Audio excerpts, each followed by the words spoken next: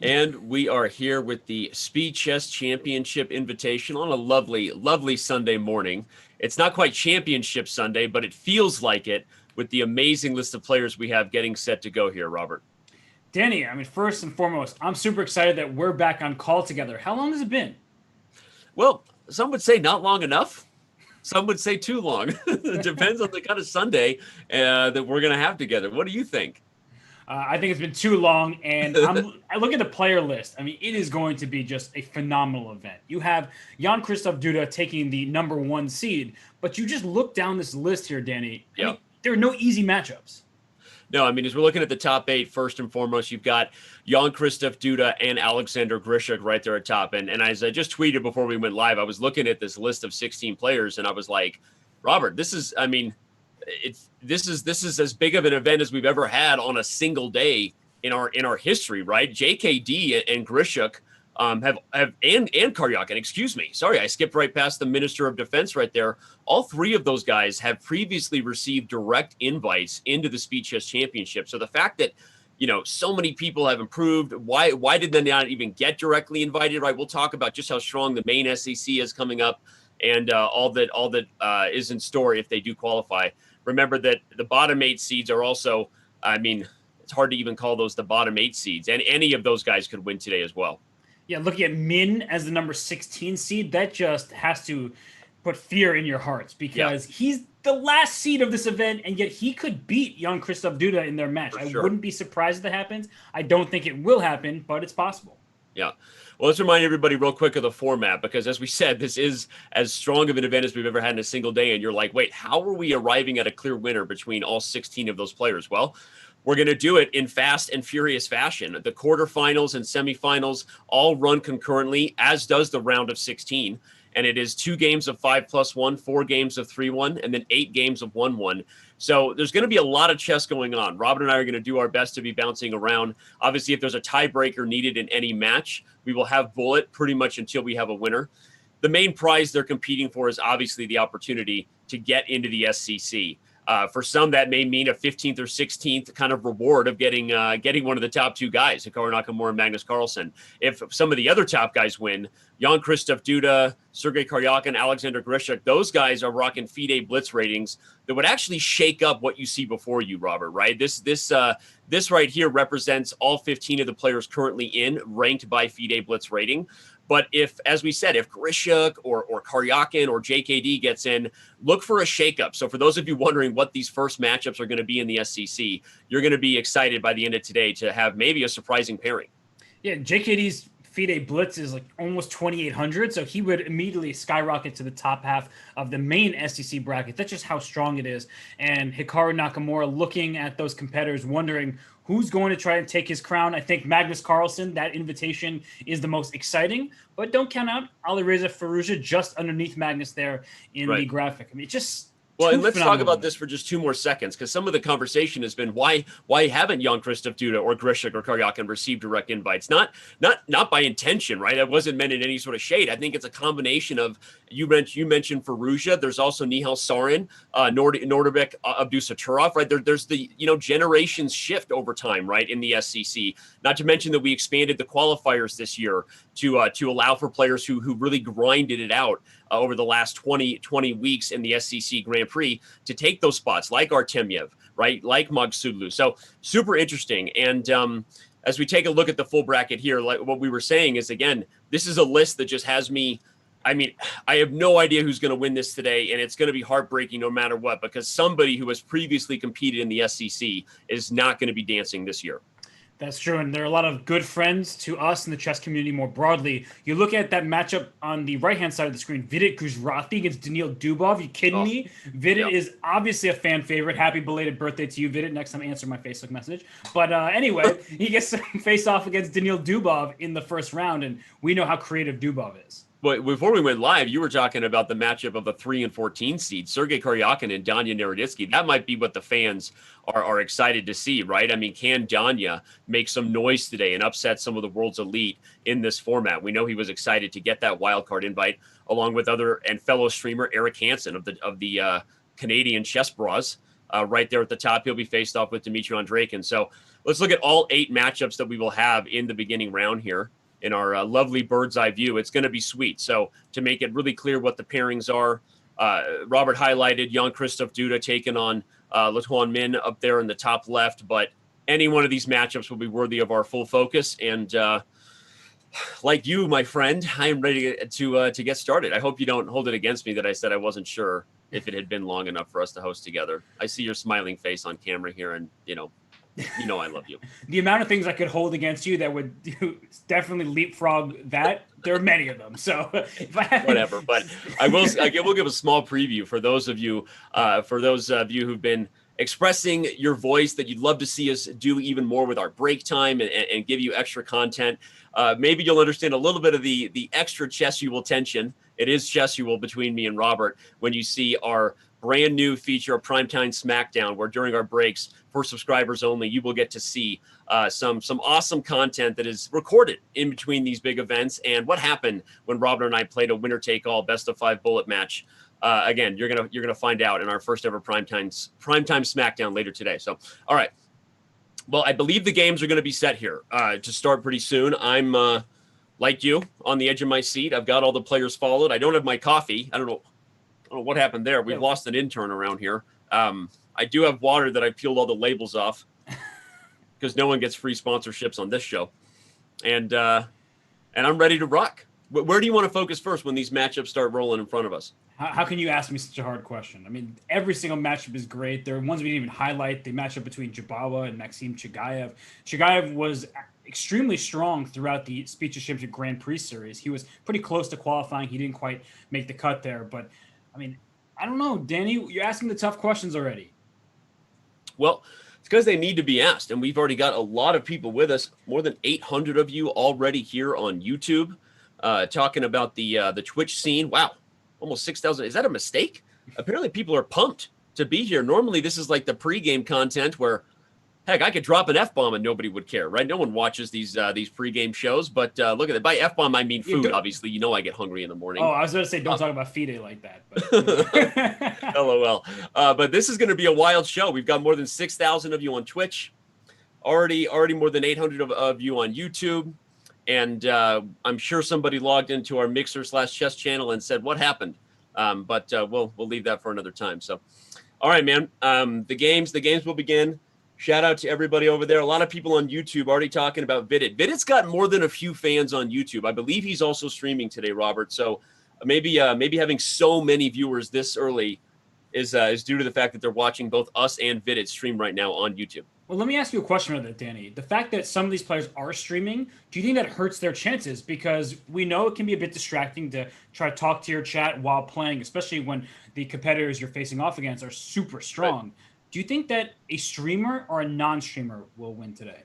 So that is a great question. I'm going to go with non-streamer, mainly because I believe the top 3 favorites to me are the guys that I said missed out on the main event, having previously received a direct invite. I've got Jan-Krzystof Duda, Sergey Karjakin, or Oleksandr Grischuk, and it's no offense to what is an incredibly strong field, but I would be surprised if one of those 3 didn't win. And I gave you my low-key dark horse, so I'll just come out and say it. I feel like when we talk about this type of setting here, everyone, this is not a Title Tuesday Swiss, where sometimes it's whether you're feeling it on a Tuesday, luck of the draw, right? It's wild. Here, you're going to have a match against every opponent, and that tends to separate the cream from the crop, right? And I think that when you look at a guy like Sergey Karjakin, people forget he made it all the way to the semifinals in the year that he had a direct invite, right, Robert, before losing to Hikaru. So a guy like that is a low-key dark horse where you don't think of it, but don't be surprised if he walks away playing in the SEC again after today. Yeah, it's hilarious to think the Minister of Defense is a dark horse. The guy played for a world championship title, taking Magnus into the tiebreaks. He's played in the Grand Chess Tour so many years. And in fact, I remember one St. Louis Blitz tournament as part of the Grand Chess Tour where he won something like 11 out of 12 Blitz games. Right. So the guy is a monster. But then you see the other names in the field. Duda, Vidit, of course, is hugely popular. Grishuk, Svidler. It's just too many strong names, so you lose sight of some of them. Yeah.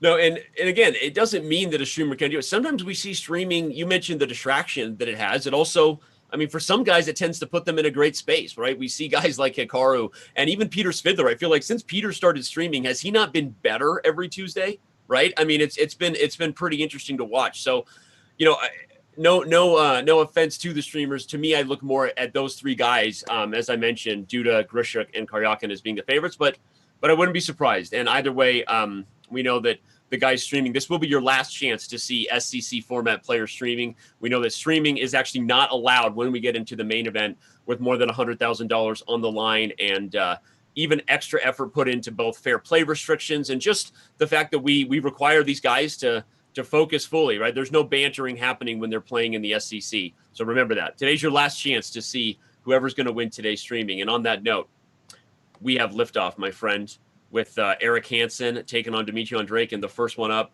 I'm just going to bring them all up as they go in rapid fire. Vidit Gujrathi, Daniil Dubov. We've got Jan-Krzystof Duda taking on Tuan Minh Lee, as you said. Sergey Karjakin and Daniil Naroditksy. I know you said you're not going to pick a favorite, but I might pick for you. I might focus on this one. I don't know. Jobava versus Chigaev. We got Xiong versus Bortnik. We've got Grishuk versus David Anton. And then Svidler versus Grigoriy. I'm in heaven. Yeah.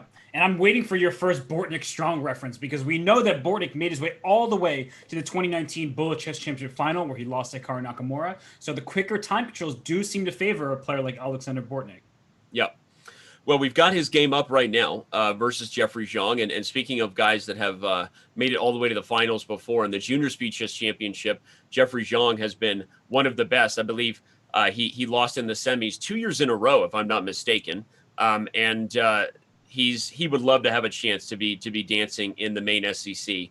One of the reasons he got that invite from us, just his overall consistent performance. So welcome to everyone that's with us. Remember, everybody, in the first round, we encourage you to go to chess.com, follow the games yourself, because we're going to be choosing between a lot of action. And with so many matchups going, I can't promise that we will catch every OMG moment like we intend to. So, Robert, I'm spying all 8 games here. I've got Jeffery Xiong up in front of me. Kind of whatever you want, partner, or if you want me to choose, I can drive. Well, I'm looking at all 8 right now because we're still early stages here.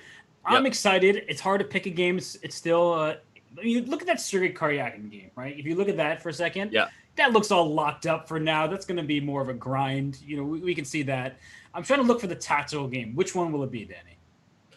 First of all, it's amazing, as you said, just appreciating the fact that we could watch all 8 games. Maybe this is where we should sit. With you and I off camera, we could do anything we want. A lot easier just to sit right here and watch all 8 games.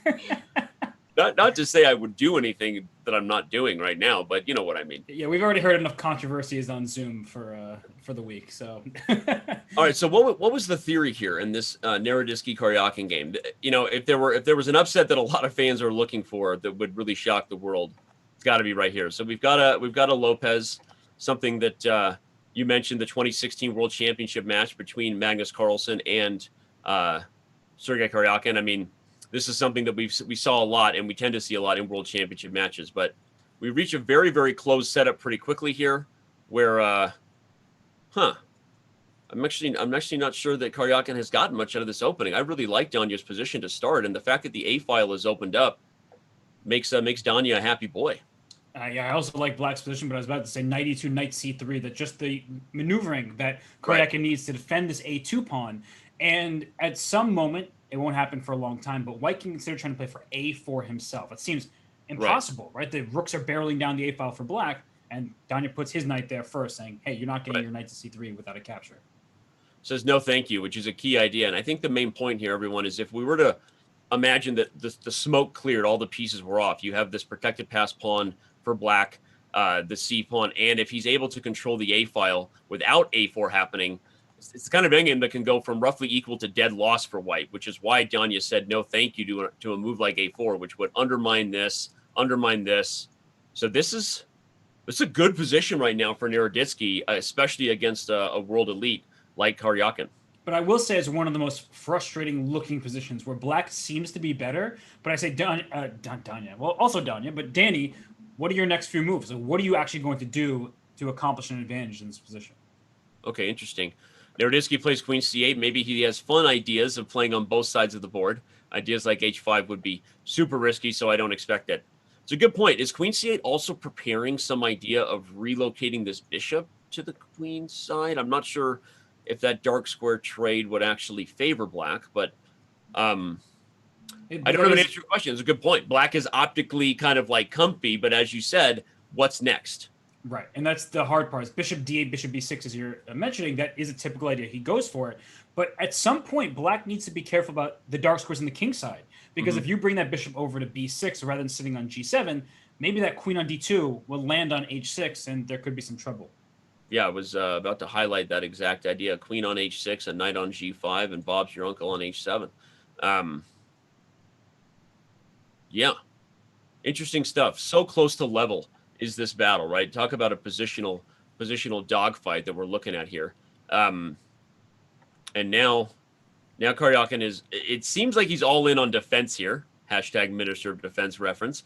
But really, if he kicks the rook out of a4, here comes your idea you mentioned long ago again, right? So it's a weird position because you like black's pressure now, but it feels like Naroditski's been unable to improve this position for the last dozen moves. Yeah, and actually, I mean, knight c3, other knight to d2, and try to play for a4 to win the c4 pawn. What you're really highlighting is the knight on b7 is misplaced and doesn't really have anywhere to go. And that is a typical issue in the Ruy Lopez, is you have this knight that gets pushed back, and when's it going to go? Knight d8? It doesn't take it anywhere. So I think that white's position suddenly is improving, and Danya has to be very careful now.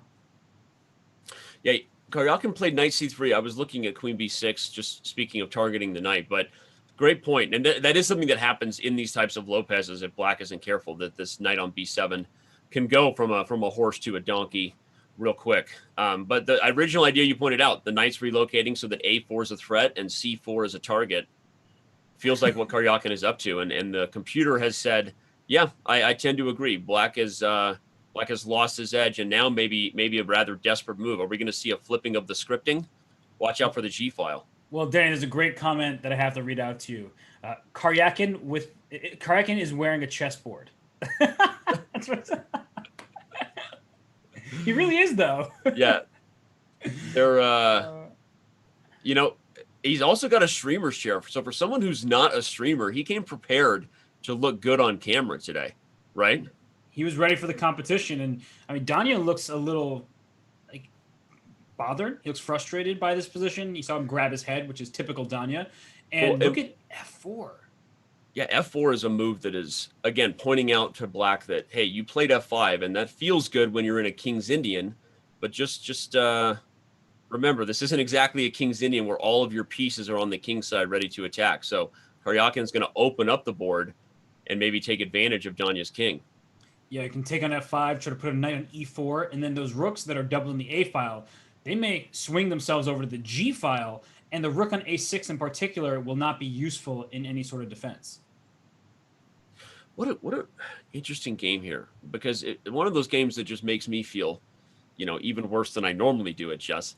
Just watching how black, had the pressure in the middle game, but the understanding that it was almost symbolic in nature without an ability to improve, or there's something that, Danya didn't understand about what black's plan should have been, because, this is not the position I feel we saw earlier at all. No, and it still is complicated, but it felt like black should have been the one pressing on the queen side. But now look what Sergey is doing. He said, go take my a3 pawn. You can technically capture that pawn, but you're going to pay the price. After rook a3, I probably can just swap rooks there and then take on f5 and just open the position up there. The king on h8 is in big trouble. Yeah, and with a rook on the g file, taking f4 is forever off limits, just to show everybody that immediately queen d4 comes in, and more than you bargained for over there with the checkmate problem. So this is a super tricky moment right now, and we'll see what Danya comes up with. By the way, we have our first result in the books with Maxim Chigaev and Baadur Jobava drawing their first game. Remember that in the format today, the round of 16, the quarterfinals, and the semis are all rolling on consecutively. There's a lot of chess happening, and so they will probably be rematching sooner rather than later, as several of these games, in fact, they've already started their second game, will be coming to an end in a moment. Queen f6 is a move that threatens to take f4, Robert, having blocked the diagonal. And by the way, Peter Svidler just beat Grigoriy Oparin in their first game, and so Svidler with the first victory of this SEC Invitational. Speaking of guys that tend to play better when they're streaming, right? And I know it sounds silly, but I do believe that, chess is a lot of psychology, a lot of personality. And when players are in the right frame of mind, especially having the knowledge that they have and being as talented as they are, sometimes they're better than people think, in terms of streaming. And I really have seen Svidler play some amazing chess over the last couple months, despite streaming in the title Tuesday. I think Karjakin just blundered his knight on c3. Okay, so whoa, did you just see what happened there? Yeah, what did he do? He took f4. No, he took f5. He took f5, and after taking on f4, the knight on c3 was hanging, and the rook on g5. And queen takes g5. Take the rook, because then white's queen falls. So they're hanging pieces. So you take this rook right now if you're Danya, and you end up a rook with a fancy. Yeah, and by the way, there's no queen d4 check because of queen to g7. So Karjakin has just blundered away this game, and indeed Danya, all focused and serious, finds the tactic and is like, "What is going on here, man?" Sergey has blundered away a huge advantage. And that's an important moment because f7 would be checkmate if that queen were not able to go back to g7 to block. So he gets f7 in, but after here, okay, this is actually rook g2 coming. Oh. So now there's outside weirdness here, right? You can't take everything on unless you can, but in the end, there's knight d7 and f8 queen. Crazy lines. Yeah, so if rook g2 is a threat, play f3 for black. You just want to stop that idea. Like, it's the one idea I see for white to try and get this rook game. e2. Rook g2. Rook g2. Or rook g2. Okay, I was going to say rook e2 to rook e8 is also a weird idea, but f3 makes a lot of sense. Yeah, I think that keeps the rook frozen, and then there's queen g2 checkmate for black at some point if you can distract that rook away from a2. I was going to say, Naroditksky's probably calculating queen g3, but maybe it's a huge mistake. Oh, my God. It looks good, though, but what's the follow-up? If queen h3, rook h2 doesn't work. This is mate. Oh, wait. So but maybe he has to settle on a draw. King g1. The whole point is that he's left the defensive spot of g7. Yeah, and now if queen e3 check, you want to trade pieces when you're up a full rook. But then you trade queens and rook g2 happens, and you get mated on g8. So, oh my God, 15 seconds for Danya. He's leaning back. He's okay. He's gonna queen e1, queen h4. Just make that draw. Oh my God, what a way to end this game. Are we gonna have a perpetual check? I think you have to, otherwise you lose. Talk about an unsatisfactory ending. My goodness. I mean, queen g3 check looked so natural as well. Wow. But yeah, again, queen g3 check was a blunder. Okay, the next game starts, and hardly any time for analysis for the weary, but wow, that was incredible. And Danya, unfortunately, snatches a half point when he may have been better. By the way, Jeffery Xiong defeated Oleksandr Bortnyk, so we show the final result of that one before they jump into their next game. Svidler, as you already mentioned, beat Grigoriy Oparin, but they're already underway in Eric game Hansen 2. beat Dmitry Andreikin in their first game. So Hansen out to a 1-0 lead. Hansen off to a great start, yeah. Yeah. Well, let's head over there and take a look. Okay. Game 1 goes to Eric Hansen. Now we've got a sharp Sicilian. If you see another game, buddy, just shout out at me because we've got a lot of chess going on. No, and this one looks like the way to go. I'm keeping an eye on every other game. Actually, let's go to the Grishuk game against David Anton real quick because that one's heading to the finish line, and it's a weird end game. So, yelling at you. So you wanted which one? The Svidler game? No, I wanted the Grishuk game. But it's Grishuk game. I'm sorry. You told me to yell at you, and then you ignored me. This is our relationship, everybody. Yeah, I mean, it's a lot like my relationship with my 4-year-old, for the record. Well, that makes me feel a lot better. I mean, you and Telly are 2 peas in a pod. All right. Okay, so Grishuk loses game 1. They haven't even. Oh wait, now they've just started game 2 right here. So David Anton also off to a good start. So as far as a couple guys I said were favorites, it looks like Grishuk is off to a slow start. Jan-Krzystof Duda did get the W versus Tuan Minh Lee, however. And I'm kind of looking for whatever game is furthest along at this point because there's so many things to cover with so little time. Yeah, it looks like right now we've made it to a point where games are pretty early, so we can see on their 8-board picture here. Well, we'll stay right here and see Jan-Krzystof Duda and Tuan Minh Lee on camera for the first time. And JKD in the same room that you and I have fond memories of when he beat Grishuk in the SEC and got a big kiss from Mama. It is that exact room. So If he wins this, do you think she makes an appearance? Probably not. For sure. If sure? anyone remembers that clip, if you don't, look it up. But yeah, Jan-Krzystof Duda, when he managed to defeat Alexander Grischuk and make it to the semifinals in the Speed Chess Championship, Mama was proud. Yeah, that was a big comeback too. So yeah, it was Duda, a huge comeback. That was one of, maybe to date, right? I mean, maybe one of the most exciting you and I have ever covered. It was a 2-game comeback with less than 6 minutes on the clock, right? So that doesn't happen every day. And you know what else doesn't happen every day is Duda losing games. I mean, the guy ended Magnus Carlsen's classical unbeaten streak. For Min, it's going to be just, I mean, you're asking for a lot for Min to take out Duda. As great as Min is, we follow him on Chess.com all the time. He is the huge underdog here. But right now, his position, Danny, I will say, watch out for the h7 square. Because Black's king doesn't have too many pieces defending it. So I could see him just creating more pressure there with the queen c2. Just keep going after Black's king. Yeah, and we know that Wonderful Time is... Well, he's good at these types of positions. He's kind of a system player, and I don't mean that in a derogatory sense. Sometimes there are players who play systems on purpose, and it kind of covers up weaknesses. That's not his case. The case with him, he's a very good blitz and bullet player. So having a consistent repertoire makes him even more dangerous. And he plays a lot of these London systems as white. So he's definitely in something he knows well. This knight d5 f5 idea is a pretty aggressive response from Black to avoid the traditional types of setups. And now Jan-Krzystof is just laughing in the face of danger here. This is going to be a wild one. I think he had to, because had he played a move like h6 instead of knight c6, then there's knight e5, and all of the light squares were in trouble for Black. And the knight on d5 is pinned, because you want to play knight f6 to defend your king side, but can't move. The bishop takes the rook in the corner. And to show Robert's idea, the knight on e5 threatens things like bishop h7 check and then knight g6, among others, with all kinds of danger, Will Robinson. So so I guess that he just kind of had to, but that's not a good sign. I mean, to me, this position almost plays itself for white. Bring the queen to e4 and see what happens next. I guess the one annoying thing is that white can't castle. That bishop on a6 is really frustrating.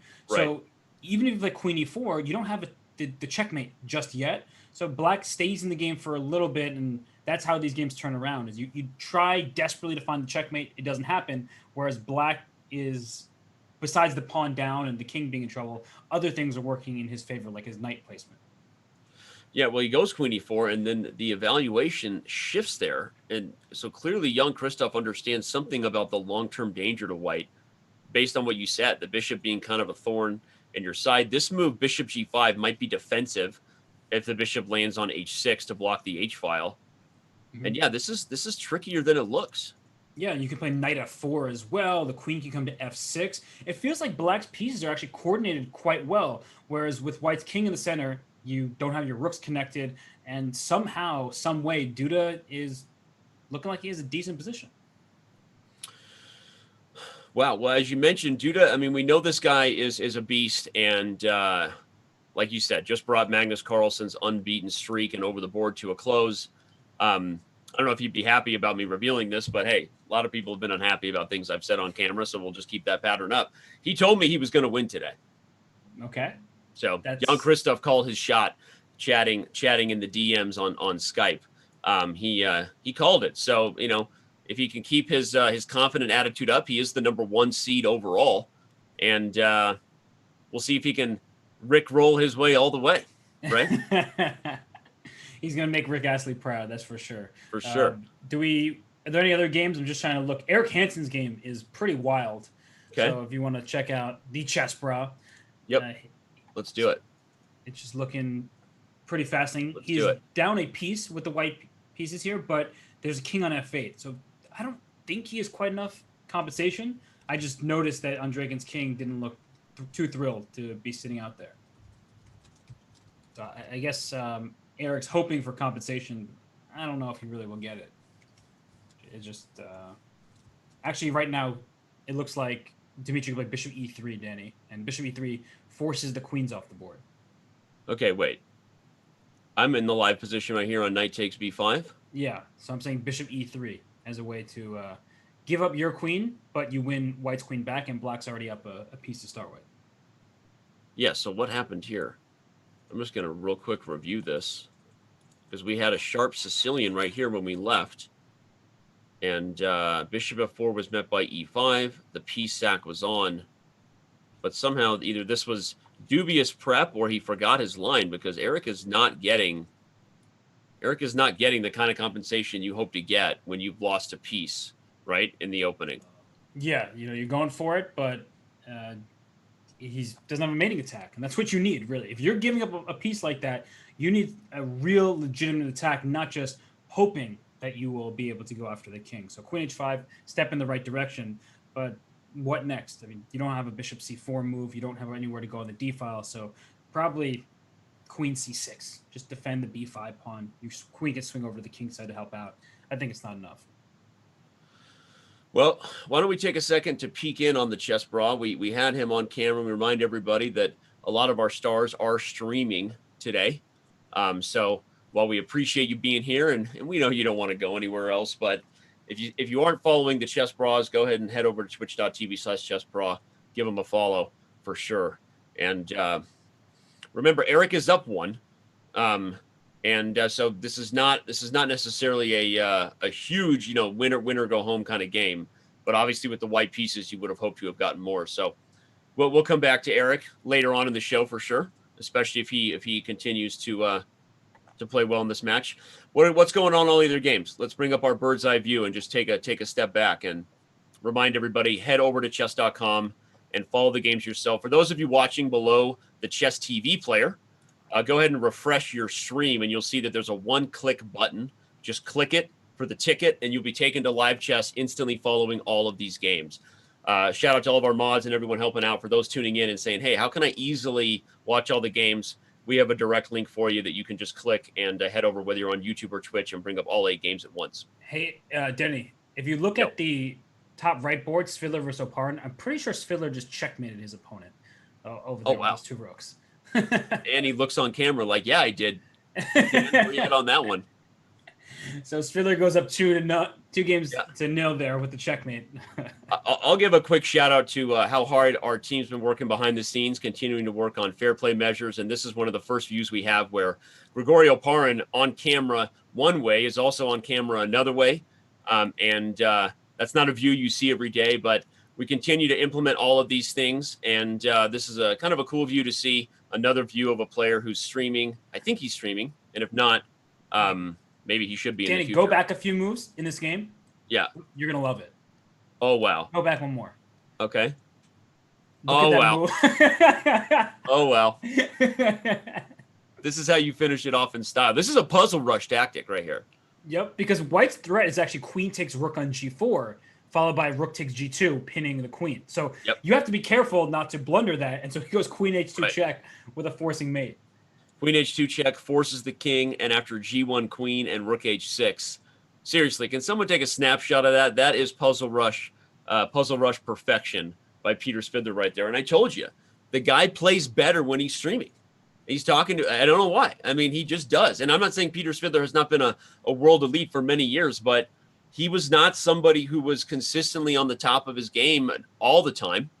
Oparin became a Grandmaster at 16. Shout out to our stat team there, helping everybody get to know all the players that are in this event. But yeah, let's take a peek in to twitch.tv/Polborta and encourage everybody to head over there and give him a follow.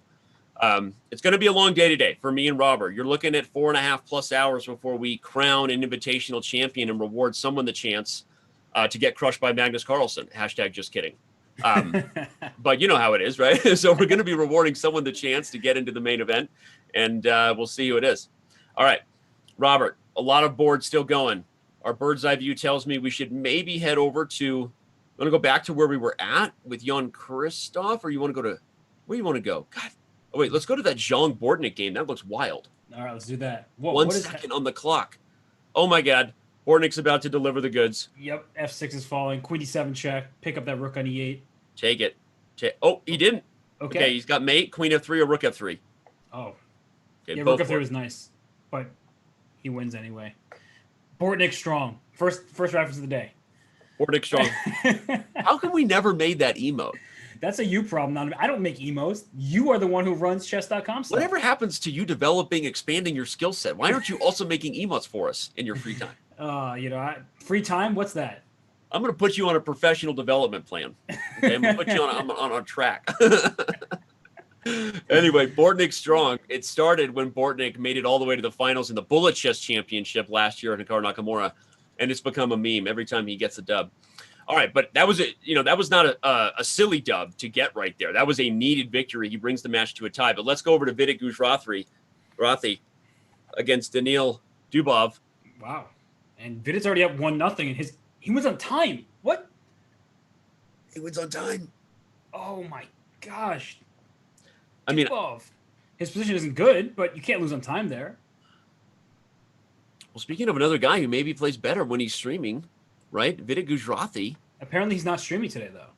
Oh, he's not streaming today. That's what the chat was saying earlier. Okay, full focus Vidit. So I like it. Maybe he recognizes that, I got to be fully focused against a guy like Dubov. By the way, we have one more game left in this 5-minute portion. It is David Anton against Grischuk, and it looks like Sasha's about to even the score. He lost the first game down the stretch, a night end game. Here he's up in exchange, and, he's just converting this smoothly. Well, this is going to bring a close to the 5-minute portion in each of these matchups, everyone. After this, we will have 3-minute.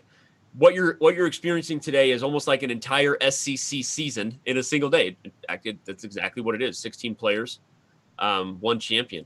Grishuk does look to be doing good here. Other than a scramble that leads to a blunder, he should get the W here. Yeah, his H-pawn's too strong. Yeah, even rook f6, it's all over. Okay, he finds it, and I think Anton will throw in the towel. Indeed, he does. So with that, an absolutely huge victory for Alexander Grischuk, who levels the score. And as we bring up the full scoreboard, let's do it. This is what the results were after the 5-minute portion. Robert, give me your biggest, saw that coming, and your biggest surprise with the final results. Sorry, I'm too busy designing some emotes to give you my answer here. Good. But about time. As I look through this, obviously anybody who has a 2-0 lead, that's huge. I mean, Vidit Gujrathi blanking Dubov, that's extremely impressive. And I would say for the other matchups, nothing too surprising. Svidler is the favorite against his compatriot Oparin. Hansen with a big dub. I mean, that even score in the longest time control is a really big deal for the lower rated players. So for Hansen to have a split against Andreikin, who's a superstar, that's, I think, a really big one.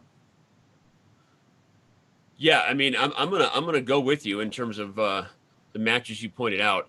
I think that if Hansen is to get through this round, again, there are no moral victories. Eric would say he wants to go all the way, but I agree that Andreikin is typically the stronger player, right? And so I think if he gets through at least this round, it's going to set the tone. Maybe kick Hansen with some confidence and see how far he can go. But I agree. We've got his game up here. The 3-minute portion is on. Now, as the time controls get faster, are there any particular matchups you want to highlight? In a matchup like this, you think that favors Hansen or Andreikin as we move into the 3-minute portion? Well, I think the bullet in particular should favor Hansen. But the player that I'm keeping an eye on the most is Daniil Naroditksy. Right. We know what a speed demon he is. He has his Daniil versus the World Series, where he's beaten pretty much everybody with the exception of Salem Saleh and Rauf Mamedov, and he's beaten Duda, everybody that he's faced. Svidler, Wesley So, you name them, he's beaten them. So that's the player that I'm keeping an eye on is Daniil Naroditksy, not just because he's my friend. Yeah. So if you're in Karjakin's corner, what kind of lead do you think Sergey needs in order to move on, right? Remember, everybody, we keep saying this is like a full SCC in one day. They're going to play 5. They're playing 3. They're going to play bullet. And you and I often talk about that in our storyline of other matches. We're like, hey, as long as Hikaru is within a couple games, he's probably the favorite against Wesley So, right? We saw that happen last year. He was down 2 games going into the bullet. Hikaru moved on. In a matchup like this, do you think if Danya's only down a couple games that he might actually have a chance to upset Karjakin? Yeah, the problem is that 1 second increment because Sergey is also a monster. And with that second being added to his clock with every move, he's not going to get flagged. But Danya, he's a beast. He has to avoid going on tilt. So let's say he loses this game and goes down 2 points. He obviously still has a chance. He just needs to keep his composure. Right. Okay. And Well, this is the exact type of position I would say, Danny, that you like to see, where it's double-edged. You've given up your bishop to ruin White's pawn structure. Your kings are on opposite sides of the board. So if you're Danya, this is a good chance for you, especially now that you're up 20 seconds on the clock. yeah, up on time and in a dynamic position. I will say, I mean, objectively, we still like White. I actually really like this move, knight e2, if he's preparing a couple things. One, to come to g3 and maybe punch h5. The other is just to play f5 right away and kind of throw caution to the wind. Who cares about these pawns, and do everything you can to open up Black's king side. But I do like what Danya's doing here. Knight h5 is a great response because h4 can be captured at some moment. Right. You want to time the one. F5 for Black. That's a good way to stop White from playing f5, is doing it yourself. I love that move. That's like a close Sicilian idea that's giving you nightmares, huh, buddy? Come on. Well, there might be d5 for White that I underestimated, but yeah, it is the exact. That's what I was thinking. I was thinking of close Sicilian. Right. And now Black could even play a move like knight e7 if you want first to prepare. Okay, he goes for it, but like you said, the risk when you shout, when you strike back at a center like this, is that d5 is a move that could undermine all the light squares, and here we go. Wow, this is a tough moment. h4 can be captured because the bishop on h3 is under attack. Queen f6 threatens checkmate in 1. You might hope that Sergey won't see it. Huh. So those are... That's the Danny move. Let's put my queen on f6. Take my knight. Oh, no. No, what you do is you put your queen on f6 and you go, oh, mouse slip. This doesn't look so great, though, I must admit. My f5 so idea is backfiring. It's why I can't play these positions. You know me, that close Sicilian. The traumatic history. Well, we've got more than 12,000 of you on Twitch, about 1,200 of you on YouTube. Thanks for being here. The day has only just begun. We have 4.5 hours of the strongest single day event I think we've ever had. As far now, then we'll have the SEC starting with Magnus Carlsen and Hikaru Nakamura. It's going to be a good couple months for high level speed chess. But wow, knight takes f5. Yeah, P-sack. P-sack. So eat your heart out, Karjakin. Num num num num num. It doesn't lead to checkmate because the knight h5 does cover that bishop on G7. but there's queen d. I was going to say there's queen d6, which hits the knight and ideas on. Oh, yeah, this is everything's falling. Yeah, bishop takes c5 now is possible. Bishop takes c5 feels so good. Yeah, this is. There's even subtle or slower moves here. Okay, bishop takes c5. I guess just the most direct plan. If the knight moves, you can even take f5 and have triple pawns. For the first time, I'm not joking. Mom would actually be proud of those triple pawns. It's true. Dang. Well, Karjakin cheated today, man. He wore his lucky shirt. It's the cheat code, the chessboard. So, they say don't wear your heart on your sleeve. I guess wear the chessboard on your skin. It works out for you. Yeah, this is not looking good for Danya. And, maybe my prediction about the quicker time which was favoring Danya is not coming to fruition. All right, bishop takes f5. Yeah, this is getting rough, and we know Danya's in trouble when he's down on time. A lot of other exciting games going here, everybody. I don't even know where to take our show next. We'll look at all 8 boards quickly before I choose one. I mean, Robert, this is the 3-minute portion. It's even faster. Back to Hansen or Svidler? I mean, Svidler's got his king in the center. What do you think? There are that many pieces in that game. Let's go to Hansen. That one looks more interesting. Okay, let's go to Hansen. Agreed, town. Population us. And he's just so Hansen right now, right? But his position does not look very good. he's lost his a6 pawn. And no, it's not. He's actually even. So it's even material, but White has a free attack going on the queen side. Like a5 next for Dmitry just looks crushing. Oh, he drops his bishop back first, though. Bishop comes back to d3, opens up the idea of a5, by the way, and Eric only has 18 seconds to figure this one out. The problem is, where's the counterplay? So you go for g5, but it might be too little too late. Yeah, I think the a file trumps the g file here. Although it's a good idea by Eric, especially without much time, because this is how games are won when you have bad positions. You start swinging your pieces to the g file, start an attack. Like, what's that rook doing on h4? I don't quite understand. Yeah, that's an odd move by Andreikin. Agreed. But maybe it's deeper than I get. So I don't know. I mean, now you got to go to a8, and then was he going to? Oh, knight c6. That's knight c6. Knight c6, yeah. Okay, I think you had to go to a8. Okay, but still some chances because the position's closed up on the queen side. Yeah, and this knight could go to e4. We're on the rook. Youngest rook. Oh my god. He hung his rook. Free rook for Hansen. Only 1 second, though. He's up a piece, so he should be able to take this. But e6 falls. Oh, that's a big blunder. That was a huge blunder. You protect the rook and put the knight on e4. Yes, knight e4 looks really good. Rook e7. Rook e7 is also great now. Yeah. That was a very well-timed find, and he's ganging up on the pin. Oh, take it and go queen e4 check. That's it. Okay, Hansen, queen e3. Queen e4 was the move there. You were right. That would have been the bomb.com, as my kids say. They think they're real cool when they say that. I'm like, people have been saying the bomb.com since 2000. Yeah, it is quite. Sorry. It's objectively not cool to say that. Sorry, kids. Hansen. Wow. Hansen. A blunder from Andreikin, a victory for Hansen, and the Chess Bra has a 2-1 lead.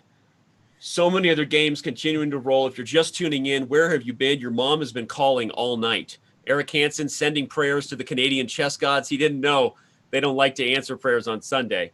Okay. And wow. Well, right as we were looking in there at Hansen, I had the final moments of JKD actually losing his first game to Tuan Minh Lee. I'm going to show that real quick on the board just because not every day that JKD loses. And we talked about storylines, Robert, players that would be better as the time control got faster. I think you're looking at one right there in Tuan Minh Lee, right? Look at him do quick work against the number 1 seed and get his first victory. Yeah, that's huge for him because in the bullet, he obviously is a menace, and JKD has proven himself in SEC's past. But now it's a 2-1 deficit. You're starting to feel a little bit more confident if you are Min, but there still are several more 3+1 time control games, and that's where I think Duda, if he rights the ship in the next game, he'll be able to move on from this matchup. But I'm not counting Min out, that's for sure. Right. Well, Tuan Minh Lee is, I believe, streaming. I don't know for sure. I thought so, but not that we need to look in on him, but just reminding everybody of all the different streamers that are going at it today. We talked about people that are better or worse at streaming. Dmitry Andreikin is also streaming on YouTube, and he lost that last game to Eric Hansen. So we'll see if that plays into how he handles time scrambles, as Dmitry Andreikin recently launched the Fair Chess on YouTube channel. But all right, yeah, let's take a look. Let's take a look at Tuan Minh Lee, who using our Bullet Chess Championship logo there beneath his webcam. Yeah, he's a hair twirler. That's his specialty. Yeah. And he's obviously an exceptional player, but he is often twirling his hair. Yeah, if you don't have an emote where you're twirling your hair, if you're Tuan Minh Lee, you're missing out because everyone wants to see it. He, by the way, had a great lesson series recently talking about the type of Sicilian he plays. So for those who premium members over at Chess.com, you might want to check that out. I mean, legit enjoyed it. I did it myself. So watch the video. We're back, Danny. Do you think people we are back? And hopefully you didn't go anywhere thinking, oh, well, this is my opportunity to take a break. Twist ending. We're right back. And Tuan Minh Lee. Yeah, I was going to say, speaking of twist ending, I thought that the queens were about to get traded on c6. Now, all of a sudden, the queen's on g4 from b5, and that king on g7 is feeling a bit vulnerable. If he gets another W in the 3-minute portion, watch out, right, for Jan-Krzysztof's prediction that he would win today. I mean, it's the 3-minute. I would not say that Tuan Minh Lee is the underdog in Bullet, and maybe I'm crazy, but what are your thoughts on that? With the increment, you have to like the high-rated player, generally speaking, but Min is Min, and the guy's playing like a beast right now. He's king g2, rook h1. There may be some kind of knight takes f7 in the works as well. So I'm liking his position that a6 pawn is irrelevant to the immediate position, but down the line, an extra pawn's an extra pawn. But here, I love his chances. Yeah. Well, there's got to be some sort of idea here to make a breakthrough. The queen on a2 is so out of play. It makes me start thinking of things like knight takes e6. And followed up with another pony to g5. I mean, yeah, knight takes e6 and knight into g5. There's even slow jam inchworm ideas like knight e6, fe6, and queen g5, Robert, heading into the f6 square. You could actually just, instead of sacking, I love sacrificing other people's pieces, queen f4. So he does take it, but queen knight f4. Knight takes f7 is even better, actually. He's feeling it right now, Danny. You're right. This kind of queen g5 idea looks pretty scary. There's bishop d8 in some lines. You have to be a bit careful, but I'm with you. Oh, you can give up your queen there. After king f7, queen g5, bishop d8, you can just take the rook on h8. and you get the 2 rooks. Oh, your rook on b1's hanging. I'm blundering everything. I'm thinking too much. He plays the knight in. He's smarter than I am. And this is just wow. If we have a tied match here, this is going to be a wild finish. And not to say that we didn't expect this, right? I mean, we said like the 16th seed being the only international master in the field. Obviously, he's near and dear to my heart. He's also leaning back. Look at him right now. Like, what's he doing? He's just like I think in his zone. Yeah, he's just enjoying it because not every day you get a position like this against JKD. So. Yeah, you. Is he sleeping? He looks like he's actually sleeping. Oh no, now his eyes are open. I think he's just about to level the score. Jan-Krzystof gonna have to wake up a little bit over there. Well, I don't want to go anywhere because I kind of want to see the final moments here. We've got a lot of other games going as well. One particular. Well, let's see the finish here. At some point here, I feel like we need to jump in to see Maxim Chigaev versus Baadur Jobava, two of the only players we haven't really checked in on all day. But every matchup right now is in crazy time pressure. It is. And I'm wondering what Min is thinking about because he could take the knight, but there may be an even more forcing variation because queen takes f5 with check looks just picking up some material. But I think the problem, Danny, is this rook on b1 is hanging. So there are many lines where you win this rook on h8, but you have to give up your rook on b1, and that's not a great thing for him. So that's what he's trying to figure out. Well, he takes, and he'll probably give the check you're talking about on f6 that hits h8. But like you said, it's not straightforward. So maybe now he heads for the d5 pawn with check and e6. But whoa, shout out to Jan-Krzystof Duda for somehow swindling his way out of that. Yeah, it wasn't so easy to figure out. I have no idea why that eval bar was so in White's favor. And now it's a piece for how many pawns? 4 pawns? If it wasn't for the time scramble, you still might favor White. But the fact that it's a time scramble, to me, the piece is just always easier to play with in these situations. Yeah. And it is 3 pawns for the piece, so materially it's about level. But that bishop on d6 and the dark squares, look at JKD go. Yeah, look at the blockade. You can put a rook on e7 and then take b2. Oh, wait. Queen. He allows queen d4 check. No, but then bishop c5. And then queen e5. Queen g7. Yeah, queen g7 was also really good. Okay. Queen g7 initially. Now it threatens. Queen takes a7 as mate. Whoosh! Oh, he does it. He gives the dance. Look at that. He just Shooter McGavin. Dude, that was nasty. Oh, my God. No wonder he has that bullet logo. He's shooting them bullets. I recognize that dance. He's clearly got some Dre on those beats. Let's check out all 8 games that are still going. But talk about a matchup that would shock the world if Tuan Minh Lee sends JKD home. But all right, all 8 games still rolling. As I spy with my little eye, there's a lot of these matchups are getting closer. Some going the other way, but I want to go check out one that we haven't yet: Baadur Jobava versus Maxim Chigaev. A couple of guys who both got into this event. Jobava got in having won an SCC Grand Prix. Per the rules, he was sort of guaranteed an invite into the event.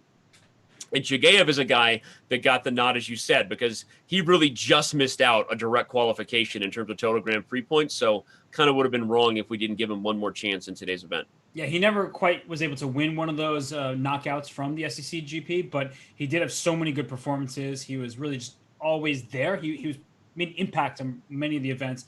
And right now with the black pieces, I mean, it's looking very solid. Look at those 4 minor pieces in a row from D6 to G6. Like, you feel like your whole army is focused and coordinated, but where to from here? Like, what is the idea? Is Black going to try to play for rook c8 and c5, trying to open up the position? Or if you're Black, do you just play something calm and just shuffle your pieces around? Yeah. Okay, he goes for the super solid, like you said, calm, sitting tight. He's up a game in the match. I mean, I guess there's an opportunity to consider, he doesn't need to risk it right now.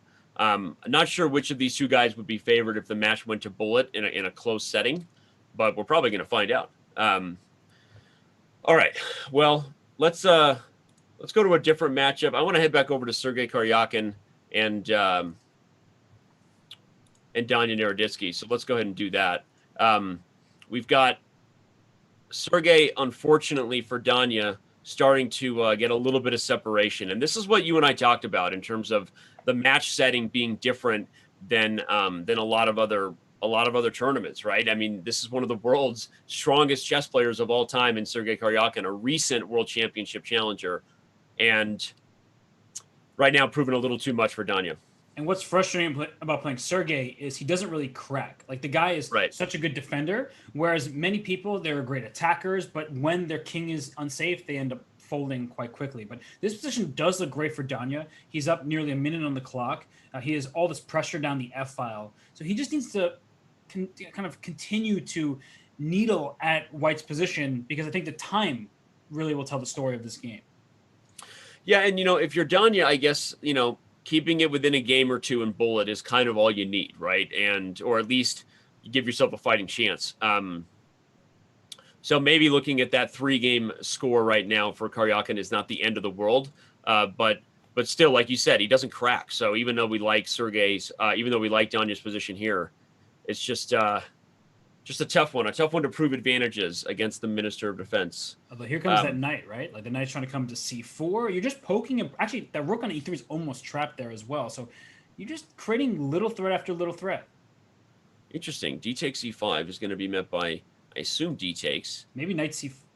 Can you throw in? He throws knight c4 right away. Okay. Yep. Oh, nice move there by Karjakin. Watch out for knight takes h6, obviously. Yeah, that's a fork. So queen he doesn't take it. Now you can win the exchange. It does protect h6 and attacks e5. So a nice multi-purpose move, as well as being a defensive one. Right. Okay, Karjakin saves his rook. Danya regains the pawn. Okay. I still expect D takes. You think so? I mean, that makes a lot of sense. You're taking over the d file. Your pawns look very weak, but it's more about the initiative that you're getting here. So okay, but I could hear the doubt in your voice. So why did you think queen takes was an option there? Because Danya agreed.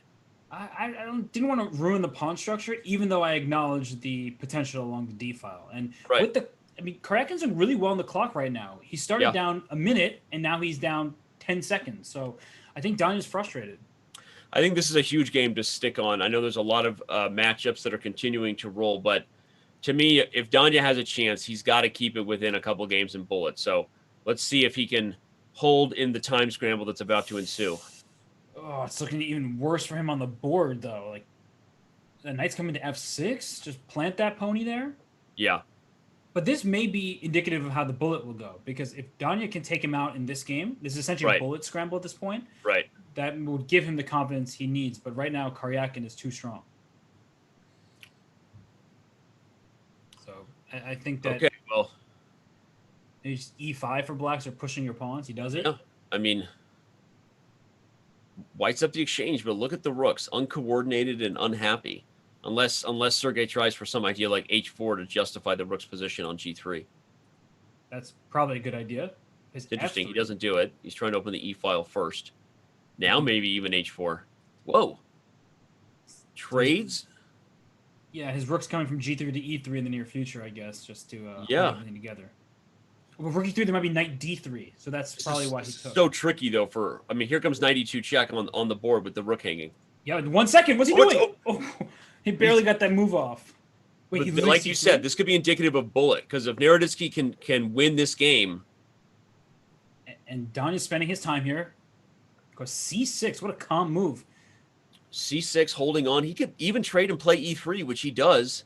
He probably shouldn't lose this endgame, but the queen's off the board is a huge win for Sergey. Yeah, and the king is... Oh, can't take on e3. That was so tricky. Nice little trick. a5. Yeah, you have to play a5. And then bring the king to d5. But White gets to e4 first. I think White should objectively be winning here. But yeah. What a switch around. This knights are tricky, though. You're losing a5. Oh, you just go knight c2, knight b4, back and forth? Uh-huh. That's what he's going to do. Okay.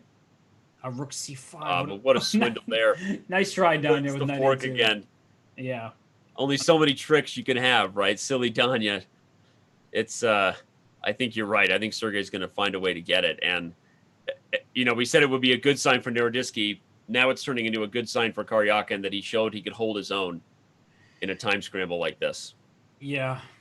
Karjakin just too powerful right now. Wow. By the way, Jobava did win that game, so he evens up his match against Chigaev there. So a ton of games still going. We're going to go back to the one that is furthest along. That's between Jan-Krzystof Duda and Tuan Minh Lee, because it's in time pressure. And JKD looking to bounce back after 2 consecutive losses. And he is up a pawn here. So he's up a pawn. He can always trade rooks on c8 if he wants, and has at the very minimum a perpetual check. Yeah, you could trade everything and head to c5 and win the f7 pawn. Yep. And look what he just did. He gave up his h4 pawn and just went king b2. Casual. Yeah, that was a little weird. Okay, he's still in great shape. And this rook on c4, what a dynamite defender, right? Yeah. Holds everything. Do you think that Min was expecting queen takes h7 when he played e5? Because he just gave up a pawn for free there. Yeah, a borderline pre-move blunder. Rook a6 is mate. Oh, queen a7 only move. Rook a6. There you go. Jan-Krzystof bounces back, delivers a victory, much needed after Tuan Minh Lee was setting the tone in the faster time controls. So, all right, all the games still going. Let's do a quick transition, give you a snapshot of our scoreboard. A lot of people wondering where all these matchups are at. Again, we're following everything as closely as we can. We have never had a single-day 16-player knockout event before, this strong anyway. We did have one after the Super Swiss that Robert Hess and Maurice Ashley teamed up on together, but this is something we've never really seen before, with the likes of former World Blitz champions and candidates like Sergey Karjakin in one day. But all right, Peter Svidler's got one of the bigger leads, along with Vidit Gujrathi. That's a surprise. Vidit with a 4-1 lead right now over Daniil Dubov. And let's head over to that matchup.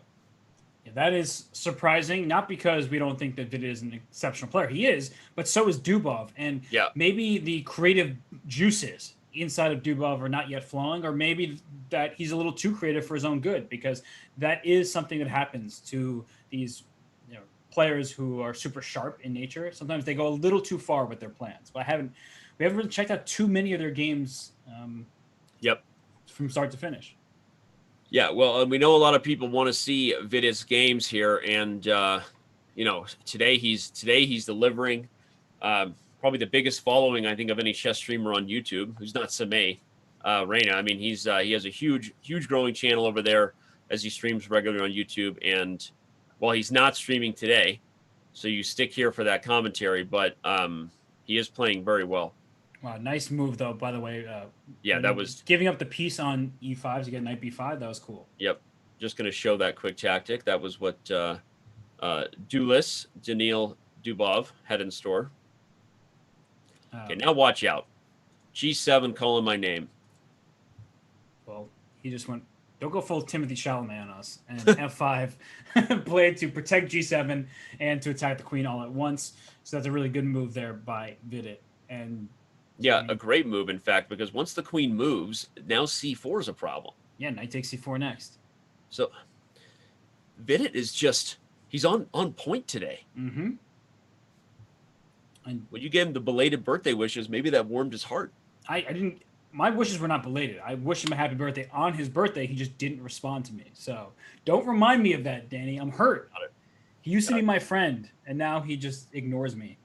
Yeah. If we were 5, you'd be like, he's not coming to my birthday anymore. I wasn't invited to his, so it's only fair. All right. Well, Vidit Gujrathi is also the captain of the co-champion India team that won the first ever FIDE Online Chess Olympiad we held on our site about a month ago, maybe 2 months. So Vidit Gujrathi is well known to the fans in India, and right now his good moves are becoming a little too well known for Daniil Dubov. That's certainly the case. And he looks a little frustrated over there. Yeah, he looks just angry, frankly. Yep. Look at Vidit with a little sway. That's a confidence sway, though. Yeah.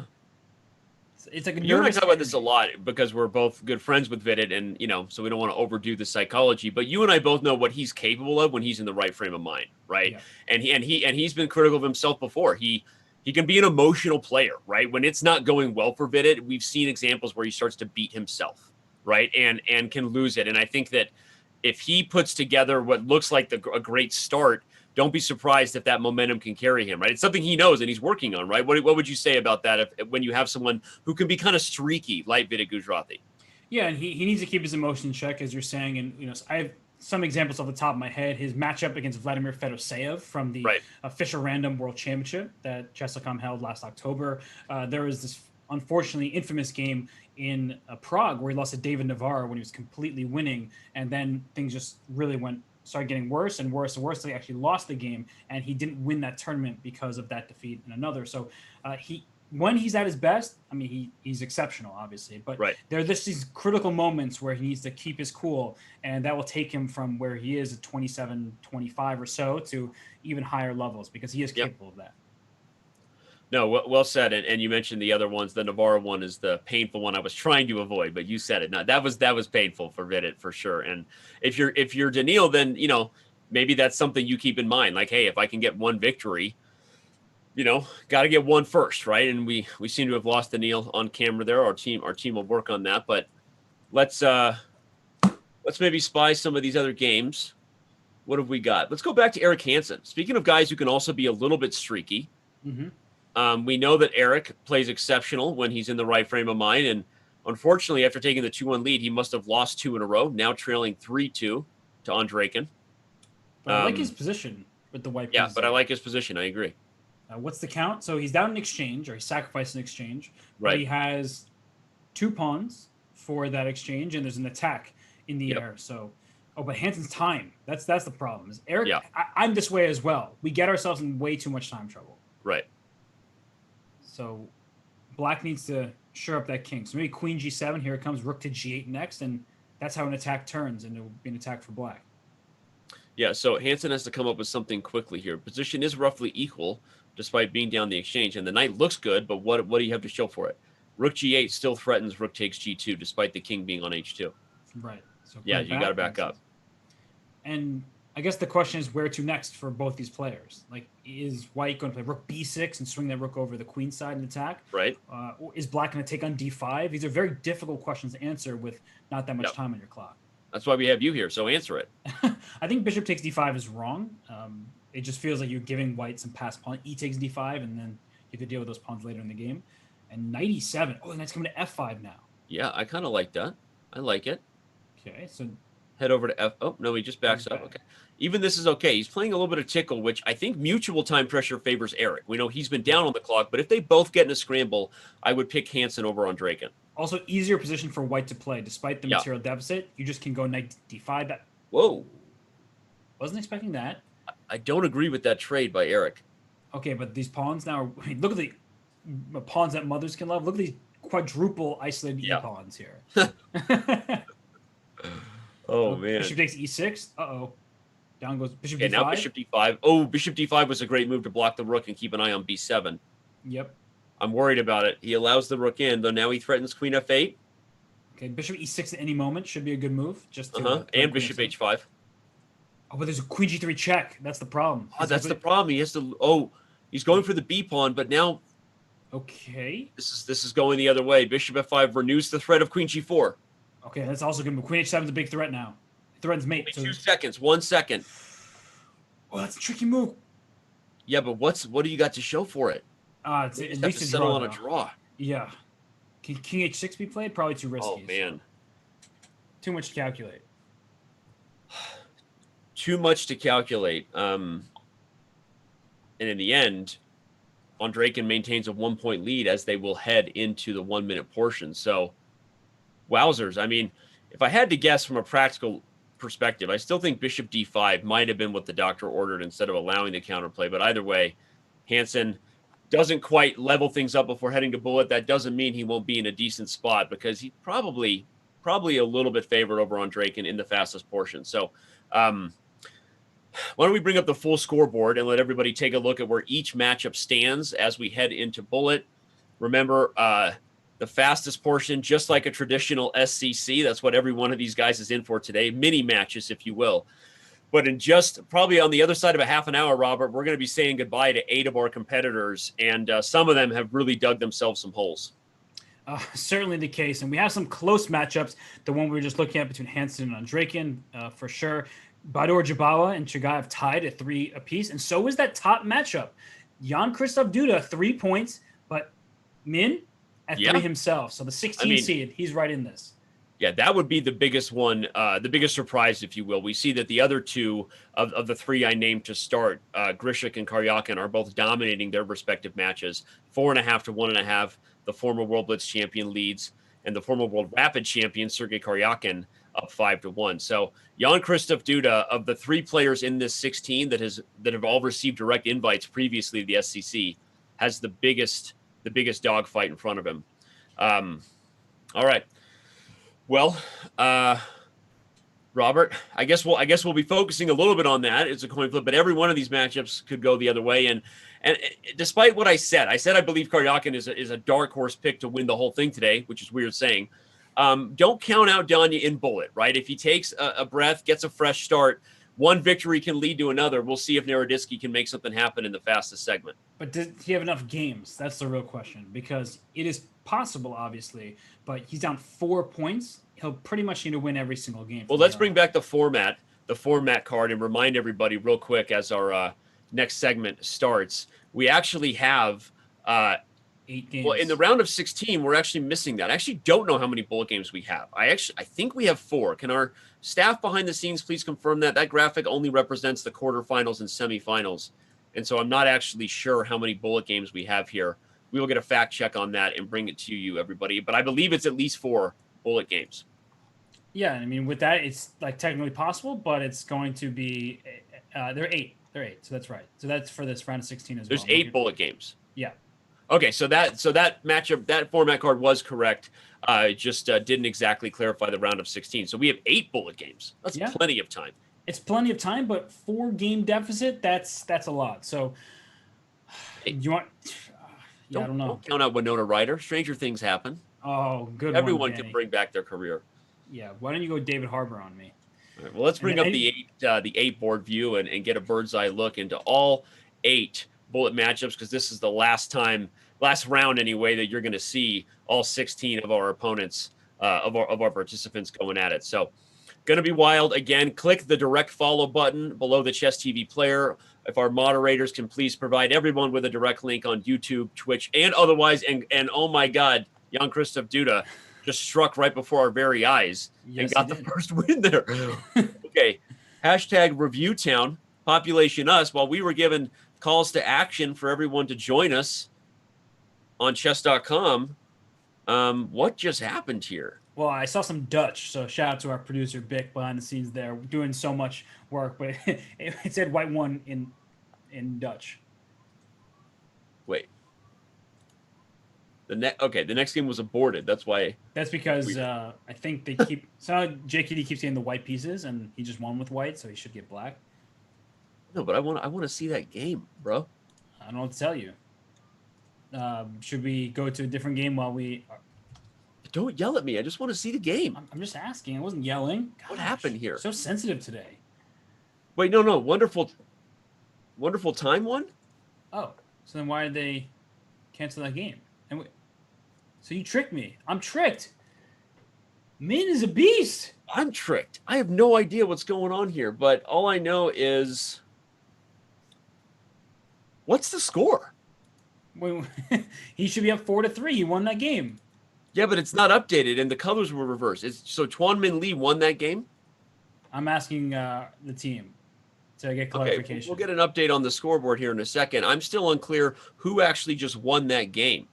But let's switch to a different battle. Oh, that was the 3-3 game. So there have been no bullet games yet, apparently. Oh, that game I was showing was the final 3-3 game. Yes, that's what we're being told. That he crushed him in. Yeah. Okay, so what game are you looking at now? Bortnyk against Jeffery Xiong just beat Bortnik, and they immediately rematched. Oh, there's no rest for the weary on this particular day. Grishuk also won very quickly over David Anton. So we are having results. Results are flying in. Let's go over to Dmitry Andreikin and Eric Hansen under incredible time pressure. Mm-hmm. Wait, Hansen's down to 1 second while Dmitry has 17. Yeah, that's not good.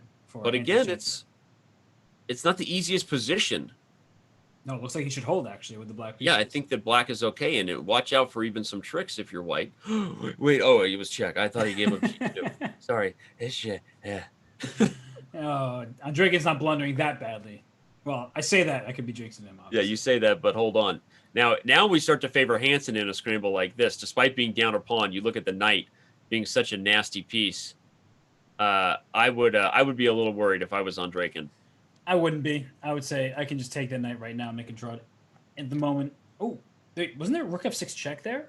Rook f6 check would have just won the knight. Yeah. You're right. He missed it. Okay, well, hard to see. Now he's going to try to rinse and repeat that idea. Hansen guards e7. Okay. Maybe now we see that perpetual. No, they want more. Okay. Well, Andreikin's trying to squeeze this one out, but he's not getting it. They've officially turned this into a time scramble that I don't really have any interest in. # rook endings. Wait. Oh, no. Why would you trade rooks there? You trade rooks, bro. Oh, my. Into a lost king and pawn ending. That was bad. Oh, it was so bad. Oh, my gosh. There was no reason to do that. Oh. This is an easily drawn endgame, and it's a lesson, kids. King and pawn endings are winning when the king is actually not directly opposed to the defending king. There was no way for Hansen to get opposition, and that blunder may indeed cost him this match. Yeah. Oh my gosh. That was big. That was sad. Wow. Well, and you see him, he's like, any other rook move. Yeah, he's shaking his head like, what was I doing? Wow. Okay.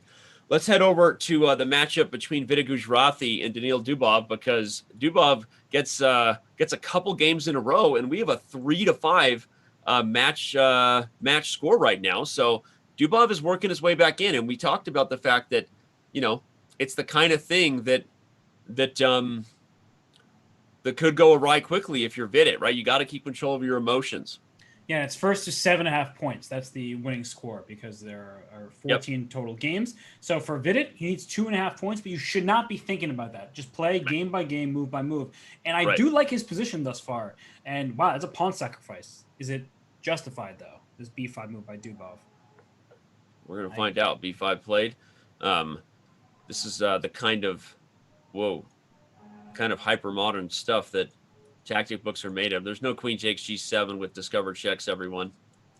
Black's just going to win back the pawn on b5 and has sort of liberated the pieces in the process. So I'm, white's a teeny better, but I kind of like the way that Dubov played it. Yeah, and the knight's on d4, so that looks pretty decent for Vidit. I hear that sounds like a fire truck. That's what I hear in my background. But wait, is that b5 behind pawn? You? The b5 pawn just went away. Is that because you're spitting hot fire today? No, it's definitely not. But, you need to be watered down here. All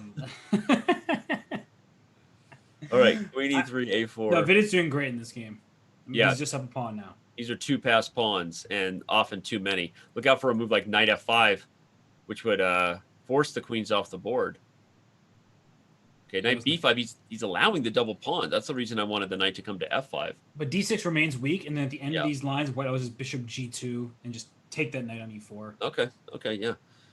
So now you can even, but if you, now you can trade. Yeah. Vidit wants more. Knight to c7, headed for the d5 pawn, which also undermines protection of the knight. Okay, takes on e5, and then he's got this bishop with an a pawn. Yeah, but you've got b3 coming, and if the rook and knight can do anything together, might get a little bit tricky here under 20 seconds for Vidit. Okay, bishop f3, protect that e2 pawn. Oh, he's going all in. He's going for the win over there. That makes sense. He wants a6, baby. But getting a7 is really difficult. Don't blunder the fork. Yes. Okay, so knight b3. So you can't get a7. Like, that's the real problem, is the rook sits behind the pawn. And how will you make a7 happen? Yeah, it's very tricky to do so. You move the bishop to c8 and a7, but even then it's not easy to make progress. And he gives up the e3 pawn for that very purpose. Yeah. Oh, if you take an e3, you can move the bishop on the diagonal. Well, if you take with the knight, a7 right away even. True, exactly. Good point. Just wins a piece. Now, So there's no threat. Knight takes bishop never works as the A pawn takes it. So yeah, and then the baby girl Brittany on B8, as we said, joins the party. And here comes bishop D5 ideas. Oh. Yeah, bishop D5 is going to be a great position for white. Hitting F7. But there's going to be a lot of checks. This king is sort of stuck for white, right? Yeah, you. Oh. Okay, you played that before. I wonder if rook B2 was on the agenda there. You would have threatened maybe a swindle perpetual. But now he's winning the A6 pawn. Oh, no. What? Yeah. Oh, man, this has gone off the rails in only 1 second for Vidit. Don't be surprised if Dubov wins this game. It wouldn't be. But the F7 pawn is weak, so he plays rook to A7, knight to D7. Oh, but my the knight God. is better than the bishop. You can use the dark this squares. Is completely turned around. This is not fun. Okay, but only 1 second now as well for Dubov, so... Don't play... Rook B7 could lose. Take it, and the king runs in. Yeah, all of a sudden the E4 pawn is weaker than everybody else. Oh, no. And the knight dominates the bishop whenever the pawns are on one side of the board, everybody. I think Vidit's just relying on bishop A8 back and forth, and that's his way to try to draw. Okay, and this should be a drawn king and pawn ending. But we've seen some blunders in king and pawn ending games, that's for sure. Yeah. Well, we just saw one, unfortunately, for Mr. Chessbra, and in time scrambles, those things happen. I think king E5 was fine too, but Vidit will hold a draw no matter what. Dubov does not have any way to make progress. Oh my gosh! Well, again, you marked 7.5 as the halfway point, right? So certainly, Vidit has to know that, but you don't want to start playing that way because if you're just joining everybody, Vidit was up 5-1 just a couple games ago. So this has become much closer. And after he fails to convert on a much better position in this one, you've got to start getting a little bit worried if you're Mr. Gujrathi. And Dubov is, well, he's singing Zippity Dubov right now as he tries to make a comeback. Let's bring up all 8 games. Sorry, I had to do it. I knew you wanted it. You wanted that. I definitely did not want Dubov. That. No, please go away. Zippity. Hey, oh my, Danny, we're about to say goodbye to Danya, unfortunately for him. Unfortunately. He's down 7-1 against Karjakin. Well, I mean, we've said it many times. The increment is an equalizer, and Danya, who's known as a speed demon. Whoa, F7 is checkmate. Yeah, Danya falling apart here, frustrated. Karjakin's kind of a beast. And 8-1, I think that actually is the match. That's it. Yeah, it is. So, in today's event, by the way, once a player has been eliminated from the match, they will not continue to play. This is not the traditional SCC, where one of the reasons we have the prize fund the way we do, which is awesome, the winner gets a certain amount, but then every game is worth sometimes hundreds of dollars individually, right? And so there's always motivation for the match to continue. Today, this is not that. It's win or go home, and the moment you lose the match, right, it's time to pack your bag. So unfortunately for Mr. Naroditksy, who we love and adore, not Danya's day. Well, let's head over to Alexander Grishuk's game, who's about to send another person home. Okay. Yeah, he's 7-2 against David Anton. David is so strong. So yeah, look at that pawn chain. But what I was about to say is the increment being the great equalizer, right? I mean, Danya's a speed demon, but a lot of these matches he's playing with Naroditksy versus the world are not increment matches. Mm-hmm. And it just, when you have the stronger player in a match setting, a guy like Sergey Karjakin, who no doubt is the stronger player, we see what happens in a situation like that. And there you have it. Yeah, Grishuk, speaking of stronger players, he is the higher rated of the two players in this matchup, and he's up 7-2, and that knight is coming in, and white center might collapse. And just for good measure, black is up a pawn right now, and that pawn just went to A2. Right. Black is up a pawn. The other rook will join the queenside party, I think, if you take on C4. Oh, wait. There was sorry, I just saw the final position of the Duda versus Min Lee game. Yeah. And it was 2 knights versus a king, so it was a draw. So Duda's smiling. I see him off camera. We have Duda smiling. We'll check in with that match in a second because of the three heavy favorites, I think Karjakin, Grishuk, and Duda. Grishuk and Karjakin are about to move on, but Duda's still in an absolute dogfight against Tuan Minh Lee here. All Grishuk needs, by the way, is a draw in this game, and he punches his ticket to the next round. And he is up a pawn here, so shouldn't be in too much danger. He's playing quickly. Right. But these kind of games turn around if you're not careful. So here comes knight to d4. He's down E6. on the clock. TPT again is David Anton Guerrero, just for those of you who are tuning in. Yeah, take on e6. There's f3 for black. That was the point. Is the pawn's trying to... Oh, knight c4 check. Oh, he misses it right as you said it. The trick. Knight takes d6. You take d6. Take the knight you d4. taking d6. The pawn was pinned to the knight. Yep. Okay, well, I think Grischuk is probably aware of the match situation, and he should be able to get at least a draw. But actually, Freddie is getting fancy on the F file as well, so should be kind of straightforward. Oh, he pre-moved e6 because he thought the king was going to d5. That's what just happened. That's why Grishuk is now up a piece. Okay. And he sends David Anton home. Grischuk takes it, punches his ticket into the quarterfinals, and we move back to Jan-Krzystof Duda's battle versus Tuan Minh Lee. So many close matches. I'm just looking at the scoreboard. Jeffrey's up 5.5, 4.5 against Bortnik. Eric is only down 5-4 against Andreikin. Okay, Eric won. Wow. Okay. Yeah. There you go. We're spoiled for choice. Wait, what's happening in this game? Because king on e1 has no choices, and knight takes e5 that Min played was great because you couldn't take the knight on e5 as king gets mated. This is... Yeah. Queen takes e5 would have been checkmate on e2, as Robert said. And what in the world is going on here now? Min's crushing him. Yeah. Rook e8?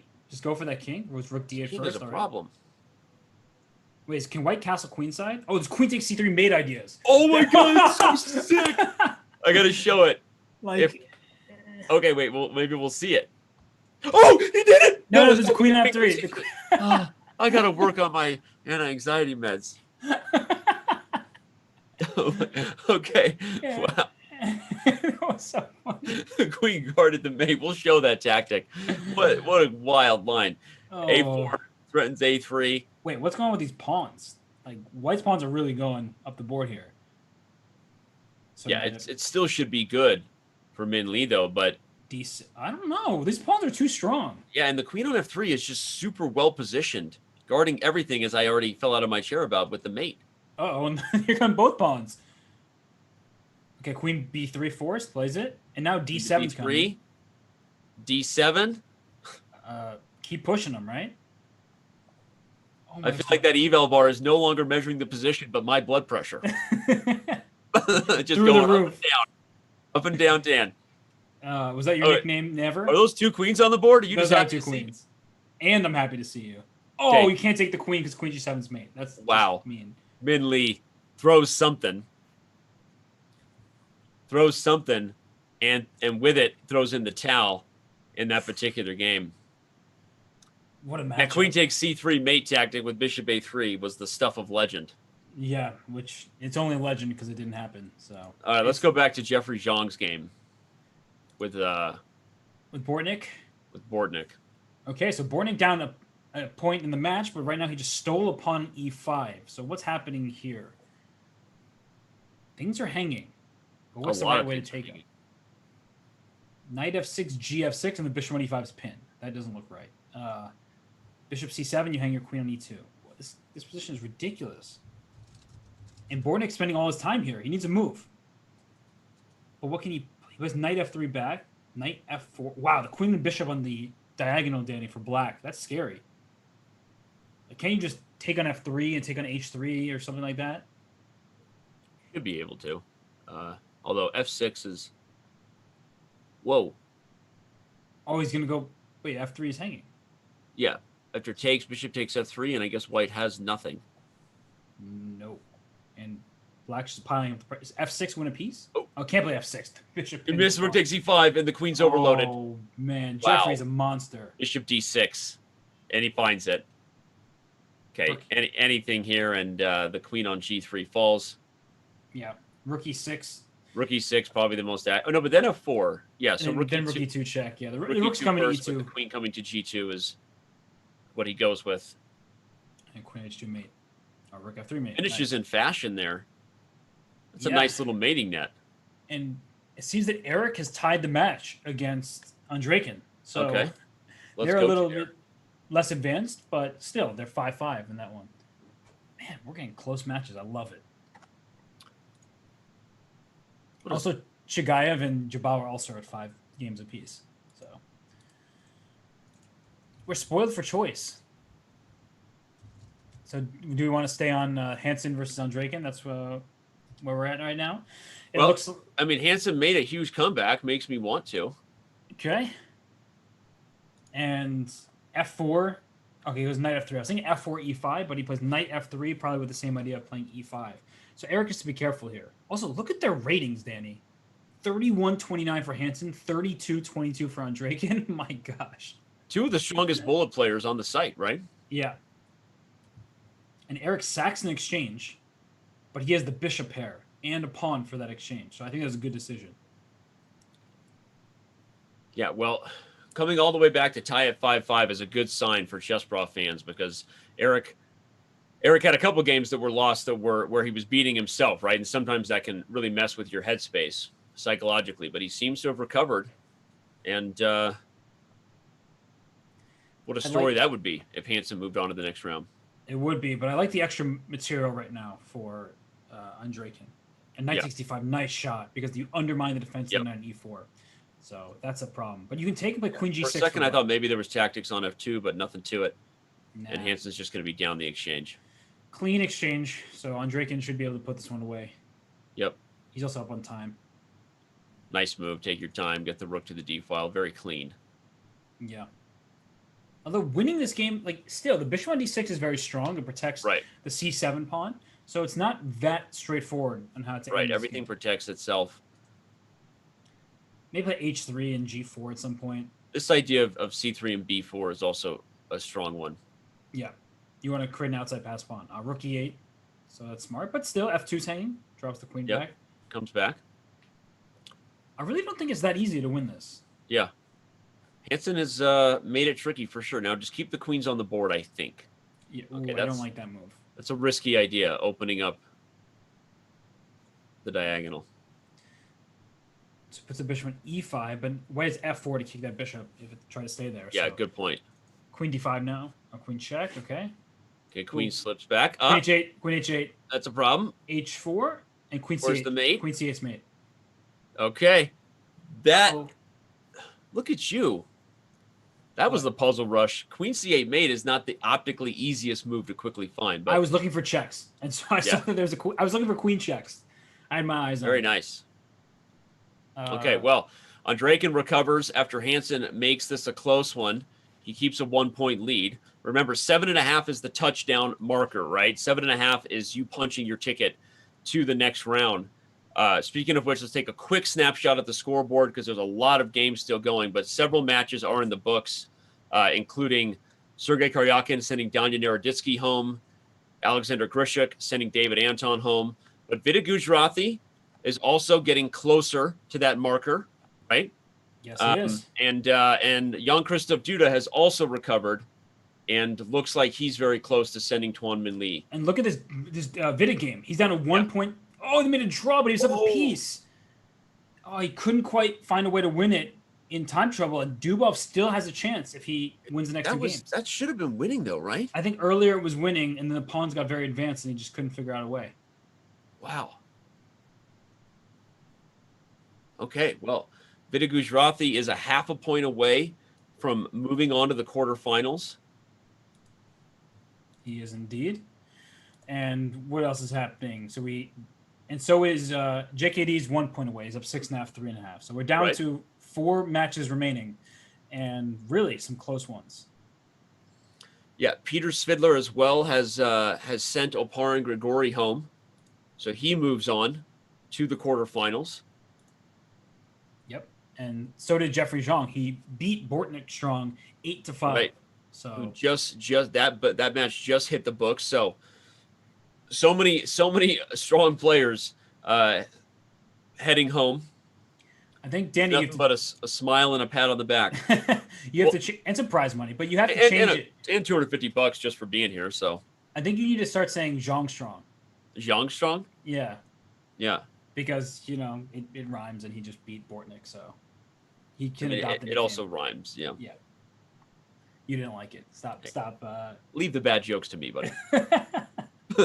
Anytime, my friend. Anytime. It looks All like right, Duda, though. well, Is, this is taking a lot of fun, and we still have a lot more chess to go. JKD looks like he's about to send Tuan Minh Lee home. Knight comes to D3, and this is a solid position. Pretty straightforward for white. Oh, but knight d3 would have blown a d4 check there, actually. So that's Right, yeah, after rook h4 did. So, Okay, you want to bring the rook around. There you go. Go get that counterplay. Catch that beautiful butterfly. rook h7, hit b7, and once you win that one, that should be all you need. Yep, Yeah. f2 would lose the f pawn to rook f7. Okay. And, Take on f2 and take on c6, probably? yep, simplest and cleanest. And Jan-Krzystof, with only a few seconds, should be able to convert on this rook ending, and he will be dancing in the quarterfinals. So let's go back to Vidit Gujrathi over here, who hasn't quite put away this one just yet. What's the material count here? He's up a rook for a knight and 2 pawns. So plenty of material for black at this point. But look at the queen trade. Very smart. And d6 hangs by Vidit. Okay. E7 pawns pinned. And remember, Gujrathi only needs the half point. I think he's about to get it right here. And send he's Daniil 5 Dubov. seconds. How does he have so little time? Oh, he only has 4 seconds. Yeah. This is where wins turn into losses. Yeah, this is tricky, especially when you got a knight on the board. This is Knight g5. Knight to g5 was a threat. Knight to g5, but the king has f4. Oh my gosh, it barely escapes. Oh, look at that. That was creative. Giving himself the c5s from the outside pass pawn. Yep, a4, here comes push that a4. thing. This is not easy to convert. No, I think that actually black could turn this around very quickly. e6 is weak and c4 is weak. Rook d4 now. Yeah. Just go after that pawn. Okay, rook c2 is probably a better version of that. So he takes. His king go g7, king f6, as is needed. Yep, king g7, king f6. You could. but He's rook thinking about g1. taking e6 right now. Okay, he doesn't. Yeah, Gives I think check that first. king g7, rook a1 to g1 now. And then you take g6. Aha. So just escaping. But still, a knight and an outside pass pawn. Yep. Dubov needs to win. Can't make a draw here. A draw is a loss. Uh-oh. And then down goes the It A is pawn. chance right here. And it's the A pawn's gone. No winning chances for black anymore. Rook takes a3. I think he's going to hold. I think he is, indeed. As long as there's no fork. You can't allow this knight to fork you somehow. But Let's see if we can get Vidit on camera here in the final moments, because he might be punching his ticket. Yeah, he definitely should. Unless he gets in trouble on the clock. And well, no, he's winning. He's winning. No, now he's winning. Yeah, the knight's lost. In fact, I think we might even about to see a resigns. In fact, Vidit Gujrathi, for all of you YouTube fans, you want to see him move on. I think he's about to do just that. I think that Dubov, when he was in a lost position, he should have made some objectively terrible move, like putting his rook on pre to attack the other rook, and Right. just hope that Vidit made some Just queen to try moves. to swindle a nasty, Yeah, as they like to say. that is what the technical term is. You're right. Swindle a nasty. Mm-hmm. I've heard that one a couple times. Read it. I believe that was in a Reshevsky manual, but this one is winning. So Vidit moves on. Great match by him. Yeah. Against a very tough opponent. Yep. And he did so in pretty cleanly too. I mean, he's about to win 7.5, 5, or 8-5 actually. I mean, but even a draw here if he just wants to take the perpetual. Right. And again, he doesn't want to take the perpetual, but he could. And If anyone ever wondered how to win 2 rooks versus a single rook, I mean, some technique. But all right. And the matchup on the other end between Chigaev and Jobava, that's down to the final game as well. Oh, potentially the final game. Oh, he blundered his queen. Daniil resigns. Vidit Gujrathi moves on. Which game do you want to go to? Jobava? The Jobava game. I mean, just a few moves ago when White looked like he had an attack and the game's over and Jobava moves on. But E7 on move 21 by Chigaev. Oh my God. Yeah, he just Blundered his queen. yeah. You forgot, everybody, that when the bishop takes, it protects the queen on d8. Oh my gosh. So Chigaev is in a, well, I mean, not necessarily a winning position, but he's on the attack, and it's a crazy one, and then blunders e7 and goes home because of it.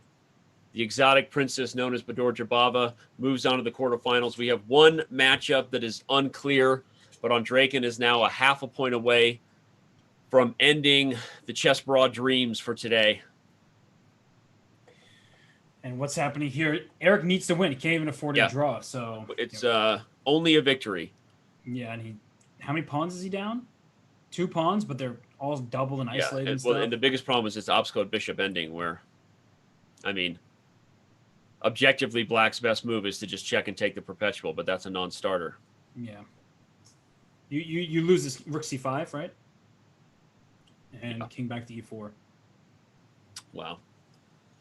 And c5. Yeah, this is not going to be a win, but Hansen, he had no option.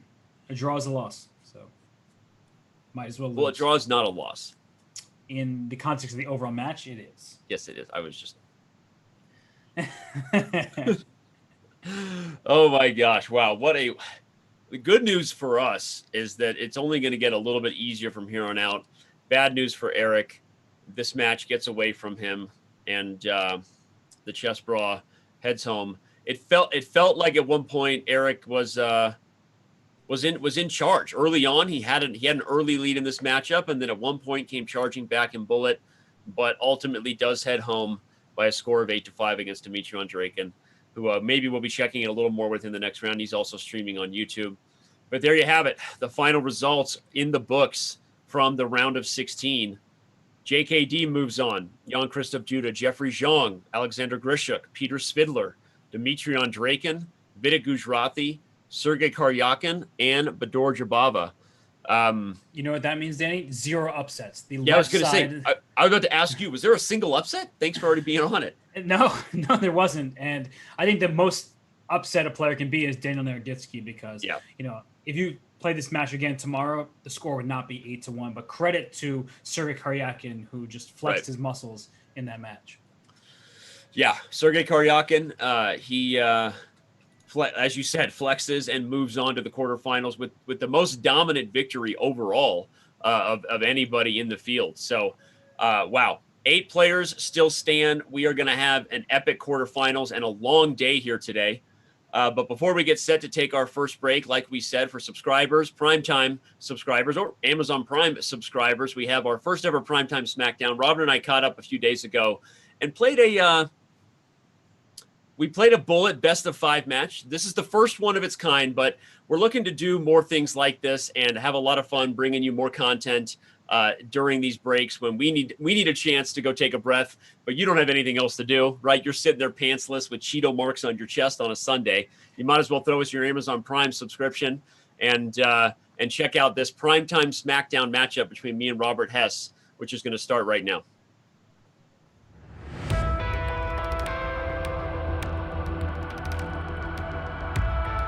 All right, it's a best of 5 bullet, winner take all. I hope you brought your. Finish that? I just accepted your challenge. So you ready? I hope you brought your pee-pee for your Pampers. Oh man, we have just started this off right. You need me to bring the pee-pee? That's not a good thing. I don't know why I did that. Yeah, that was really so bad. Nervous. I think you told me you're never nervous when you're hanging out with me. You're playing super fast, almost like you're taking this seriously.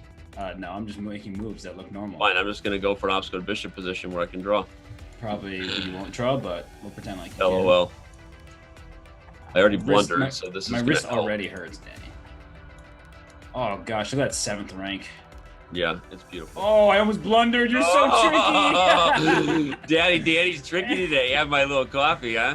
Right out of my Hikaru Nakamura Bond Cloud mug. I'm feeling pretty good today. How do I win this position? I feel like I should, but I'm not positive, but this feels like a good I don't know. It's bad for me for sure. Yeah. Oh, that wasn't what I wanted. I'll take it. Okay, well, in comes my king. I'll push it. Stop being so annoying. One of the things about playing Grandmaster Robert Hess is... we're all listening. I don't know what I'm doing. This is horrible for me. Yeah, it doesn't look good, Daddy. I'm going to be honest with you. Not good at all. It's because you're my friend. It's because I got nervous from the start. I played a bad opening. We were sitting here getting all ready, and then I was a little too jacked up on that Hikaru Nakamura Bond Cloud coffee. And I don't know what's going on. Wait, I'm down on time too. So this is a bad sign for the future. Yes, it is. But also the present. Oh, come on. Oh, wait. I was looking at it. You actually made me really confused because, like, what am I blundering here? Yeah. Because it was absolutely nothing. I thought you blundered. All right, I'm just going to resign to start and take another sip of my coffee. Okay, so you won the first game. It's not that big of a deal. Don't pat yourself on the back. No one cares. Are you going to ask me how it feels? Because usually when the winner, ends the game, they're interviewed, right, for a little post-game interview. Like, how does it feel to win? I don't give a bleep how you feel. Rematch. All right.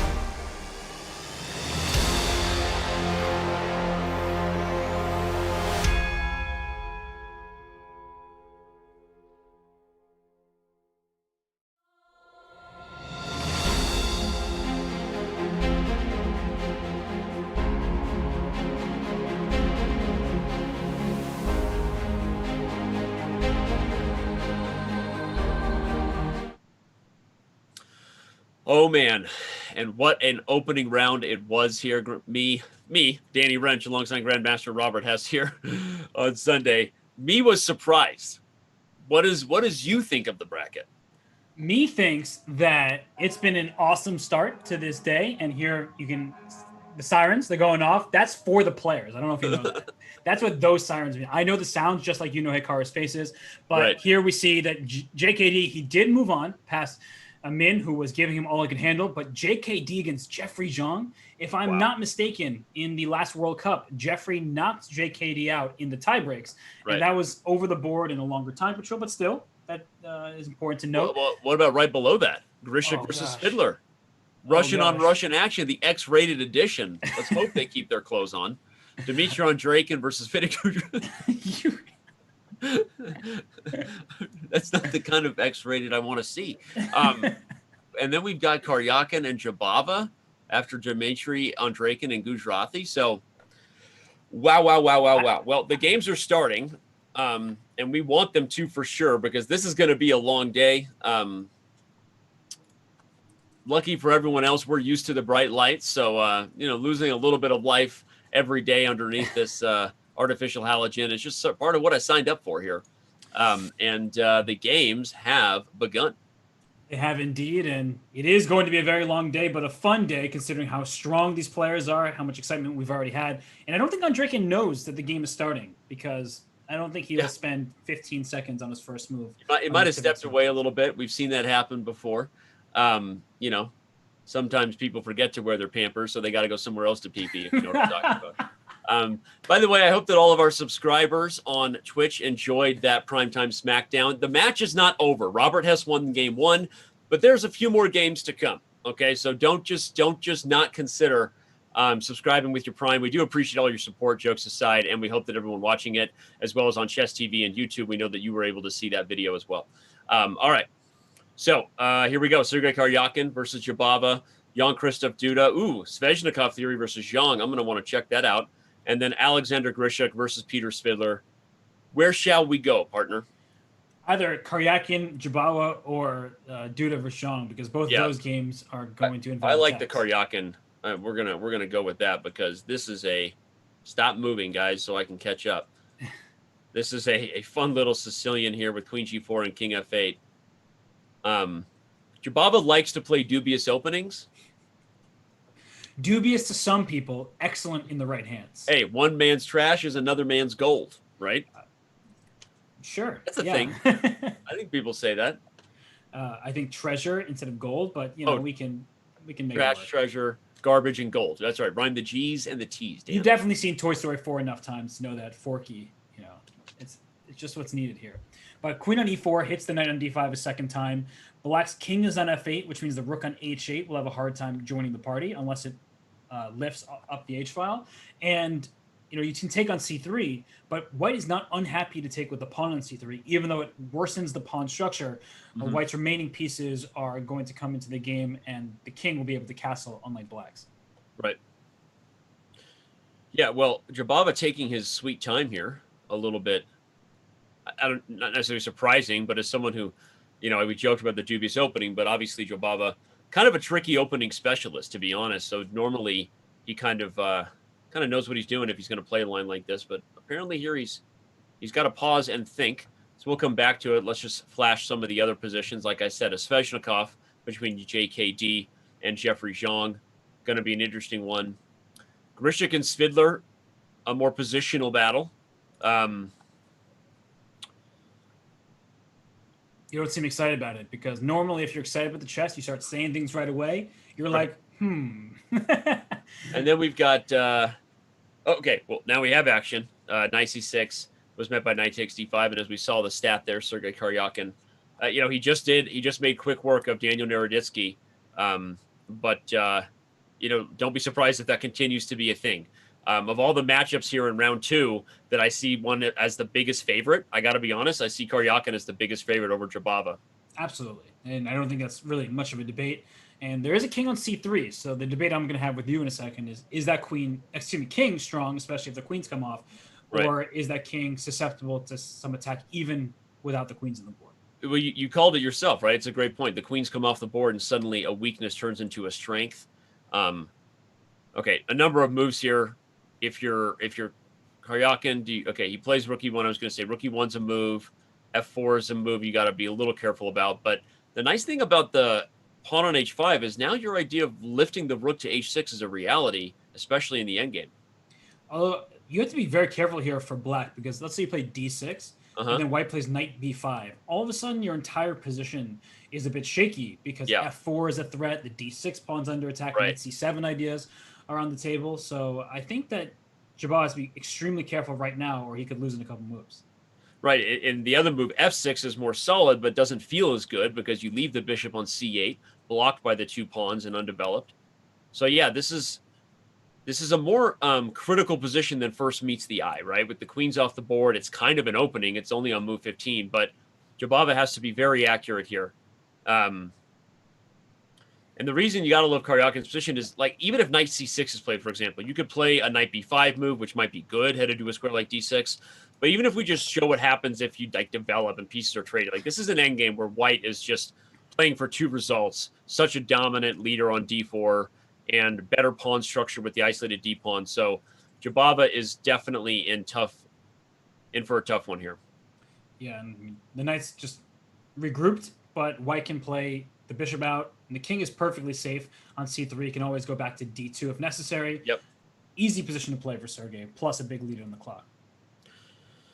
And Sergey looking easy in the shirt there, right? I mean, it was good luck against Daniil Naroditksy, and the streamer's chair also has my attention because he's not a streamer. Maybe we'll talk to him about that. H4 played. White can play H3 to kind of put the pawn in its place there on F4, or ignore it and try to do some other things like doubling on the E file, maybe trying to bring a knight to D6. All right.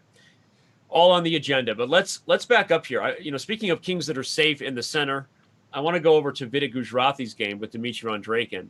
So we're going to back up here, and I'm going to switch games over there, because the king on E7 is actually probably just fine right where it is. I think Vidit's position is pretty good here. This position looks great to me. It's one of those situations where it looks like it could be a French defense, which you know how I feel about that. But now that we have traded off some pieces, black's rook is more active than white's rook.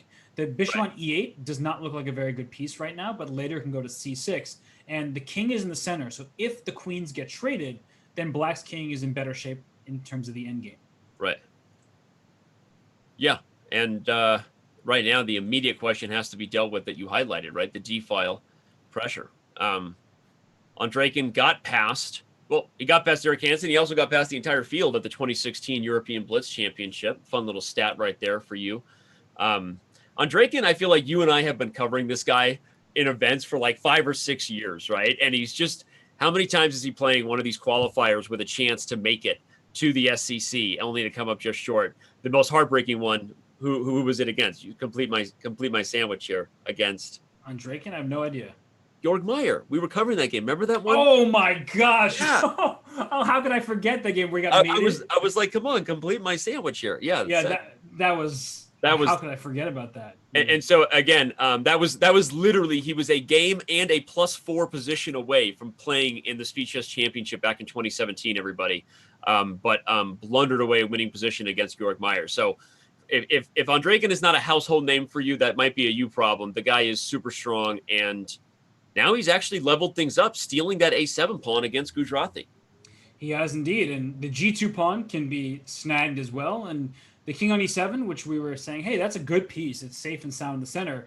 There is a future where that king just is a little unsafe there, because the queen on E5 is needed to cover the C5 square. Of course, B7 needs to be kept, and the bishop drops back to C6 for that reason.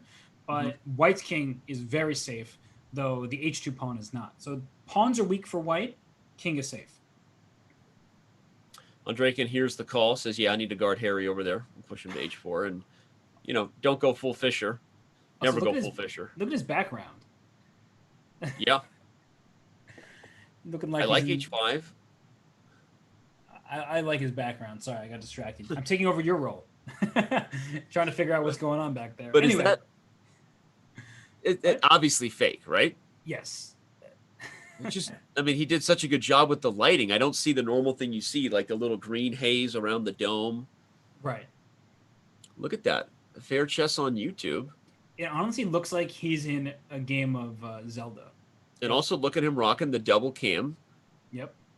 Cameras that record both the front, clear sight of the desk, as well as directly in front of him. And Dmitry Andreikin talking nonstop right now. He is indeed. And he also, we're trying to represent his fair chess. You see that in big letters. He's streaming from multiple angles, and the cameras from multiple angles. And Hikaru talked about that just to make sure you could see everything in the surroundings. Yep. And speaking of the surroundings, now in this position here, queen on b8, rook g8 coming, perhaps, and the king on e7 in harm's way. It's funny, though, because one of those things that looks maybe scarier than it is, right? Because some computers play these positions so well. They just start grabbing pawns, and then white gets all these optically looking beautiful checks, and the king just walks up in the middle of the board. Yeah, but I like queen e5 just to not allow on that. A safe human move. Yeah, and we were talking about this. If the queens get traded, not only does black's pawn structure improve because the double F pawns become double E pawns, and they're more mobile pawn structure, but the king. Exactly. Queen h8. Renewing ideas of rook g8 potentially. Okay, so queen h7, h6, all right. For the record, we have one result in the books here with our quarterfinals. Alexander Grishuk and Peter Svidler drew their first game. You see the scoreboard. They have already started game 2. Everyone else is still locked in game 1. So thanks for making the Speed Chess Championship Invitational part of your day. The winner of today joins the field. Will they get Magnus Carlsen or Hikaru Nakamura in the first round? Or will it be a guy that, maybe should have been directly invited? A guy like Grishuk, could be right in the middle of the pack, or Jan-Krzystof Duda. That's where we're at. Look at this. Vidit Gujrathi brings that bishop in, and it shows off the prowess of a bishop. It protects the b7 pawn all the way on the queen side while making sure that h5 feels well protected. So it's a good move. Rook g7. Okay. So can you start? Does it also have ideas of rook d3 and like queen e1 check and then bishop d5 and some sort of mating net? That actually looks very tempting. Oh, well, okay. It didn't work as a queen c1, but it's certainly something. And very nice technique here by Vidit, honestly. He's in great form right now. Yeah, King it's mate! Rook d1's mate! Rook d1's mate! Oh! He missed it! No! Oh my gosh! Oh my god! And Vidit just shook his head. Oh my gosh! I saw the eval bar scream mate in 1. I was like, where is it? I told you, it's not the eval bar today. It's Dan's blood pressure. That's what it is. Oh my gosh, mate on d1. Oh. And black is still doing very well, though. The king should still win. But if he doesn't convert, our YouTube audience is going to lose their proverbial bleep. Oh my gosh. Because they're here for Vidit, most of them. Yeah, and that was not what you hope to see. He could potentially lose this game. Yeah, he's going to take a3. He should be winning here, but only seconds on the clock for both sides. Wait. Okay, b4 was not hanging, obviously, because the rook protected. F3, c6, 4 seconds. F2, who's winning? Oh my gosh, they're both queening. Oh my god, the queen defends the rook. And I think you can... 0.5, rook takes b4, do something to get him to flag. Oh no. And he flagged! He flagged! Oh my god. What was e5? Did you see that move? Yeah. Giving away his queen. Well, the rook is on b3 guarding it. Oh, so okay. I didn't even... it was okay, but no. But that is what I was calling for. I was like, play a rook takes b4, do something nutty. And he was checkmated and won. But he still won the game. Poetic justice is served, and that Vidit Gujrathi probably should have won that game earlier. He had mate in 1, so not probably, right? But he does ultimately get the victory. And the scoreboard, if you're just tuning in, where have you been? There we have it. Karjakin took game 1 against Jobava. Gujrathi, as you just saw, and then Jan-Krzystof Duda beat Jeffery Xiong. Let's go back up to that matchup because you highlighted it as one of the, one of the storylines anyway. Jeffery Xiong eliminated Jan-Krzystof Duda in the last World Cup in 2018. Was that 2019? What year was that? Let's just say it wasn't 2019. 2019. We all want to forget. Look at this, though. There's a king on g8, which is exposed. There's a king on f1, which doesn't look so bad right now. And the king can always scoot over to G1 and castle by hand. Yep. But that king for black, not feeling very safe over there. Yep. Well, you got an immediate threat, right? Rook G3 and Queen G4. Black does have F5, which opens up the retreating defense, but still, it's very scary for Jan-Krzystof. Yeah, and I wonder if he should just develop, because he has that resource, as you're mentioning, F5, the knight C6, bring that piece in the game, and or you can start with F5 if you're feeling particularly scared. It's always a move to open up the queen back towards the diagonal. Mm-hmm. Taking his time, going to be down 1 minute and 30 seconds to Xiong, so clearly a little nervous about what's happening on the G file here, perhaps as he should be. And Jeffrey with the prep, because 17 moves in has only spent 22 seconds.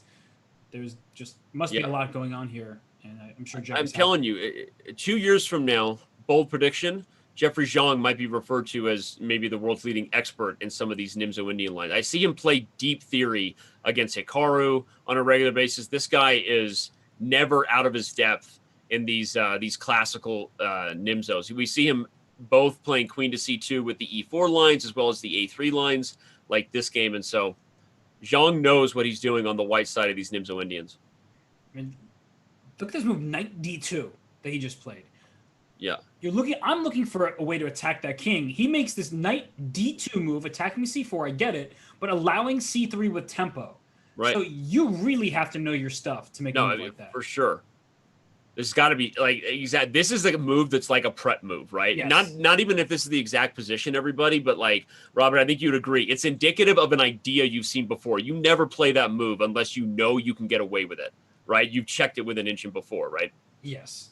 And by the way, knight c4 and rook g8, I think, is winning. Oh no, never mind. What? Kidding. You confused me so much. I thought rook g8 had to be met by king e7 and queen e8 was mate. Oh, gotcha. Hey, not my first, won't be my last blunder. But queen b4 check. It's mate. It is mate. Oh, same idea. Rook g8 mate coming. So maybe I was just seeing, we'll give me that one. I'm not giving you that one. I'm still the very is confused. Black's king was in trouble. And yes. Jeffery Xiong levels the score. All right. Someone else needs to level the score. That is Baadur Jobava versus Sergey Karjakin. Another messy one over here. Messy indeed. Sergey happy about that first game. We liked his position. And now with the black pieces, the king on h2 without a g-pawn. So if you showed me this position, I would know that it was Jobava with white. Show me a wild position. I'm going to say it's Baadur. That's a great challenge. We've talked about it before with our buddy Anish, the masked singer version of chess, right? Where we get a bunch of these guys together and, I only want to do it, here's the thing, with people who will literally wear a giant mask helmet. I don't want to do it where I just don't show their camera. I want to do it if Anish puts on like a massive sombrero and you can't see his face, Okay. I never knew you disliked Anish's face that much, but I'll let him know. He's definitely going to hear about this. I love if Anish started wearing a mask in general. That'd make me happier. Well, that is good for safety precautions during a pandemic. So hopefully he's wearing a mask. For sure. But in this position, the king on h2, not getting checkmated, not yet at least.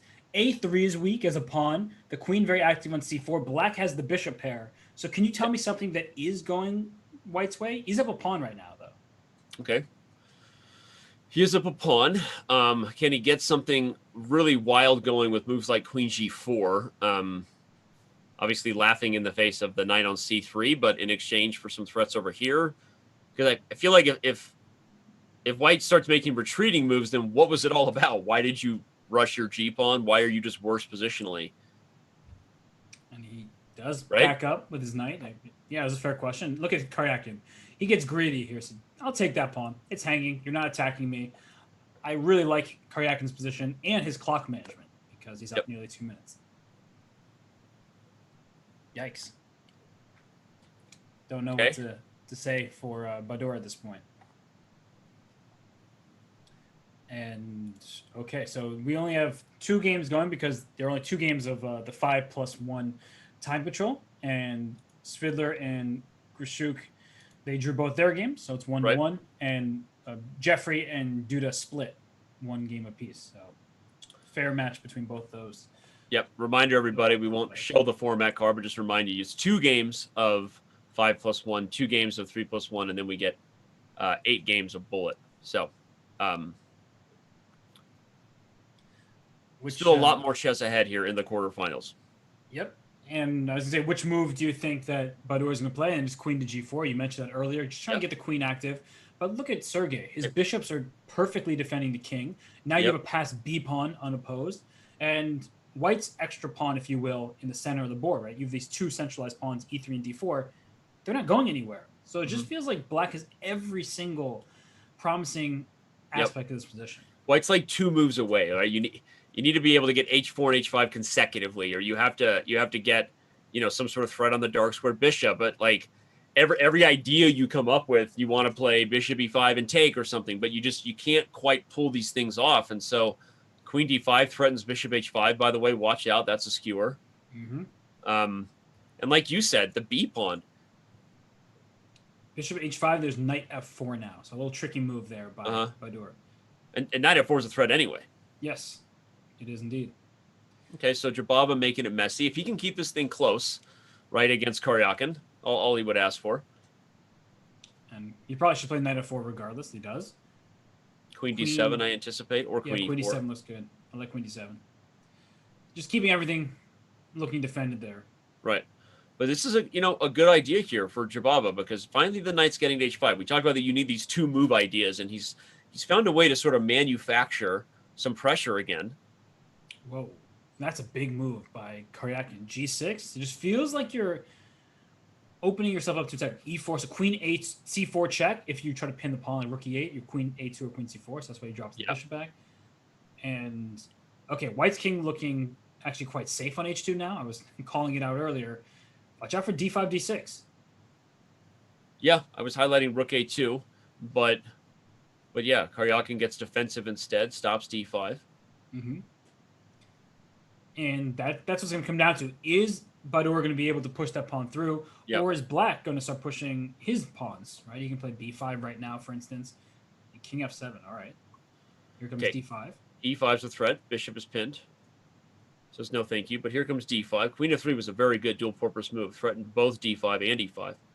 Starting to like Baadur's position. Yeah, for sure. And also the time advantage is, okay, it's real for Karjakin, but it's been bad all game. So the fact is Jobava is keeping pace here, despite only a few seconds left.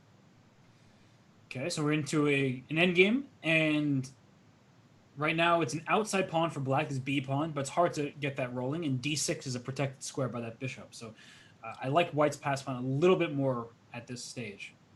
And there it goes. Okay, offer to draw. Did Jobava.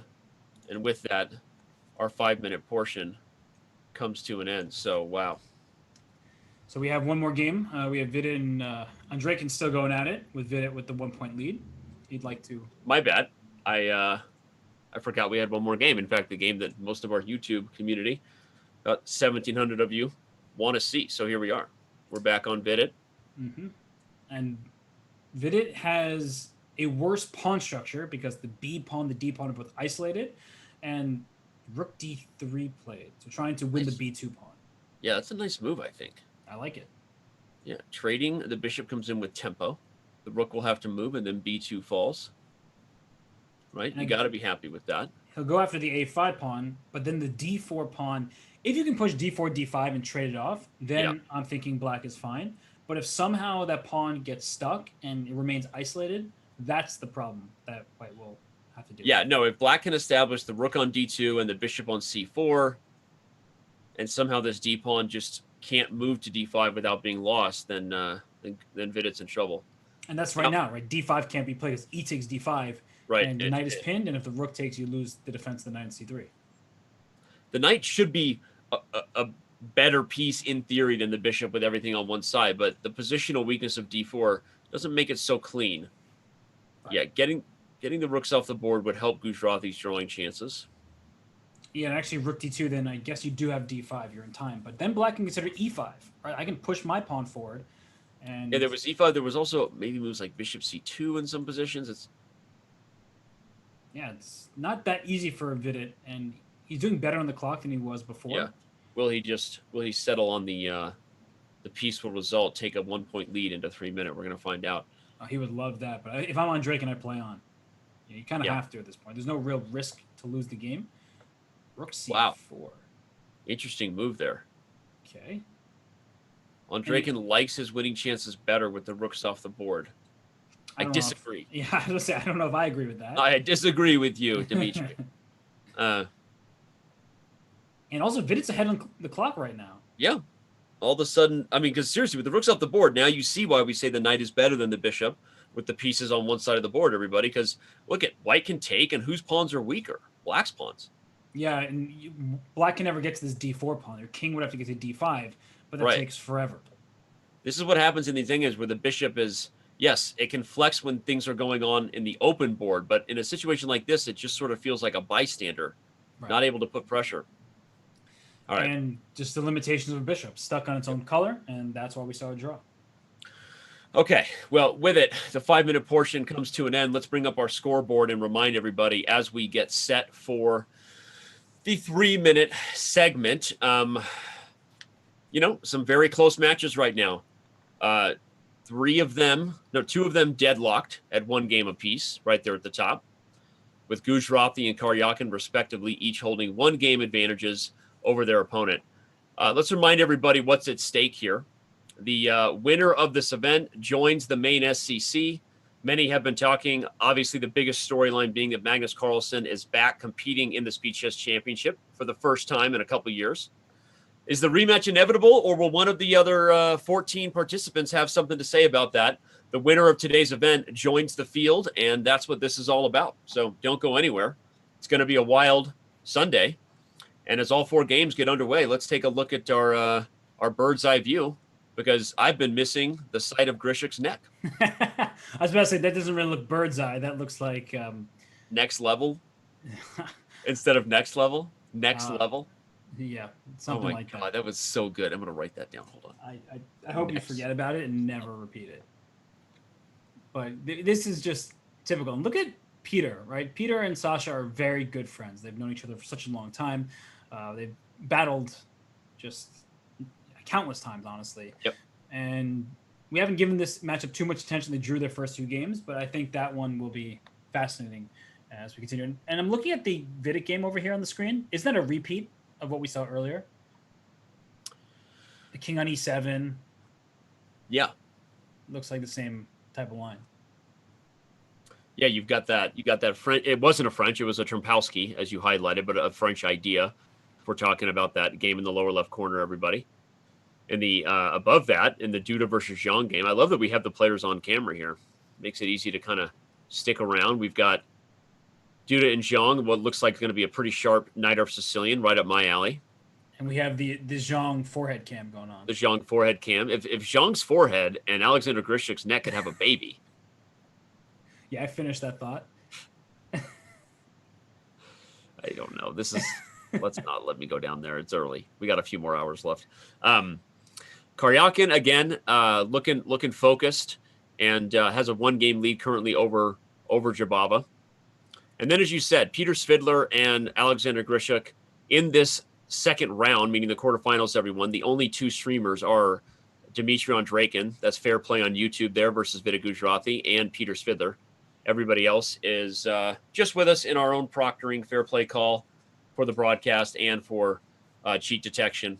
So if you want to go check out, give Dmitry Andreikin a subscription if you're on YouTube. Please do. His channel deserves it. He's working hard. And Peter Svidler on Twitter, on Twitch. And, speaking of working hard, as I look at these 4 boards here, the players really just working their tails off here. And that queen on f5 in the Duda Jeang game, that's what's catching my eye right now, because it's not every day you see a queen out over there. But let's do it. Maybe the knight's coming to e4. Yep. And white just aiming at that black king. There aren't too many defenders to help it out. Yeah, but this is kind of the typical theory here, because I mean, as someone who's played this position as white many times, I feel like I've gotten a little bit too excited about my knight on e4. I think positionally white is better, and I do prefer the English attack structures for white. But there's not necessarily a knockout. And the risk of this type of thing is, in some cases, the f3 pawn becomes weak in the endgame. You have to be a little bit careful. Although the more I talk about it, the more I feel like Jan-Krzysztof's just playing this better than I ever would as white. I think white is... How does black deal with this now? Although, after b3, it's the same problem on the other side of the board. And I was mentioning how black's king doesn't have that many defenders. White's king has fewer defenders. So you probably have to push your c pawn. Right? Yeah. You can't allow b takes c2, and you don't want to take on b3 and open up the a file. So this is such an instructive moment for those who don't play these types of Sicilians with kings on opposite sides of the board. Both sides just emphasizing the need for pressure before defending. And it shows you that very often you have to allow things like this. And this actually doesn't even improve white's chances. If anything, it kind of hurts it. And then all of a sudden, white is in more trouble over here. So this is sort of a typical idea to kind of put in your pocket. And Jan-Krzystof takes the pawn, but the risk is now Xiong has the a file to keep the attack going. Yeah, and that's the good news. When your kings are on opposite side of the board, oftentimes you can give up a pawn, because when you lose a pawn, you have another open file. And here, the rook on a8, you would love to be able to swing that rook from f7 over to the queen side, but it's pinned, and that's going to be frustrating, at least for the near future. But I still really like that transition, and I feel like, again, I'm going back to what I said originally. I apologies for hopping back and forth, but I don't know why queen a4 wasn't played. It's why I was a little bit skeptical of the position for white here. As the position opens up, the dominance on the light squares isn't proving to be anything. And I feel like black's pressure here, the f3 pawn is also always weak at the end of these lines. I'm liking Xiong's chances here. I'm going to have to agree. It just feels like a bit of a loose position here for JKD, and the rook on 8 still has opportunities to create an attack. And Sergey just won his game, by the way. The corner of my eye, I saw a decisive result in his favor on move 19. Oof. Yeah, we said, and with no disrespect to Baadur Jobava, one of the strongest, most creative players on the planet, but Sergey Karjakin, and I think Sergey Karjakin is also exactly the wrong kind of kryptonite for Baadur Jobava's party. You know what I'm saying? Like, Sergey Karjakin is just so good at defending, doesn't get rattled, just so accurate and lethal. Whoa, rook takes a2 is played, and then he's making a just draw. going to settle on the perpet. But can he get out? I guess if he I mean, maybe no, he can. he's just going to take the draw. But it's also interesting that Jeffrey doesn't want any part of that knight on b3, because the black king, I guess, was starting to get under attack. Yeah. Fascinating finish there. Yeah, a fascinating finish. But again, as I was to finish my point, I think that Sergey Karjakin is the kind of guy that Baadur Jobava does not want to get paired off against in a match. Well, I definitely agree with you. I mean, it's also what we're saying about Danya, where Sergey he won't back down ever. Right. And he's super solid. This is the Nadanian Grunfeld, by the way, the Nadanian attack. He has a very famous win over Chigaev, I want to say. If you don't know your tactics, it was a brilliant tactic from that game. Nadanian or Nadanian? I pronounce it Nadanian. Well, the funniest part is I think you're right. And the reason that's so funny is you're always mispronouncing names. So I can't believe that you got that one and I mispronounced it. It's one of the only lines I know well because, fun fact, I spent a lot of time with Nadanian when I was in Russia. He actually drove me and him back and forth to the tournament where I got my first international master norm when I was 16. Oh, so we had a lot of really good conversation. About this opening? Yeah, he talked to me about his idea with Knight A4. And there's a game between me and him in the Informant where I actually beat him. I beat him at that tournament, which was fun. So, yeah. I did not know that. And he's actually quite renowned in Armenia as being somebody who is a brilliant trainer and has just an immense talent for the game, but stopped playing and so never really saw individual success. Yeah. He was basically already retired when I beat him at a really young age. He was playing because it was a norm tournament for young, dumb Americans like me traveling the world to try to get norms, you know. But anyway. Mission accomplished. Mission accomplished. All right. Well, Jeffery Xiong plays the Nadanian variation and is looking okay. This is very typical of this line where white is up a pawn, but going to have all kinds of weird things to solve from here on out. Black might double the F pawns here. And you put your knight on h5 and knight on h5 to go for the f4 square, bishop to e5. Okay, watch for something like takes, and knight h5. Yep. I would be very careful if I'm Jeffrey. You're up material, but your king is not as good, and just all these squares are vulnerable.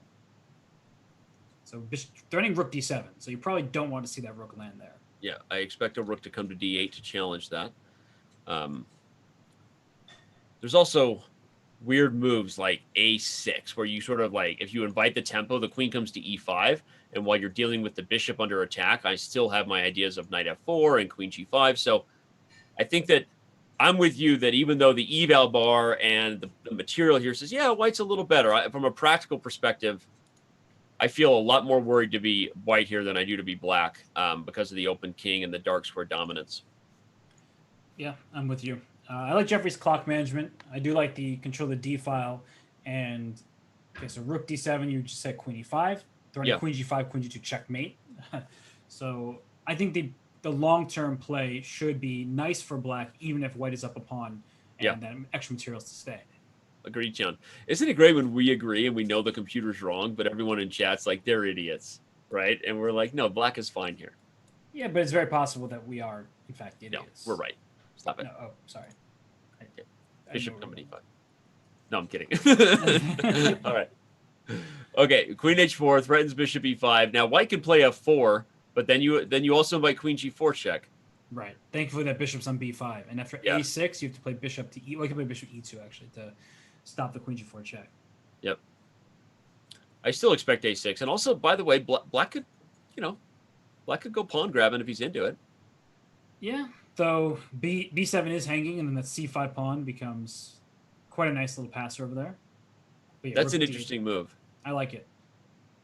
If rook takes b7, is the idea something with the bishop to d? What's the idea? I was thinking even rook d1 is a possibility. I just don't know if it's good. But Duda's shaking his head. And I can't see what Jeffrey's doing because he's lowered his head so much. But now he's back. His mom might have just popped in and said, honey, do you want some goulash? And he just shook his head to say no. Well, we know mom's watching. I think he's shaking his head in this position. You see that? You just wait. Queen g4, queen takes d1. Queen g4, queen takes d1? Yeah. Yes, please. Sign me up. Oh, here it comes. Yes, please. Uh-oh. Wow. Oh, did you see Jeffrey's face? He just shook his head. He did not see that coming. How did I miss that? Yeah, he did not see that at all. And okay, what's crazy is this is still a tricky position. I mean, opposite colored bishops with the queen, you can maybe make a weird scramble, but if you give black even just a couple coordinating moves, bishop d4, rook on d2, this is going to be real big trouble for Xiong. I think he needs to create an attack. He needs to either attack on either side of the board, either attack the f7 pawn because you have a light square bishop, or attack the b7 pawn and try to use your c5 pawn to your advantage. So some kind of queen to b3, bishop c4, something like that is necessary. But you're right, Danny. Rook d2, bishop d4 is happening so quickly for black. Right. I still like your idea, though, because in some of those ideas where the queen comes around bishop here, you could allow a bishop d4, rook d2 coordination and just kind of walk your king up. Your hopeful idea is to win b7 and then have the c pawn. You and I talk about this a lot, dude, right? We're like, objectively, black is a little better. The rook should outplay the queen. But what do we always see in time scrambles? The queen is easier to play with than coordinating. So don't be surprised if this is actually harder than it looks for Duda to make the rooks look better than the queen. Yeah, I agree. And king to g7, just trying to avoid f takes g6. The f7 pawn was, in fact, pinned there. Right. And queen f4, maybe e5 is a threat at some point. Just trying to push these pawns up.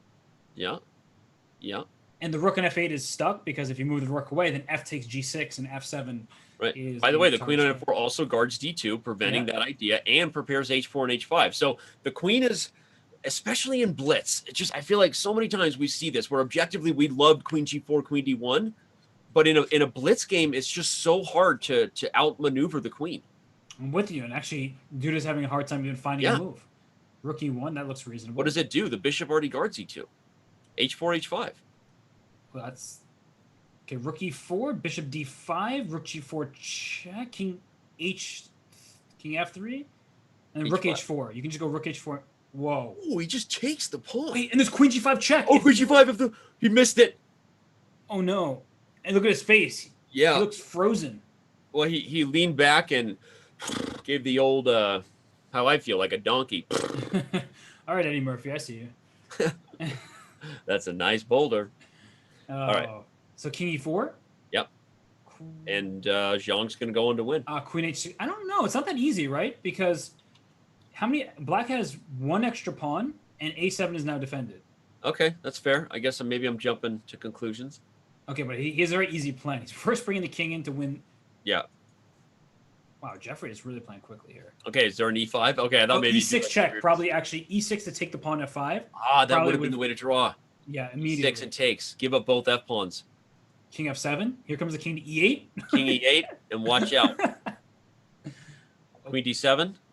King D. Okay, Queen C to King D7. Now he's going to get the king to D7. You know what this reminds me of, Danny? What? Do you remember when I did the bishop mare position? Oh, yeah. I had a queen against 3 bishops, but they're all right. the same color. So I just moved my king into the light squares against dark square bishops. Yeah, because the dark square bishop is just a bystander. Yep. So king coming to E8. King E8. Oh the queen comes to B5 now. I like it. Rook C. Yeah. King C7 played. Objectively, this should probably be a draw, but time scrambles. If you lose the A pawn, that's when you get in trouble. But the bishop on D6 is... Okay, queen B3. Now bring the king back. I would just call black's bluff. Can he really take that pawn and then... Is there like some sort of check that wins the rook when it's undefended? I don't know. Okay, queen F3. Now king back. Put the king back on E8. Yeah, okay. Well, maybe he did it. Maybe he found a way to... This is making the draw now. Coordinate and draw. And indeed, peace throughout the land. Wow. Maybe that was the karmically correct result. I don't know. That was a wild game where both sides felt like they should have won at a different point. Oh my gosh, Svidler, he just lost the game to. I guess it was losing the whole time, but he just lost his game to Grischuk. I saw at the corner. Yeah, I'm gonna flip over to that game where somehow Svidler, who's yelling at somebody in chat. I don't think Svidler yells at anybody. I don't think he yells at anybody. He is disappointed, never angry, and it's worse. You feel way worse when that happens. Yeah.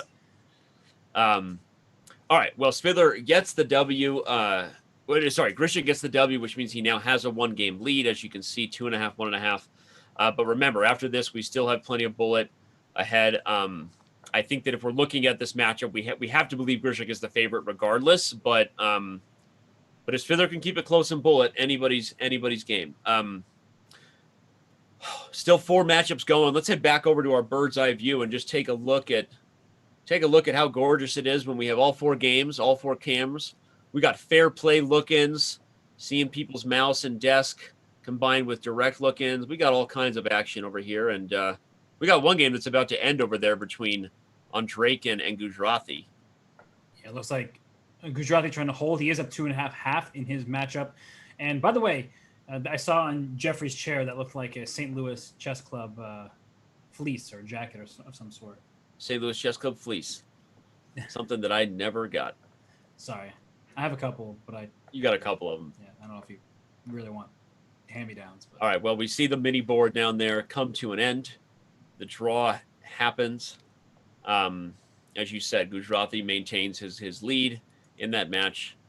I don't think we got any game more exciting than probably Karjakin versus Jobava. I know right now it's a Jobava. It's a Karjakin lead, but Jobava did get a victory. So let's head over there and see what happens. Doesn't look very fun for black. That's my first take here, because your rook on e7 is under attack. If you play rook f7, white can play f5, I think, and there it goes. The e-pawn is pinned. So Jobava's in big trouble. That's my analysis here.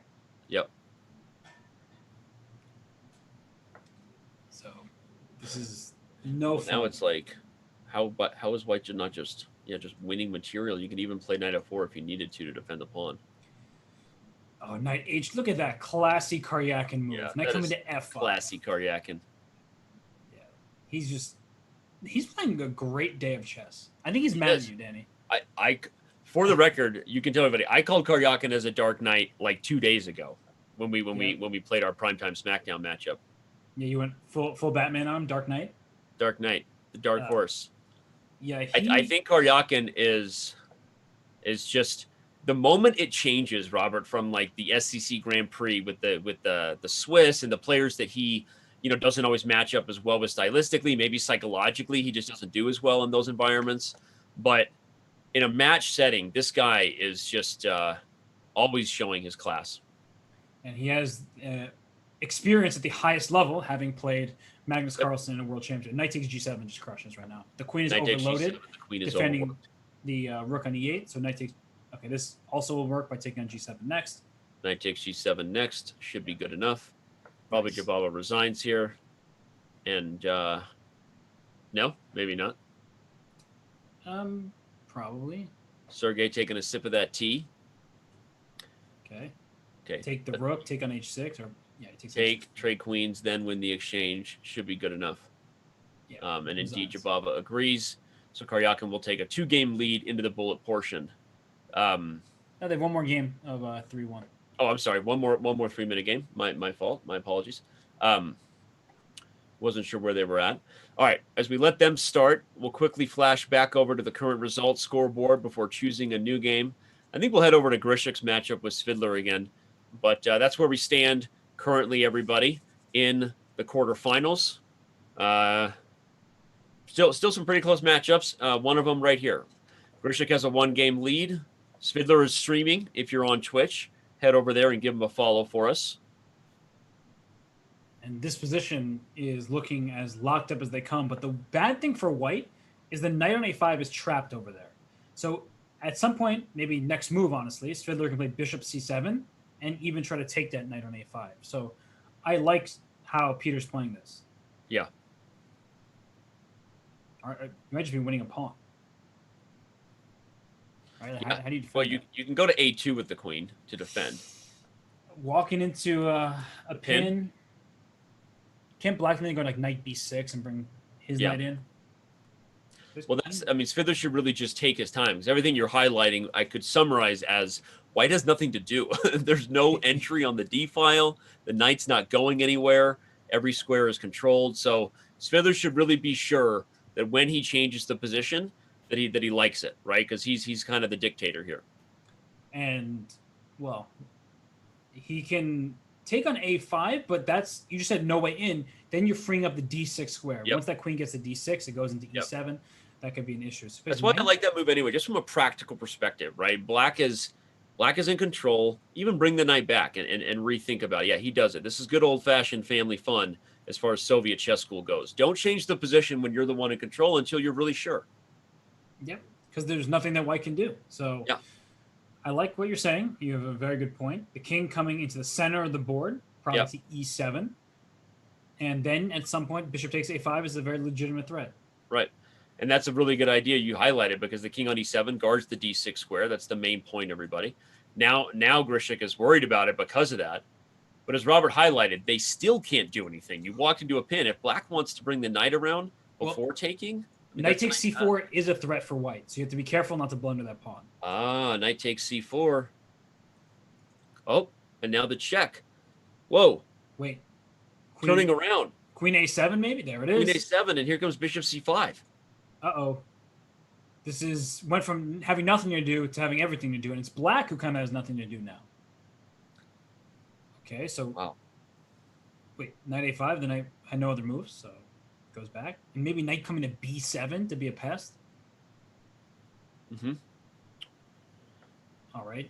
Defensive move by Svidler. Do not move that knight on D7, because then you get checkmated on D7. Not that it can really go anywhere, but...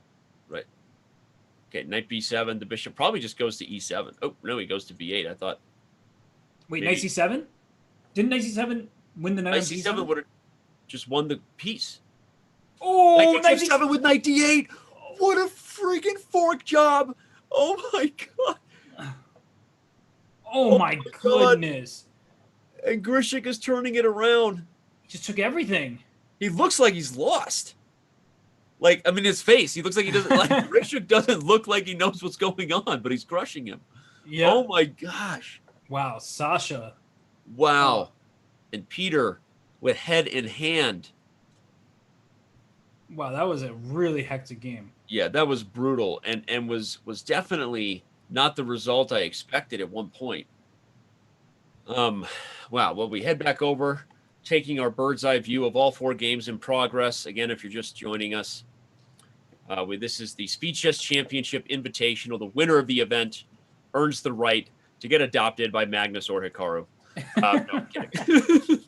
But Well, I it probably will not be the matchup. In fact, we have so many strong players. Likely, someone who wins I'm going to make a bold prediction. Yep. The person who wins the Invitational, Robert, wins Yep. their first match in the SCC. How's that for bold? They might be the high-rated player, honestly, Right. depending on who it is. So today you have these guys competing for an opportunity to play in the main SCC, $100,000 on the line, and don't think any of the guys here might not, as Robert said, they might be favored in their matchup. And I'm looking at this four-board view. It looks like Vidit is up a pawn against Andreikin down in the bottom left, but it's only one pawn. It looks like the king on h2 is sort of be a draw. Caught, so should not be a winning position. But weirder things have happened. The game between top left Duda and Jeang, that d6 square is looking awfully friendly for White's pieces, but watch out for the b2 pawn. He missed the mate. Oh no! The big game. Oh my gosh. That is heartbreaking. Oh my gosh. And it is going to be a one-game lead. Yeah, that's the kind of game that if you're a Vidit fan, you worry about, because we know that he can do really well when he's feeling good, right? And he blunders. No, Vidit won. Vidit won. Wait, what? Vidit won. Vidit won.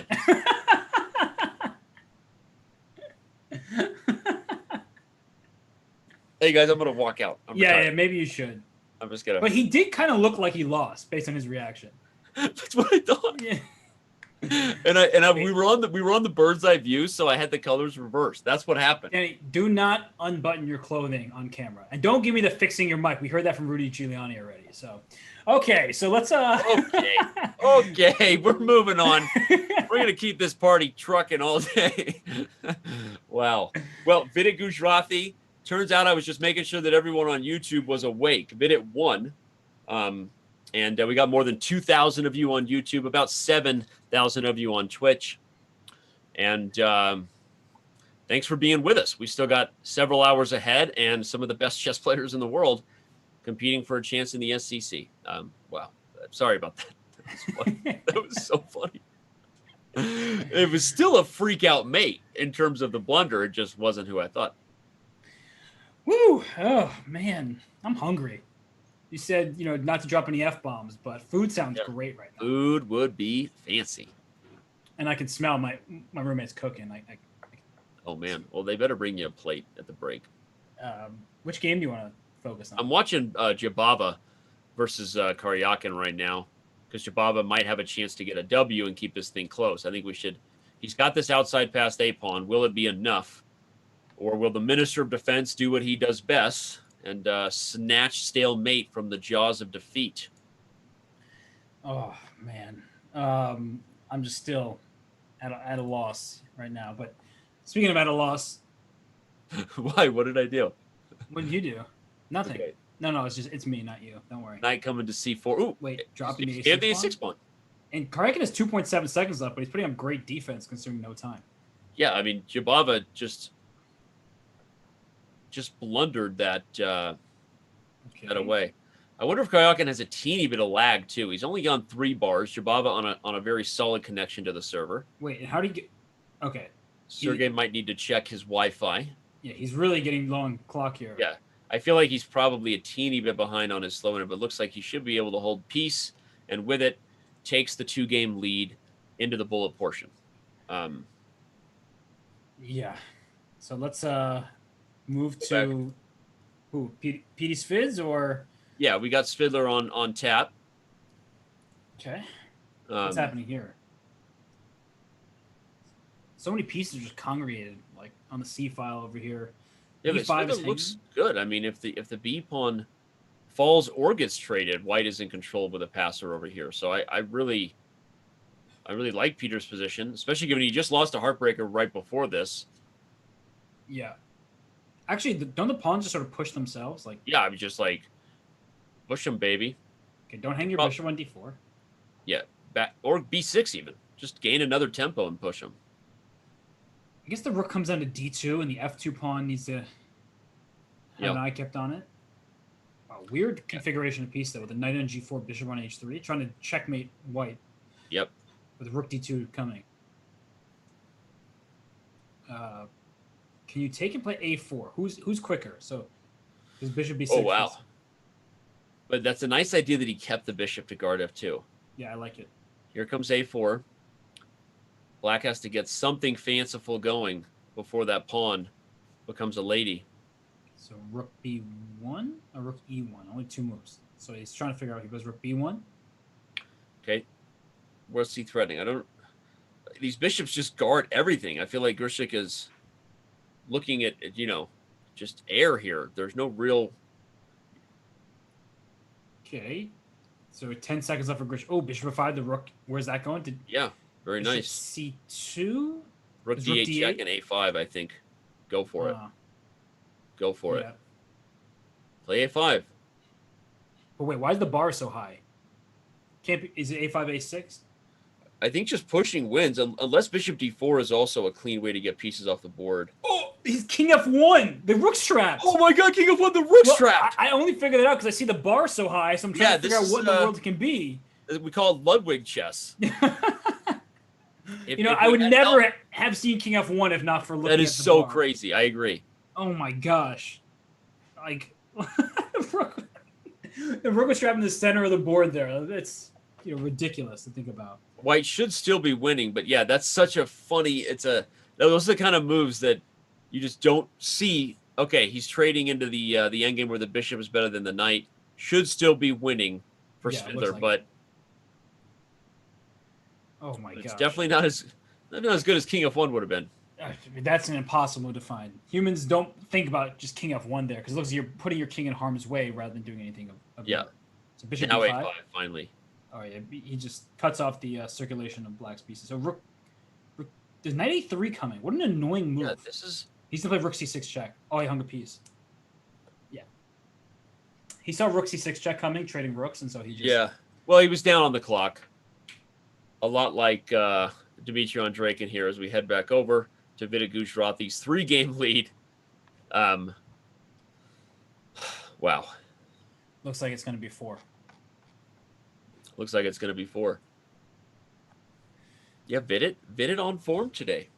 Yeah, that's as good of a knight as you could ever ask for. Right. A knight in a dark square against a light square bishop, so the bishop can't possibly kick it out. Yep. And probably king f2 coming. He's going to slow play it. g4, I like it. Just gain space. f4 is coming. Slow jamming it. Push those pawns out. f4, and then f5. f4. e3. Just take your time. Take your time, Dan. Take your time, Dan. Wine is root beer. Make you burp. Wait, actually, this is the downside of playing a move like f4. Is now black is countering. You could even play g5, though. True. The knight guards everything. There's no h4. There is some kind of like queen f5, h4 type of stuff. Yeah. The queen is sort of inchworming her way. Ooh. f5. Spicy. Uh-oh, queen e3 check? Yep. Watch out. Can block with the knight, probably. Queen d8. He's going to meet queen e3 with knight f3, and then the threat is knight to g5. It's actually a really good idea. The knight on f3 guards everything, yeah. So hg4, king g4, queen e4 check? Or queen e2 would pin the knight. Uh-oh. Whoa. Black is... Up a pawn. Bishop h5 check. Definitely. Bishop h5 check, and he wins f3 with check. Oh. This did not go the way Vidit planned. Although, how does black win? You probably go after this d4 pawn because there's no queen g6 check. Yeah, it makes sense. Yeah, now queen f6. Your own question. Now queen d1. Yeah, black's going to take it. And Andreikin's going to keep this thing close heading into bullet. So remember how I was saying it was going to make it a 4-point match? Yeah. Remember how you jinxed Vidit and everyone on YouTube started cursing you out? They probably did. I'm sorry. I'm sorry, everybody. My bad. You went full Danny Wrench. Never go full Danny Wrench. Yeah, seriously, never do that. Wait, a lot of checks. Okay. Okay, d3. I like what Andreikin's doing. Queen h6. Oh, but thinking actually doesn't work. Oh, no! No, he did it! Wait, he's h5? No. Wait, yeah, his pawn's in time. h4, he got it. Oh, my God, just outside the box. I saw it, and I calculated the king in the box, and I thought it was a draw, but he does indeed convert. Wow, that was very quick recognition by both you and Andreikin. not by me. Well, you saw that the queen could be traded, but then you thought that was Yeah. a mistake. He recognized that, no, it's not a mistake. I'm queening that pawn. Yeah, you're always looking for crossfire checks in these endgames with the king and queen, kings and queens still on the board. But okay.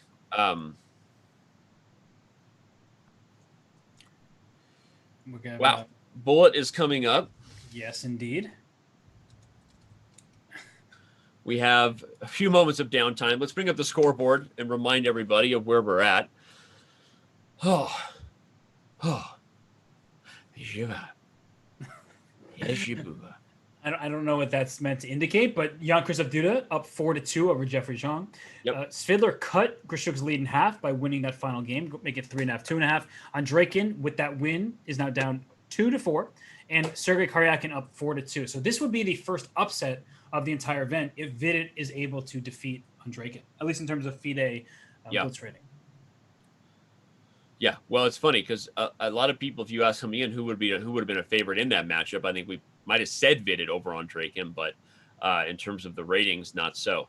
So Mr. Gujrathi with a chance to make his many fans on YouTube proud. But let's take our bird's eye view with a peek in.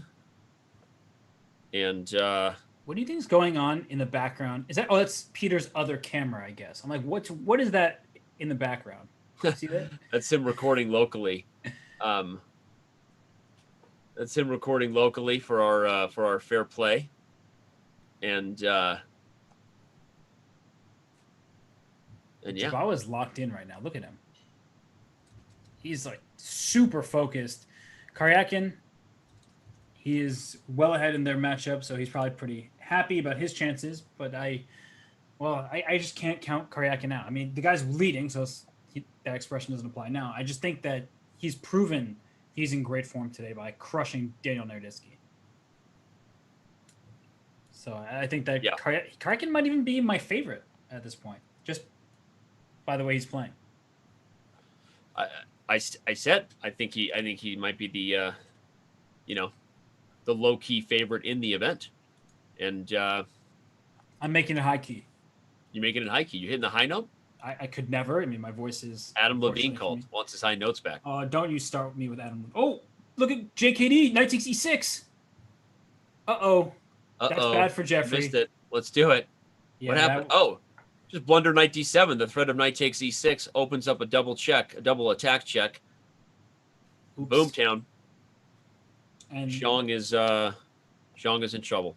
I think it actually benefits Jan-Krzystof that he's such a tough opening match. I really feel like he was playing against the only non-grandmaster in the field who we know is super strong and, of course, everyone respects, but he had a tough time of it. And so now he's really locked in, and he's taking down Jeffrey in this game. He's also up 20 seconds, can steal an exchange on f8, and he should have an easy go with this one.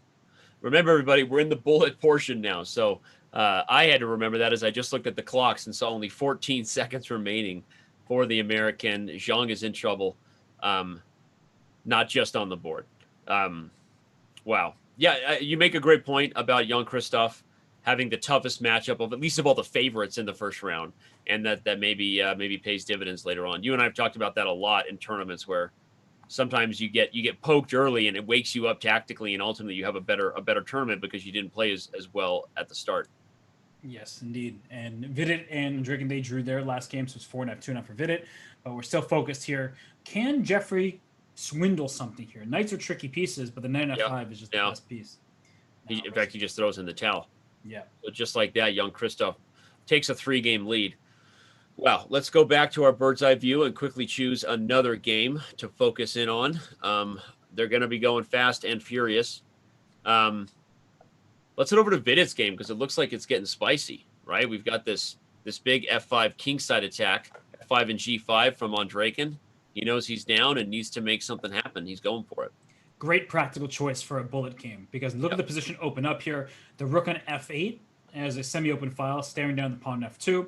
The bishop on c8 doesn't look very good right now, but that bishop often goes bishop d7, bishop e8, and tries to work its way to the king side, though here it does nothing because all of the light squares are clogged.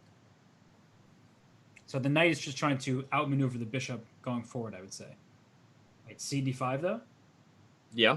Can I sack with rook takes d5? No, it's Probably not Oh, good. look out for other kinds of sacks, though. Gotta be. E6. Wait, that's just the problem. There's knight E5 though, and then the E pawn is hanging, and that's why he went rook F5, partly to attack Yeah, the but there's E5 like pawn. if E6 95, dude. There's bishop E4. I was gonna say after it, but he finds it first. Yeah, because rook takes D7 is a move after D takes E4. Oh wow, even stronger. If D takes E4, everyone, rook takes D7 and then E6, and there's no way for the knight to move and block the diagonal. Vidit's mad that I didn't say that he was the favorite. He's like, Yeah. what was that? Like, Who's playing well today? Robert. I'll Oh show my you. Gosh, look at that move. That was a move right there. Rook takes D7 and E6. E6 and the threat of rook D8 was also probably a lot, but okay, that's called desperation if I've ever seen it. Rook D8 check and then E6 should do the job. Or no? Is there something? Yeah, E6, king E7 barely survives? I don't even believe it. Actually, maybe it does.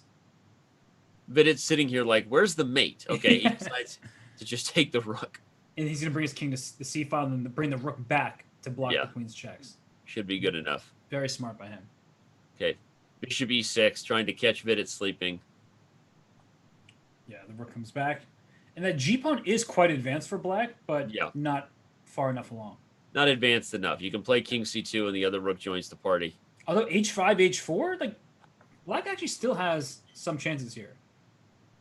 Okay, nice move. Heading into C7. Yeah, maybe not anymore. Queen E7. Very good. And now you could even get the queens off the board with queen F6. Rook D6 check, probably mates. Actually, definitely mates. Good enough. Good enough. Vidit Gujrathi reclaims the 3-game lead. And we continue to be on the edge of our seats here. Let's back up again and choose a new adventure. We've got Peter Svidler and Alexander Grishuk. What's going on in this matchup? Let's check it out. White's up a piece. Yep, and he needs this game because he is now down 2 points. Grishuk won the last game. So the piece for 2 pawns right now, but B6 is a target. So do you trade queens? I don't think you do trade queens here. Queen B2 would be an offer, and he plays it. Yeah, I think it should be good enough. These things can be hard. 2 pawns, yeah, you're right, but it's also kind of safe. You bring the king up, play F4. But look at the H8 square, Danny. Just doing that favor. Ah, you dirty dog. Always pointing out the future. Okay, king C4. He's going to pick up the B pawn. But black's going to play G5. Like, play G5 right now. Okay, yeah. You should have, you're right. Start trading pawns. Unless he believes that the pawn F7 is just not impossible to get to, but very difficult. And yeah, so, that's an interesting point. Yeah, if he just sits tight with the pawns as is, how does fit? Oh, repetition. That's not. Oh good. my God, Peter just like put his head in his hands and he goes, "What did I do?" Oh my God, because he can play this position forever. Oh my God, what a huge practical mistake. He just again, for those of you who may be new to tournament chess, if the same exact position occurs 3 times, it is a draw by perpetual, as it's called, 3-fold repetition, and it's not a mistake you should be making when you're up a piece. You don't want to forget that. No. Oh my God. I can't even get over that. And Danny, an interesting game that we have going on is between JKD and Jeffrey. It's 5-3 in favor of Jan-Krzystof. But this game, there's so many pieces, so much tension going on. Black is up a pawn because the A pawn was sacrificed, and that's why there's double A pawns for black. But look at the potential attack against black's king. And the bishop on A3 is also very strong. Yeah, I mean, I like white here. You do, but where's the knockout coming from? That's the essential question. G6. Oh, by the way, that threatens to take C6 and then take on G6 in a lot of positions. It actually does. Yep. You could have done that. There was even rook F8 at the end of the line. But okay, this is probably fine for white, just patiently bringing more pressure. And bishop B7 covers that F8 square and protects C6 as well. Watch out for knight takes E5 as a tactic. Oh, very nice. In fact, so we got the trade. He thinks it's too nice to wait on. He just gets rid of the bishop. Knight takes E5 would have won the bishop with the discovery, everybody. Mm-hmm. And so watch out for sacks in G6. You were pointing that out, Danny. Some kind of bishop E7, take on G6 kind of thing. Yeah, but you're right. I mean, it was almost like +4 earlier. Clearly, Jan-Krzystof missed an opportunity to cash in because now white is still better, but this is not nearly as clean. And, this is the rook on hard. f6 is. And that double a pawn, Danny, at some point could be useful for black. You know, right. Like, look, like giving up one a pawn. Go right back to on here. What a weird position. Yeah, I don't fully understand, if I'm being honest with you. There's some queen g5 ideas, though. That's a big queen g5 and then taking on g6 to open the 7th rank. Okay, he sees it.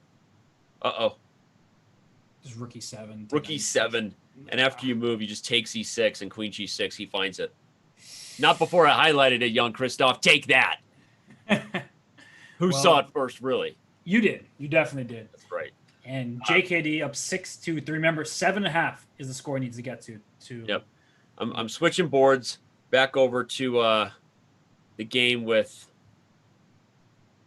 Jobava and Sergey. Jobava and Karjakin, a matchup we haven't looked at in a little while. Indeed. And as we look at the position, black has some pressure down the B file. White is trying to launch pressure down the A file. And something important is that black's king is less safe. There's no G pawn. H4 was just played, trying to go H5. And the knight's against the bishop. The knight doesn't have a light square outpost, which is what it would love to have against a dark square bishop. But still, here it comes. Still better. Board. Yeah. Yeah, if this was a square like d5, the knight is really flexing over the dark square bishop, but still white should be better. Karjakin up 3 games, so inching closer to that 7.5 touchdown marker. 7.5 points is what wins the total 14-game mini match.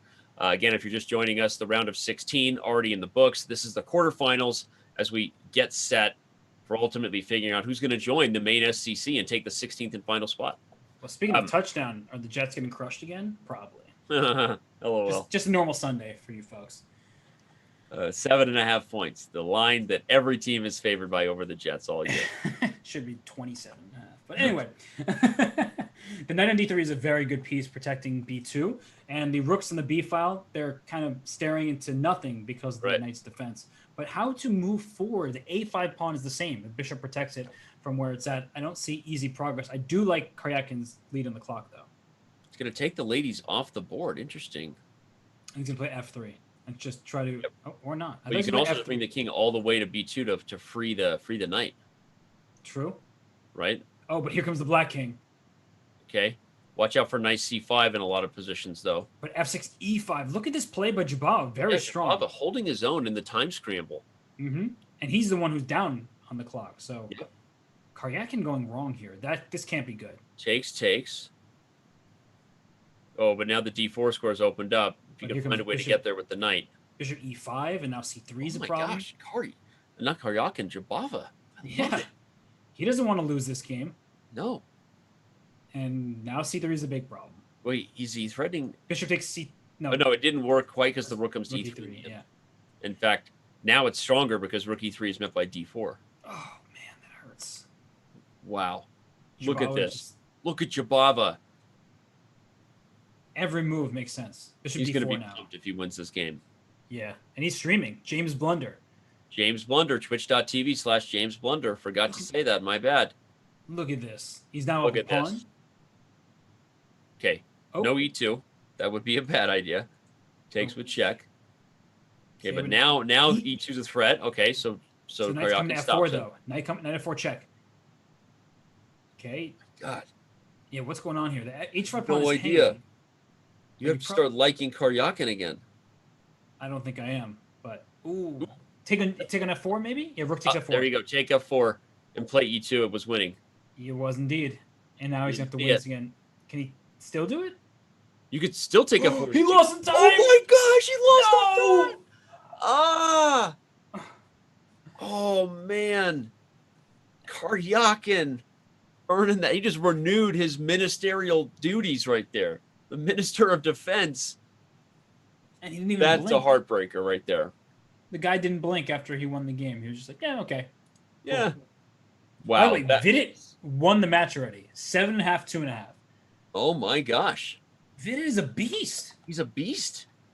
Today, Vidit is going all the way. We got 2,500 on YouTube who are like, Vidit. VD. Exactly. He's feeling it right now. He's playing well. And we have a couple other matchups to focus on still, but Vidit Gujrathi is the first person to jump to the quarterfinals, but he might be followed by Alexander Grishuk, who's 6.5, 3.5 over Peter Svidler. A victory here would send Grischuk to the semis. And JKD is up 7-3, so both of those players are trying to move on. They're on the other side of the bracket though, because Vidit is, in the semis he'll face. Grishuk is just taking this one home here. Peter is in big trouble, I think, already. So what's happening? Knight c6. I mean, okay. Knight f5 check was maybe an option. Okay, he didn't do it. Oh, Knight f5 looked It was great. interesting. What? Knight f5 looked really promising there. But now what's happening? Yeah, now it's kind of turned around. I wonder if Grishuk... Knight against bishop. We've seen a lot of that today. And you have to go bishop g3, otherwise you lose f2. Well, yeah, f2 is hanging, so you got to back up. Mm-hmm. Okay, d4 is risky because it opens the d file. Right. And that's exactly what white needs. The queen's on h5, that's step one, but you need to start using your rooks in the open files, and that's rook on d1, next rook coming to c1. There. Right? Rook c1 is the next move, I'd imagine, but maybe black has some kind of knight c3 at the right time. You need to be careful about this if you are Grischuk. So queen b6, take on d5, there's rook to d8. Just trying to trade and use his knight against the bishop.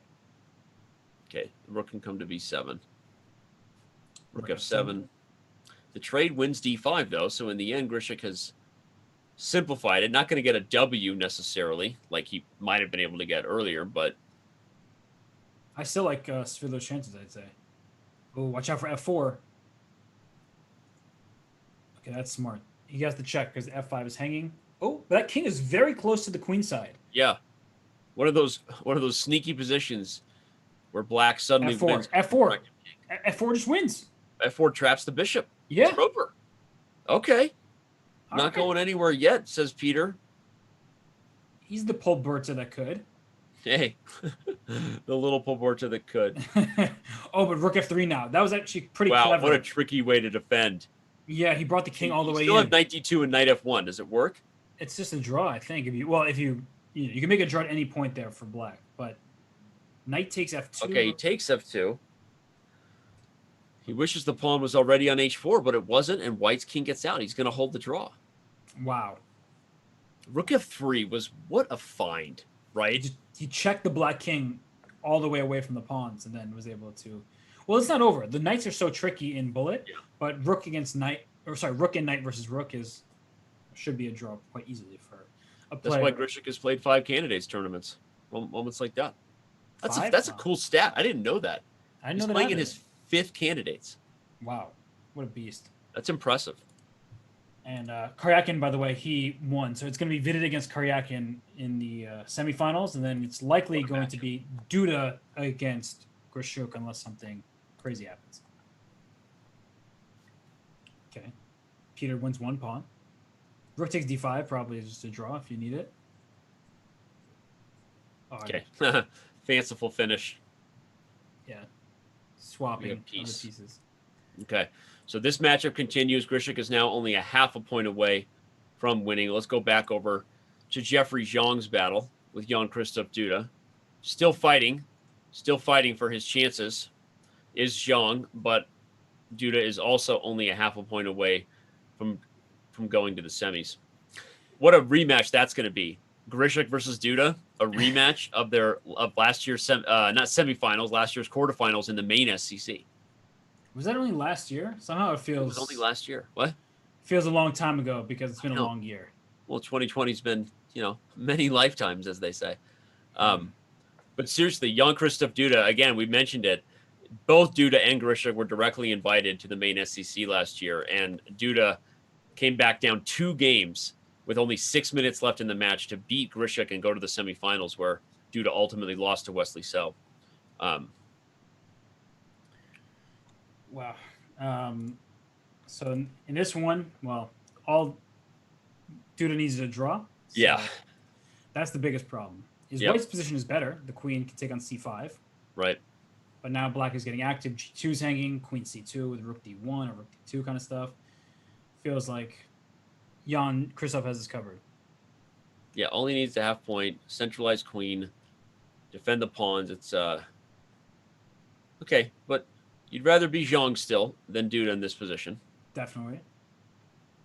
You're up a pawn. Nice move, though. The rook is very active here for JKD. And I like that by Jeffery to keep the queens on the board. He needs to win this game. He can't make a draw, so he's maximized. Also, look how much time Jeffery has. Yeah, seriously.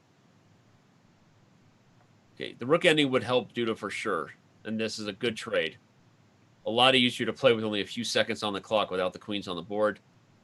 But still. Good chances here for Jeffery. Yeah. But the thing about this is Duda knows exactly what he needs to do. Is just keep his rook on the 7th rank. Right. So with that in mind, not easy for Jeffery to win. Right. Okay. Good step, though. Kicking the king back a little bit, taking another rank. Yeah, and now the rook is in a tough spot because if you leave the e-file, watch the king's ability to dart over here. Exactly. And I think at some point he's going to play a4 and use the pawn as a distraction, right? The a pawn's not going to become a queen, but it's going to keep Black's forces. Oh, that's it. Look at that idea. I don't know that it's any good. In fact, it's not any good. Okay. Look at that idea. It wasn't any good. King up, yeah, to protect the pawn. And I think we will have a draw now. And Duda will be dancing. Yes, he will. And there's nothing Jeffery can do. I mean, he can try. He has to play on, right? He can't make a draw. So yeah, plays h5. Oh, rookie board. Yeah. And Polish fighter 3000. I think he's underrated in bullet, which is saying a lot. Duda, he's only 30-50 there. So yeah. What's going on in this one? There's a king on g3. Well, unfortunately for Jeffery, his day comes to a close. We move on to the last match that still has any mystery left. Grishuk is a half point away. Although Svidler better in this game. Indeed. He has what? He's down in exchange, right? He's down. Black has a rook. White has an extra knight. But White also has 3 extra pawns. Yep. So, and outside low-key chances still of a pretty good attack. I mean, if you rush the H-pawn up here, the king is, yeah, here he goes. I like this a lot. Just push it. There you go. Okay. So White's king looks a little shaky, but the bishop on e3 is covering a lot of ground. Bishop takes d4 was defending the knight. Nice. That was really nice. He blunders it. Is even bishop c3 workable here? Then queen takes c3. Yeah. But you're going for the check. Game is probably better for White, but yes. Now you're threatening both knight takes h5 with check. Queen f5. What a move. Threatening to take f7. Queen a7 is forced. So, bishop g7, knight f5. So he moves king over, and now f7 falls, and once that falls, the checkmate. With it, the game. Nicely done by Peter. Look at that. Yeah, so you're saying there's a chance. I'm saying there's a chance. Peter Svidler keeping his chances alive, keeping the stream alive as well. And here we go. The next game begins with Alexander Grischuk. Well, remaining only a half a point away, but you got to get there, right? Yep. Here we go. And no waiting move for the first move to be played. Wondering what Peter's doing over here. He aborted. Oh wait, he got the white piece again. Peter won with the white pieces, so he should have black in this game. Got it. It was a bad pairing. I was gonna say he pulled Bortnyk. Yeah, but why does he have white again? Let me ask. We're gonna wait for them to get this right. We're gonna wait for them to get this right and just talk about the fact that okay, well, three of our semifinalists are set. Let's bring up the scoreboard, remind everybody where we stand. Jan-Krzystof Duda defeated the young American Jeffery Xiong, and we've got Vidit Gujrathi with a dominant victory over Dmitry Andreikin, but just as dominant was Karjakin over Jobava. And yeah, those two guys will be that's the semifinal matchup that I can't wait to see. Absolutely crazy. And the winner of the Grischuk versus Svidler battle will be taking on Jan-Krzystof Duda. So remember, everybody, what this event is about. It's about figuring out. We're going to unmask the singer right there. Who will that singer be? Not me, and not you. That's for sure. You don't. I was giving you a chance to bust out into song, but you didn't do it. No, it's a good thing because the game started. They figured it out, and we have got correct colors set up for our players. An opening that Svidler would never play in any game besides a bullet game where he has to win. Yep. The bullet game, bullet Sicilian here with B6 on move 3. Mm-hmm. White's going to be a little better in this structure, but all right, it's solid. Just have these pawns in d4 and e4. That looks good for white. Black, d6 and e6. The good thing about this from Svidler's point of view is he needs to win. So the fact that there's no easy way for white to trade off pieces and just like simplify and make a draw. Point. Yeah, I feel like Grischuk maybe should have taken the chance he had to bust things open with e5. But now you're in a double fianchetto sort of hedgehog setup. And as you said, it's a very flexible position for black. If you're looking for a way to just stay alive and generate winning chances, not a bad opening. And Grischuk is only a half point away, but this isn't going to be an easy game in bullet at all. No, it's not. And I wonder if Sasha's just going to close everything up. He doesn't. I thought he might play a move like a5 and just say, beat me, I dare you. Right. And now he's going to He does. Says Nietzsche. This game is going to last 5,000 moves.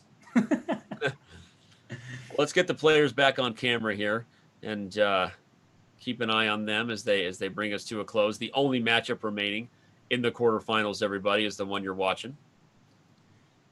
Yes, and now the knight's coming to d6, and black's going to try to play f5, but look at white's pieces. e4, pawn, bishop c2, knight g3, and double rooks in the f file.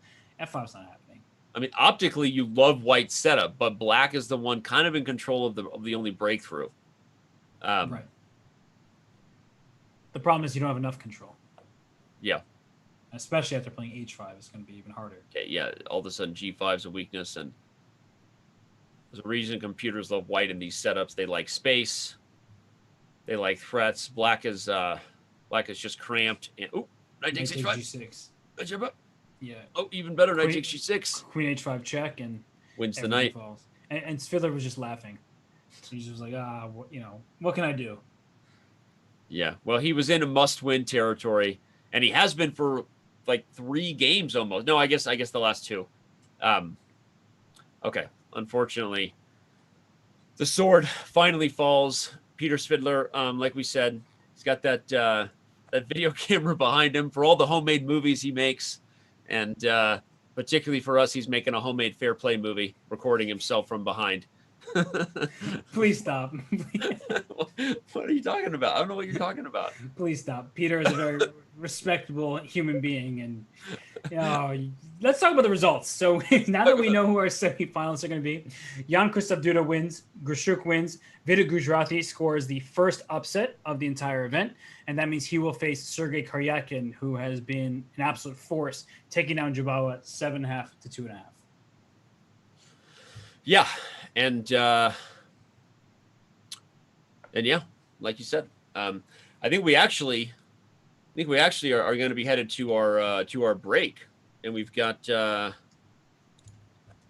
think, do we have game 2 from our primetime Smackdown? I don't know. These are questions that only you can answer since you're leading the charge here. I've also been doing the show just as long as you have. It's 3.5 hours in, and we got a long day ahead, so don't go anywhere. But again, if you missed it, game 1, Robert barely gets the best of me. And game 2 coming right up. Our primetime Smackdown, something that we're going to be doing regularly now, content in the middle of our break, so that no matter what, even if the chess show isn't rolling, you're not bored at home. So for all of our subscribers on Twitch, please enjoy game 2 right now between me and Robert from just a few days ago.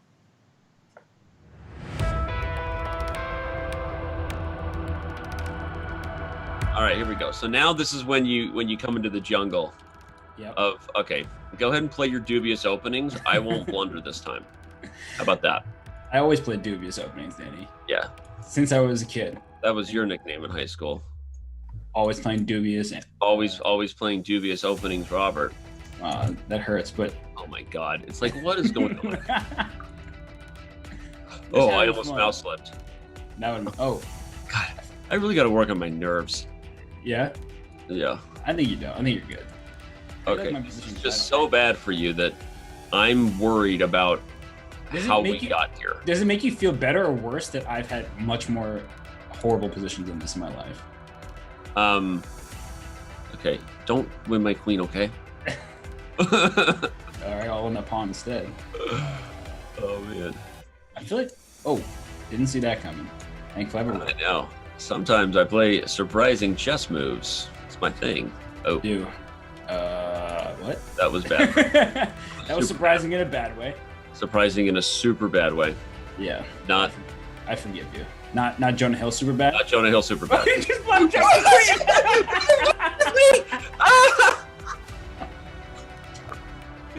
I knew this was a bad idea. How did I get tricked into this? Wait, actually, you're the one who made me do this. So No. I know. All right. Oh. Hey, this is where the epic comeback starts. I'm not letting you sweep me. Okay. I've heard that one before. Yep.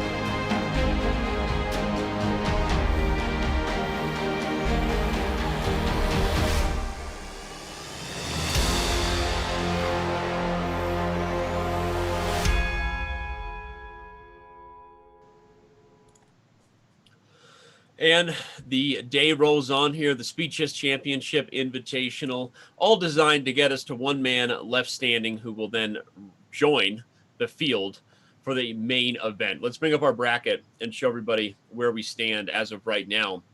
We're almost 4 hours in. It's been some incredible chess.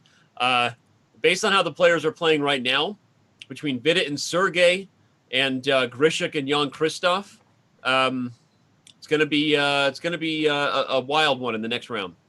It certainly will be. And JKD beat Jeffery, and Alexander Grishuk just beat his compatriot and good friend Peter Svidler. So those two. Our bracket is not updated. You're right. Yeah, those two will be facing off to face the winner of Vidit and Sergey. All right. Well, we'll bring in focus on these next two. We'll get an updated bracket for you here in just a second, everybody. Yeah, the games have begun. We have liftoff. Here we go. We do indeed. And Vidit gets the white pieces in the first game. And I want to remind everybody, including myself, that Vidit actually beat Sergey Karjakin to make it into the not the final of the Fischer Random World Championship, but the qualifier. I guess. How what do you call that? Like he won his group, and then would be able to play in the. I don't even know what to call it, but you know what I mean. I don't know what you mean. Yes, you do. He won his bracket to then go play in that final weekend to determine who would go to Norway to play in the Fischer Random World Championship. Yeah. So what is that? He qualified for what? He qualified for the qualifier? He qualified for the qualifier. That happens all the time. That's complicated. I mean, people qualify for qualifiers every day. I'm mushy-brained. Some people are not qualified to do their jobs. Like me. Like me. All right. Well, Sergey Karjakin and Vidit, as Robert was saying, have history. The Fischer Random World Chess Championship in 2019 was a big event, and here they are competing. At this point, it'd be hard to see either of these two guys maybe not favored in the finals matchup because of how well they played so far. Two of the most dominant victories in the day belong to these guys, so this is going to be a tough one. Right now, they're deadlocked. Equal and boring looking position, if I don't say so myself. But, one question between these two is what happens as the time control gets faster, right? I think that probably, again, we give the nod to Sergey. He is the stronger player, OTB, over the board, for those who don't speak Italian. And so we'll see if Vidit can maybe make some noise early. He does have a teeny bit of an edge here as white. Yeah, and Karjakin is much higher rated. I just took a peek at their ratings. His bullet is over 3,200, and he's clearly been a monster. And this position, Danny, I'm with you. Not the most exciting. A rook's going to come to d8, as it just did, and we may just see a series of trades resulting in a completely level position. Okay, so maybe we'll let them stay level here for a bit then. Okay. And we'll make the level-headed decision. Head over to the other match. What do you think? Sounds good. Let's do it. Okay. Jan-Krzystof Duda and Alexander Grischuk are the other semifinal matchup going on. This is a rematch of epic proportions in this particular format. Last year's quarterfinals saw Jan-Krzystof shock the world and send Alexander Grischuk home. And maybe Sasha remembers that, you think? Maybe Grischuk wants a little revenge, huh?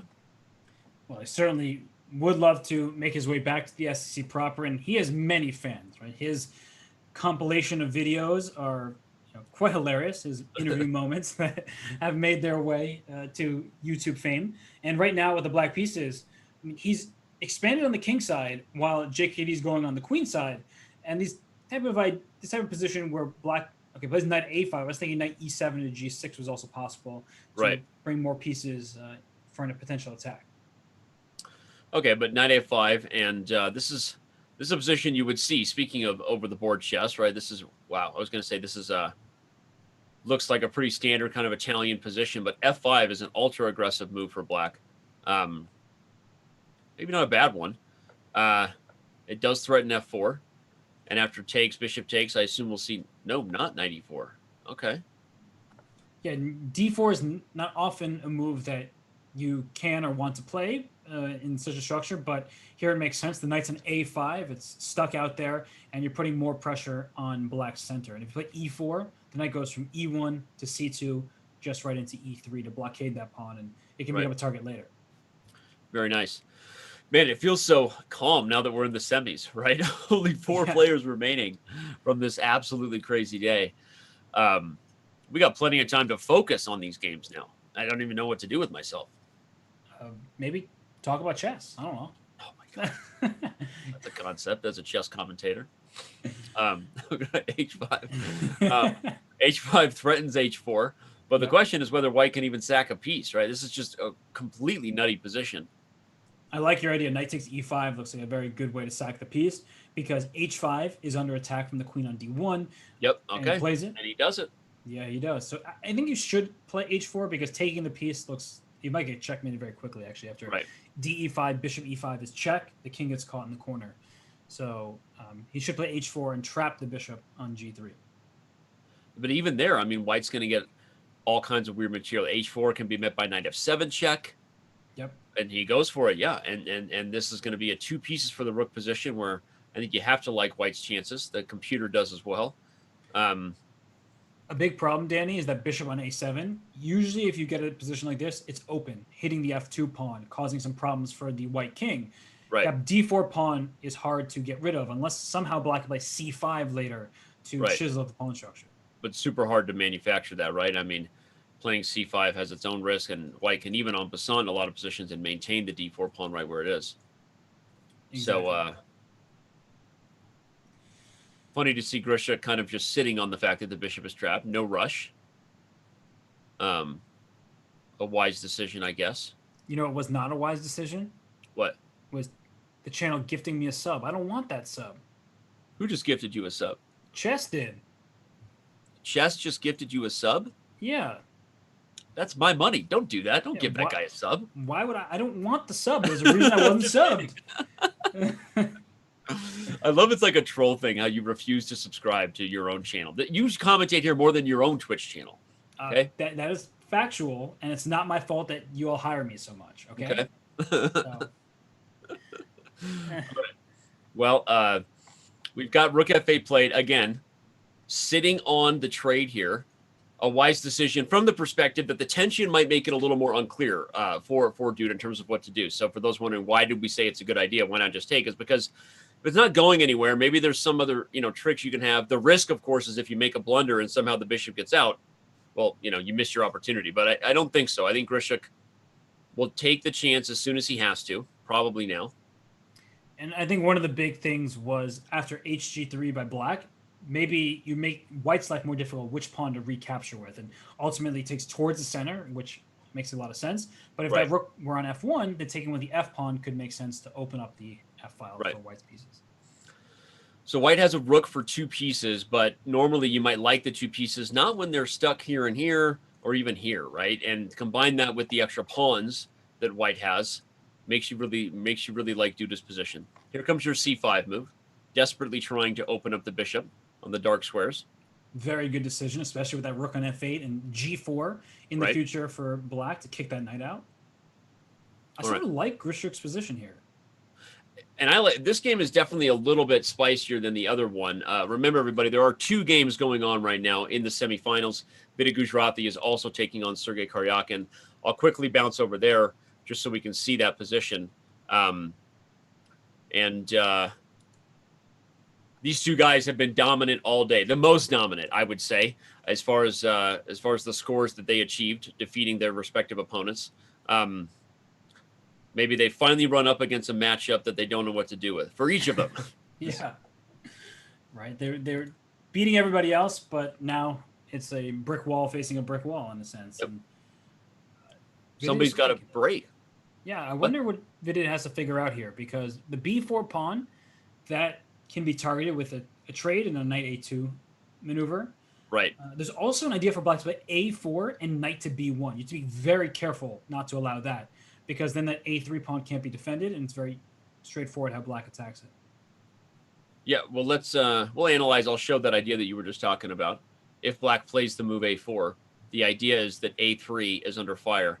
The problem, I guess, in committing to that is that White also has maybe some targets. How do I get to him? I don't know. How do I get to these pawns? I think because the bishop's on e2, you could play bishop d3 and just very nice. So you prevent this. Yeah, and then I might get trapped. Right. In fact, in the live board, we've seen that knight to b1 was played immediately. Now knight to b3 played, trying to make the tension break here so that the knight on b1 seems silly to attack the pawn. So a4, but a4 comes with tempo. I think the funny idea is let's analyze. If a4 knight to d2, knight takes, is it bishop d3? Yeah, maybe do this with the knight on a5 instead of on d2 because the king can't go and get the knight. If the knight's on a5, your king can run to d2 and. What a tricky idea. Yeah, that's. The knight is kind of self-trapped over here. There's actually outside chances it becomes fully trapped. Yep. So okay, we'll catch up to the live position here, and both players now getting under a minute. We'll see Sergey leaning up in the chair here. The shirt that, who was it? Somebody on Twitch said earlier he's wearing the chessboard. Yeah. You like to wear your heart on your sleeve, but you don't like to wear your chess on your sleeve that much. I literally made that kind of joke earlier today. How dare you steal my joke? You made the heart on your sleeve joke? I did. Did you? I wasn't listening to anything you were saying. Well, yes, you clearly were listening, and then subconsciously it seeped into your brain. All right. There's like, you were talking about your feelings or something. I don't know. I wasn't paying too close attention. This is just winning a3 now? Yeah, a3's over. I don't know what Vidit was thinking there. He shakes his head like, I don't know what I was thinking either, Dan. Well, to the nearly 2,000 of you on YouTube who are here for Vidit, right? Don't go anywhere because he'll figure it out, probably. Not sure our eval bar is going to figure it out. Someone's going to clip that right now. We got some issues today. That eval bar tracking my blood pressure better than the position itself. And my apologies for that. Oh, that's pumping its way back. Oh. And let's go back. Let's go back to Grischuk versus Duda. That's a whoa. Wait, what? So White's up no, White lost the rook. I was like, White's up a ton of material, but then I realized there's a missing rook. But those pawns are too strong. But he is still up about to be up a ton of material as soon as he plays a7. Bishop takes g3 though. Watch out for that move. Bishop g3. So that's why he brought his queen back, because that pawn was hanging over there. Okay. Rook e8. Okay. Queen slides over to a2. No. Oh, queen at a7. Oh, you dirty dog. Oh my gosh. And then he, even for good measure, plays rook a1. That's just sick. And he wins on time. Wow. Look at him go. Jan-Krzystof. Stylistically, we've talked about different struggles in the day as far as matchups go. Is it possible that JKD is a stylistic kind of? Is there something difficult about this matchup for Grishuk? Only just commenting on the history of the fact that Jan-Krzystof beat him before, right? And yeah, I think that JKD is he's super strong, and Grishuk moves a bit slowly. Right? We know that in classical chess, he's the guy always in time trouble. So I wonder if that will play a factor. And in that game, it did seem like JKD was in control throughout the game, and he was able to secure the full point. So good on him. And wow, that bar is just really doing a dance at this point. To advance. All right, I'm going to go back to the other game. Karjakin versus Vidit. A slower positional battle. But that alpha zero type of h5 move included here. Right? Like, why is that pawn on h5? Shouldn't it be on h6 or h7? But probably pushing it all the way to h4. There he goes. And I wonder if that's a bad thing. Because at first glance, the pawn h4, you're like, oh, it's a threatening pawn. It's allowing black to make an attack. But I'm thinking about the end game. And a pawn on h4 may have gone too far. And it could be a weakness rather than a strength. But that's maybe just my brain taking me on a ride here away from the current position. I do like Sergey in the early stages here. Seems to be easier for him to play, and he has his head in his hands. I don't. You don't really see that very often. Sergey looking like he's struggling, especially not today. He's had a great day. But Danny, what are your thoughts? Sergey having everything under control? Well, he's already up a game. Simple position. I don't think he's going to lose this one either. I think it looks better for him, right? The pawn h4 is a target. This is one of those positions where you'd want to trade on d3 and then put your pawn back to h6. I've said it many times at this point. You know, it's really what this position boils down to: Yeah. is white is better because his pawns can't be targeted in any way, and Right. black's pawn h4 is more vulnerable.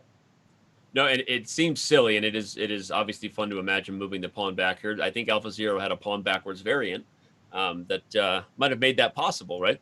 But it is something to note long term, because an otherwise equal endgame might actually be one that black could lose only because of that weakness, right? Mm-hmm. Probably outside chances that's really the case, but they are there. And look at how easy it is for Karjakin to play. Rook a to e1. Just put yourself in control of the only open file on the board. Bishop e6. There must be some kind of bishop takes g6 tactic at some point, right? Because maybe right away. No, not right away. Okay, but all right. The queen goes to f6.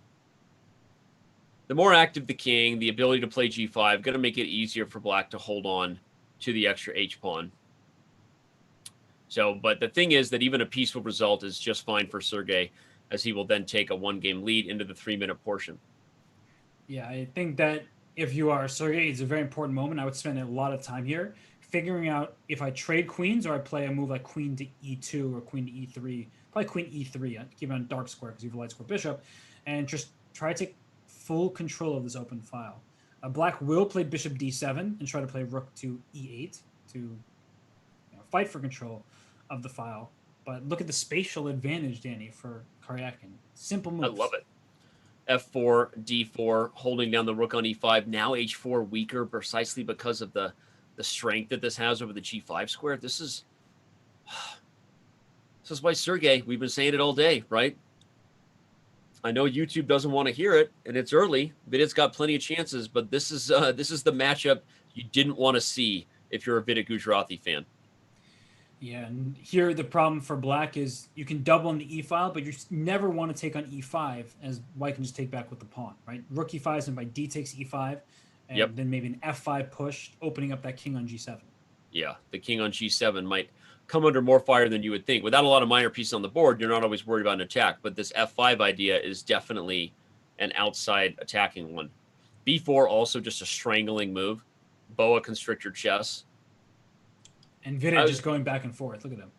Yeah. I mean, not the worst thing to do, I guess, if you're just worse and there's no progress to be made, but certainly Sergey holds all the cards. Let's jump back over to the other matchup between Oleksandr Grischuk and Jan-Krzystof Duda, and we will see what's going on here. Okay. White seems a little bit better. You seemed so enthused about this position. You were just like, it's not that exciting. Okay. I thought white was a little bit better based on the activity. The closer I look at it, the fact that the weak pawns are stuck, right? I mean, it's not easy for Grishuk. If you could just take this knight from f6 and put it on a5, then you really like black's position, Jan-Krzysztof's position to gang up on the pawns.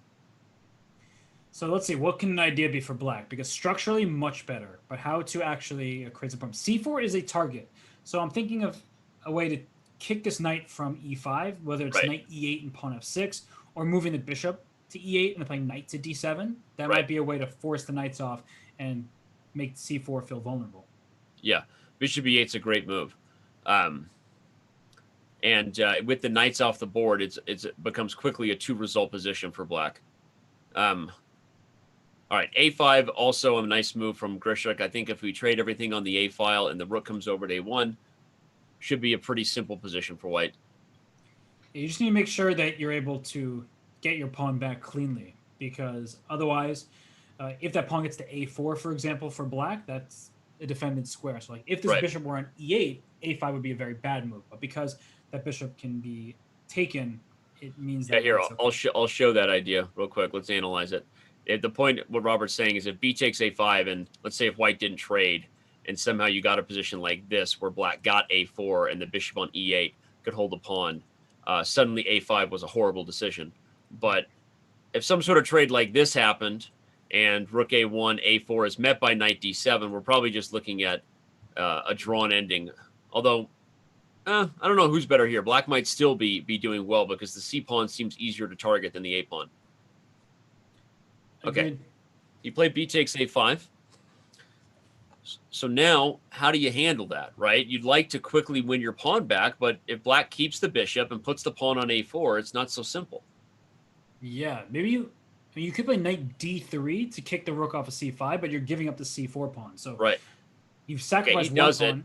Yeah, you're giving up the other. Wow. Not a bad idea because the a7 pawn is just so hard to defend. White can double rooks, and how do you bring a second defender? You don't. What you do is you go for counterplay. So something like rook, I was going to say rook 8 to c7, rook a1, and then rook c3, but this also works. But now you can attack it twice. Rook c7, rook a1, you have rook c1 check, trading off the rooks. Very nice. Yeah, I think Jan-Krzystof, he's in great shape here. He's in great shape. He's already up one game. He's up 40 seconds on the clock. You never answered my question whether you thought JKD is a stylistic, difficult player for Grischuk. I just think he's a difficult player for everybody, so it's hard to, give a concrete answer.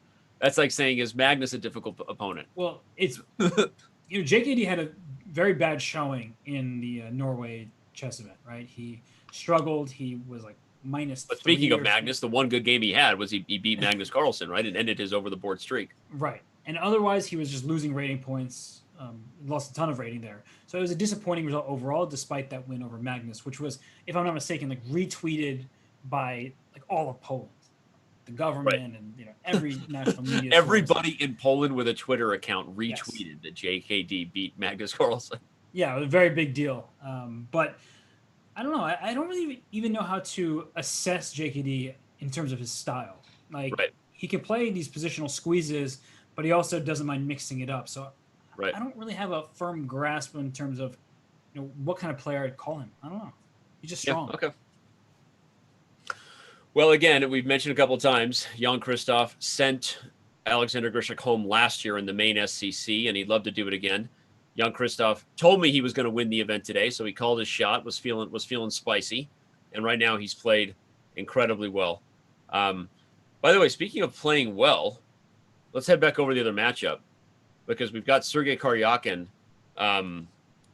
again, proving to just be the matchup that Vidit didn't want to see. He's got a queen versus rook and bishop, a couple of passed pawns to go with it, and I think Karjakin takes a 2-0 lead into the 3-minute segment.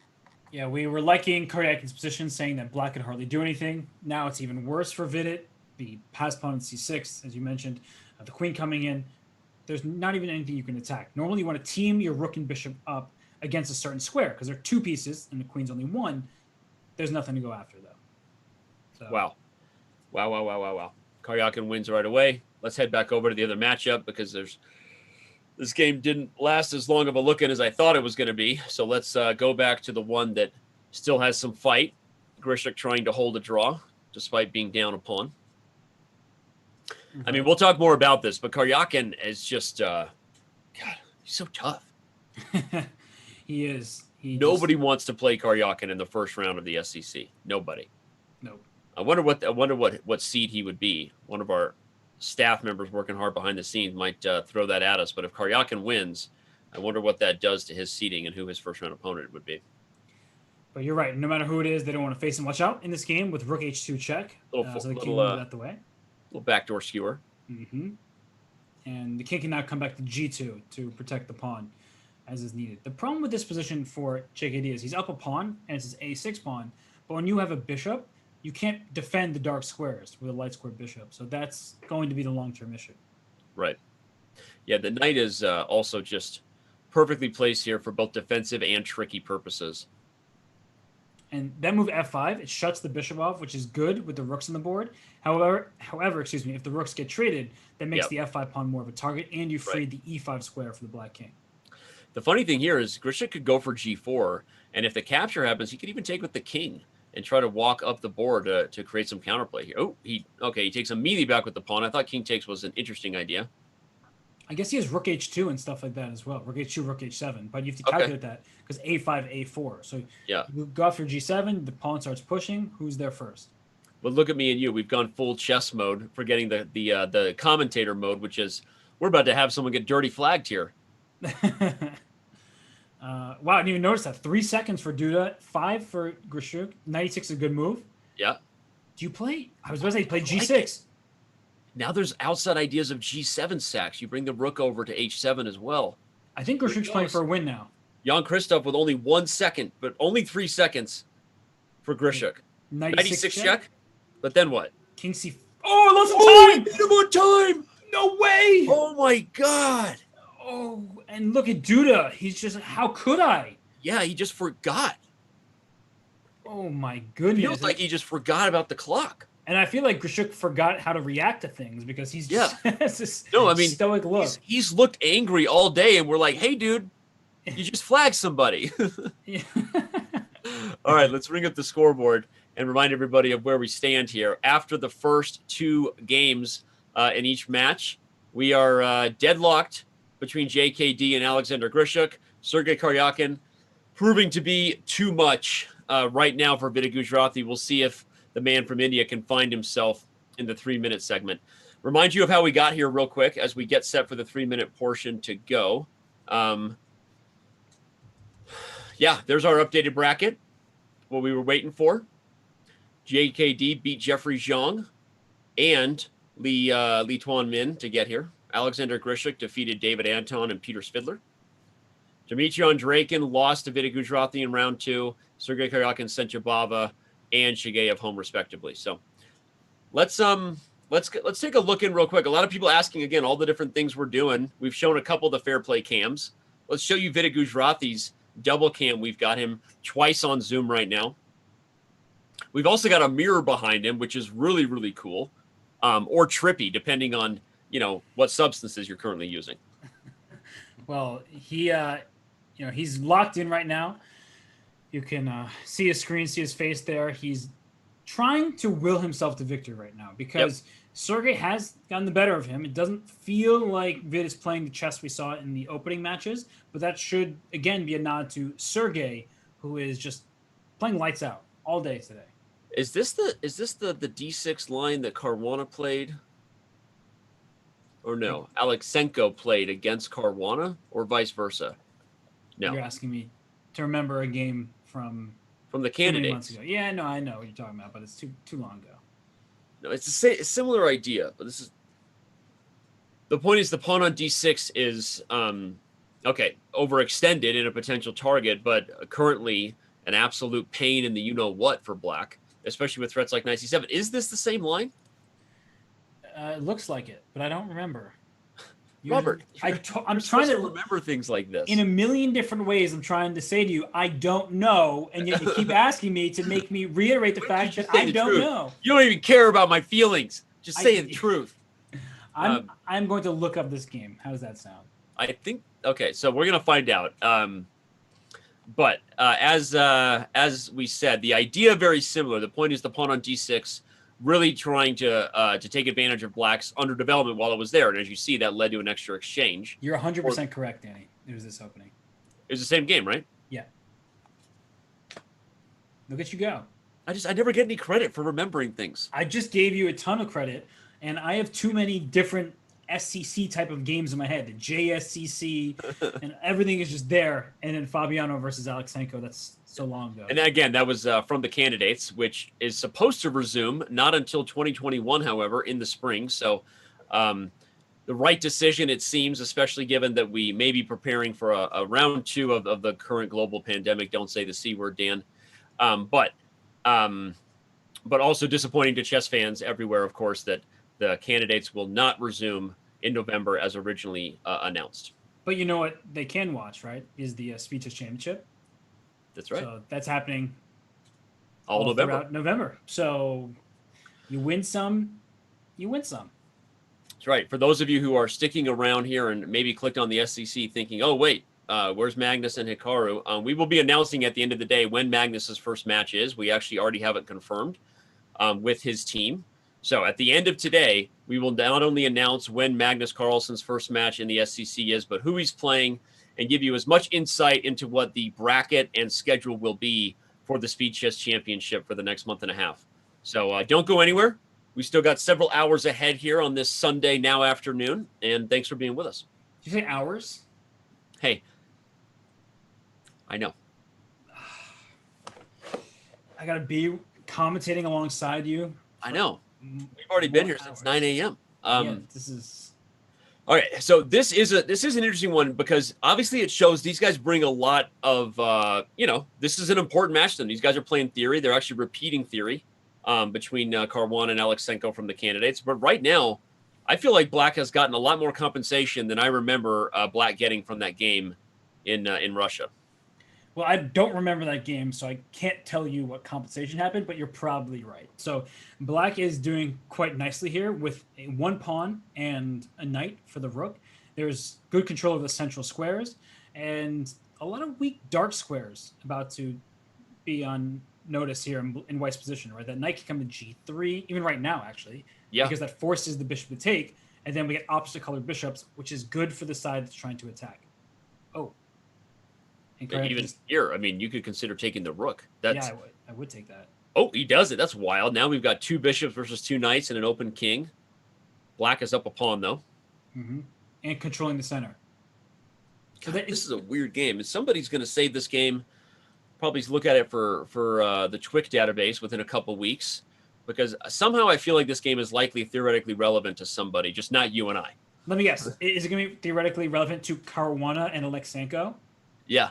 Okay, I wasn't sure. Just making sure that this could be the players who might want to look at this. All right, but let's back up and head over to the other matchup. This is certainly an interesting one. We'll keep on it toward the end, but we also have Alexander Grischuk and Jan-Krzystof Duda facing off. Let's go see what's happening in their first 3-minute game. Again, Duda looking like he's doing his job, having a zippity Duda day. He is up how many pawns? 2 pawns. No. 1 pawn, it looks like more, and the Black King is in way worse shape. Yep.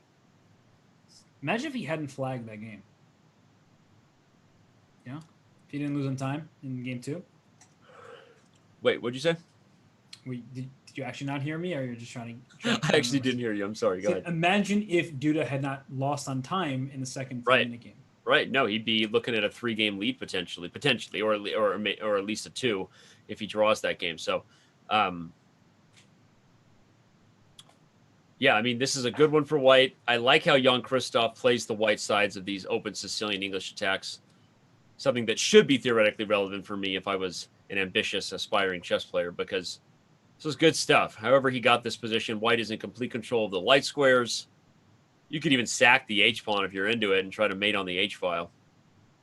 Bishop f5 is clearing space for the queen, but Black is going to play bishop e5. So one of the annoying things about this position is that Black can completely control the dark squares. So you play bishop e5, your king can actually sit on h6 of all places. Oh, that's so funny. I love that. Yeah. Although rook e8 was smartly played before bishop e5 came in so that the rook wasn't cut off on the e-file, right? He did create this this pressure here. Whether it amounts to anything, we'll find out. Queen b8 coming. Maybe you're right. Maybe there's... Yeah, queen b8 looks good. But even so, queen b8, your idea of king h6 is rather annoying. But there's rook g8, queen f8 checkmate. Is like the... h6 nice move. Now queen down and rook g8 is monsters. Monsters for Black. That's it. That's game. Because rook g8, queen f8. He's going to give a check for good measure. Second one, he goes... Okay, I wasn't expecting the king to... I was going to go b3 because c2 was protected, but... Yeah, I'm like, wait, is there anything here? It's mate, rook g8. Check and queen d8 is mate. Yeah, queen f8, queen d8. Okay, so he just resigns. Wow. All right, well, we've got another game in the books. The next game between Sergey Karjakin and Vidit Gujrathi kicks off with Sergey having won the last game. We didn't even get to see the finish of that, but let's go get these 2 guys on camera. We're now watching Sergey Karjakin and Vidit Gujrathi. And I guess that Vidit watched the U.S. Women's Championship because Irina Krush played this from the black side in many different games and scored a great performance to win. So congratulations to Irina. And all jokes aside, well, maybe he watched, I don't know. But this kind of position where now Black has these double F pawns, it says, okay, that doesn't look great, but you have the bishop pair. And this D6 pawn, even though there's a queen and a rook just staring right down that file, the bishop covers that pawn quite nicely. So Black is sort of playing for the eventual break to get the bishops in open lines, and White's just claiming my pawn structure is healthier and I have more control over the center of the board. Yep. This particular variation or version of a Sicilian, whether it's an actual Richter Rouser like it is here from the classical, or even different variations of the Najdorf that can reach this stuff. I feel like this is like a battle as old as time when it comes to the Sicilian, right? You've got black with the bishop pair and the worst structure versus white with the positional edge, right? And maybe the long-term chances because of it. It's like something that is still being played at the highest level for both sides, because both sides have winning chances, right? It's super dynamic. It is, and this h5 move is adding to the dynamism because the bishop can go out to h6 and use a new diagonal. You're trying to play h4 for black, and white played h4 to stop that and to cement that pawn in its place. Yep. But this is what black does. You play king e7, bring a rook to g8 potentially, and white's position on the king side is actually quite shaky because that pawn on h2 is defending the knight. Now the knight doesn't have a safe square. Well, it would be a huge win and a sorely needed one for Vidit Gujrathi. Down 3 games currently to Sergey Karjakin. If you can find a way to show that that he knows this Sicilian better, that would be big time. The h-pawn falls, but black is still in decent shape, I think, with the weaknesses you highlighted. Yeah, that rook on a8 is going to swing over to g8. And you could even trade here and pick up e4 if you want next. Right. Good point. So, queen e1. Sorry, queen f1 threatens rook e1 if you were to take the pawn on e4. But then you could take on d3. Ah, okay. Yeah, Vidit just sits tight, though. Okay, but now your rook e1 move looks quite strong. Yeah, rook e1 kicks the queen, defends the pawn. Oh, even better h3 as well. Yeah. That's a better way to do it. You think Vidit missed his chance to take e4? I feel like now if white can get the move g4 in and he plays queen e2, because g4 threatens knight takes f6. Right. Right, just like blast the position open, play g5. I don't think that Vidit's position is very good. He's no attack or anything either. Yeah, this is not good. So, and shout out to little Penguin GM, Andrew Tang. He tried his hand in the JSCC. He qualified for that, and unfortunately, he couldn't make it to the SCC overall. But I saw a little raid there. Yeah, we really appreciated Andrew, and I think he was streaming a little bit of a bullet match earlier against Hikaru. Not sure if that was true, but I saw them engaged in battle here on Chess.com. But thanks for the raid, Andrew, and welcome, Raiders, because we have the SCC Invitational now in the semifinals, and it's been quite the day, but a lot of good chess ahead. For sure. All right, you highlighted that g4 threatens knight takes f6. Is it on the agenda now? Knight f6 looks good. King f6, g5 check. Yep. Open this position up. Let's analyze it. Here we go. All right, so knight f6. Knight takes f6, king takes, g5, shake and bake. If rook takes, you'd like to use the h-file. I'm going to use the h-file, yes, indeed. And then what, though? I can throw in f6 if I need to or want to. Bishop c4 is always possible as well, just going after f7 and the d6 pawn. Okay. It's what's happening, so... Well, it looks like the live position caught up to our analysis board. Thanks for joining us, guys. We're already ahead of you. Oh, I like what he did. Rook h6 has not been played yet. Yeah, he played bishop c4 first, which I think is Instead, he smart. played bishop c4 first, yeah. And he's leaving rook h6 on the table because he can make that move. The king's not going anywhere. And he can also play rook h7 and try to take this pawn on f7. That's why the bishop was the back rank's a problem. I'm like, where's the next blow, right? Where's the next knockout move for white? And okay, now isn't there an option to sacrifice the queen for 2 rooks? Yeah, and then white will play a3 to make sure the king has left over there. Right. And then the king is out in the open. And f7's hanging. I think white's happy about this. I think right here, these are the moments where Sergey consistently surprises us, though, in terms of, because we don't think of him as a bullet player, but can't tell you how many times I feel like we've, deja vu. We've said, we'll see how Sergey handles time pressure. And he seems to do just fine. Yes, indeed. And he only has 12 seconds, which I didn't notice. Good for on you to point our attention to that. But he is up a queen and a pawn for the 2 rooks. And you say, right. I mean, up. 2 rooks is 10 points, a queen and a pawn, that's also 10 points. But king safety is the utmost importance when you have an imbalance. And here, the king on a2 is about to be safer than the king wide open on d6. f7's falling. Okay. b4 is falling. The only thing you have to be careful about if you're Karjakin is some sort of, like this. Oh, So checking, maybe, can you play b4 for white now? Just give your king an escape route. Yeah, I guess he gets out just fine. Wow. Again, cool under pressure. Sergey Karjakin with only 4 seconds is getting closer and closer to just an easily winning position. I mean, now all kinds of threats. You're threatening b5. You're threatening queen c5 check. Okay, now queen c5 check, followed by moving the bishop to defend c2. Right, just do not blunder c2 because that's checkmate. Yeah. And he protects everything. b5, nice move. Oof. I mean, b6 there was also just fine. Wow. Yeah. Now you can check and take f6, no problems, and Karjakin is going to take a 4-game lead here. Oh, man. Vidit Gujrathi fans, time to buckle up and hope for your man to find some sort of life here in this match. Just what a match by Karjakin. Seriously, yeah. He's been unbelievable all throughout today. And okay, there's a king on a4, which is a bit strange, but that f pawn is promoting, and that's going to be 4-0. Yep. For Sergey. The last game between Grishuk and Jan-Krzystof Duda was drawn, so let's head back over to that. Our next game rolling on in the other match, and here we go. Okay, so still a 1-point lead for JKD. We have another Sicilian, and in these positions, Danny, I mean, you're more familiar with them than I am, but f4 is the start, but how does white progress? Normally here already, white might even not look at f4, but looks to kind of fix the king first, taking, and then the queen comes up. I think normally you want to castle long first. Okay. Yeah.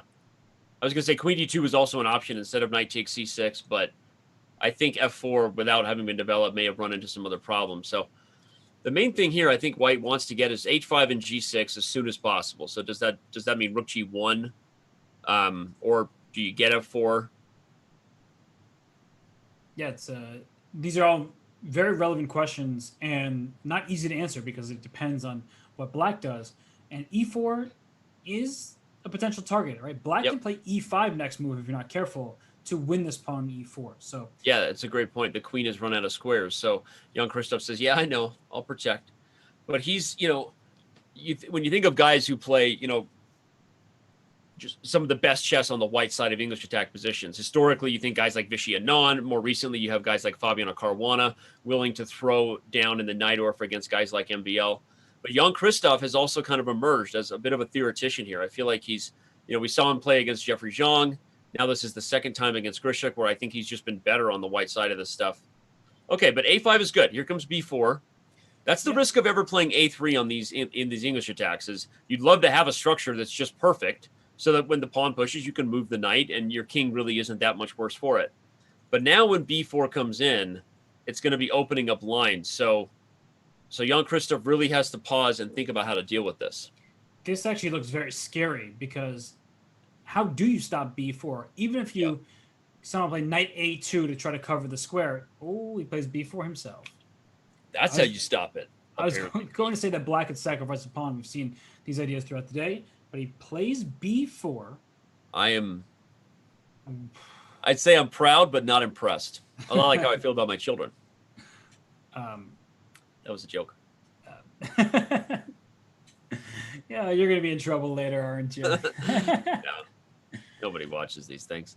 All right, b4 played. Seriously, that is an impressive move. No jokes. I'm not sure it's any good. Black can take once, play e5 with tempo. Let's analyze it. All right, to the back cave. Instead of talking about it, let's just do it. Okay. Chop, e5 here. The knight even has this square now if you want it. Mm-hmm. And this move is going to come back to haunt Duda. Although, if you ever play e5, typical Sicilian problem, the d5 square is white's for the taking. So that's the one major thing that you have to take into account if you ever do play this e5 move. And he plays it right now. So, Danny, you're right. No, I think e5 was key, but I'm not even sold on this move. It was an idea of playing e5 because the square's made available, but also knight a6 and knight a4 both have merit because one of the things to watch out for is black sacrificing the d pawn to win b4. Well, look what's happening. The knight did plug the d5 square, and I'm not quite sure. I'm not convinced that black is in time here. in the way you'd like to be. So he has Yeah. taken. Look for him to put the knight on d4 or f4. I think he's going to be willing to sacrifice the pawn to get the dark squares. Just That's a guess. It's a fair point. It's a fair point. I mean, it's thematic. It's the right thematic idea. This pawn is usually more than worth the long diagonal for the rest of the game. But you're not getting the long diagonal very easily, and White's going to play bishop d3 after you take on d4 now, but bishop d3. No, and the queen can come to e4, and I can try to checkmate you first. I think you said it well when you said it. It feels like black is not in time, because a typical idea in these knight orfs, everyone, is this rook has already moved. And so you're playing bishop f8, g6, and sort of you're dragoning by hand, right? Creating a dragon Sicilian. But black is just too slow for that here. And so how does Grischuk justify the pawn sack? Rook a8's an idea. Try to go after the a file. Okay, queen c8 also opens up this move, by the by. Mm-hmm. There's also queen c5 or queen c3 to. But why do you choose queen c8 instead of queen c7? It must be about bishop d8. Yeah, opening the diagonal. Agreed. But I don't know. It feels like a bit of a slow move as well, because now White can go for g or h6. I don't know. I feel like if Grischuk plays g6, I'm starting to like his chances but better. g6, then I'll take on d4 and play h6 and try to checkmate you over there. But I don't know if I get there in time. Do you get there in time? Okay, Probably maybe you need to play queen c5 first. Okay, he does it. Queen c5. Okay, you got to deal with a3. Wow, what a move, by the way. Let's show it. If queen takes b4, a takes b4, you've got this protected pass pawn, and you fix the structure. Right. That is a nice move. Queen to b4. Rook fc8 maintains the tension, but now White's going to play bishop d3. And is black going to be able to steal that pawn in d5? Like, that's what I'm trying to figure out here. Is that one's hanging. You can capture it. And both sides, 30 seconds or less, Duda needs a move. And bishop d3 looks like the move. Remember, the other semifinal matchup, if you go to Chess.com, you can follow all the games yourself. Vidit Gujrathi currently trailing Sergey Karjakin big time, unfortunately, for all of our fans from India cheering on Vidit. But this is the much closer match where we're focused right now. Okay, so d5 captured, and then f4 protecting the pawn on g5. So g6, does it actually break through, though? That's the problem, is you typically just play h6 as a response to g6. Yep. Okay, so not much time. 7 seconds for White, 14 for black. Where'd you go? Where do you go? Queen a2. Queen a2. Nice move, like it. d5. You probably just back up, indeed. Okay, d4 can be captured. Takes it. d5 is possible for black. So d5 threatens the a3 pawn. Is he going to trade? But g6 is available for White, so that's why he played g6 himself. So he had to stop it first, but now he could take a3. Right. Even so, the endgame, very dangerous because of the f7 pawn. Wait. Only 2 seconds, by the way. 1 second for each player. I feel like I'm so focused on the chess. Me too. Like, forgetting the drama. Oh, he does it. Oh, my God. Grischuk with the head shake. Duda with the pump fake. And look at that.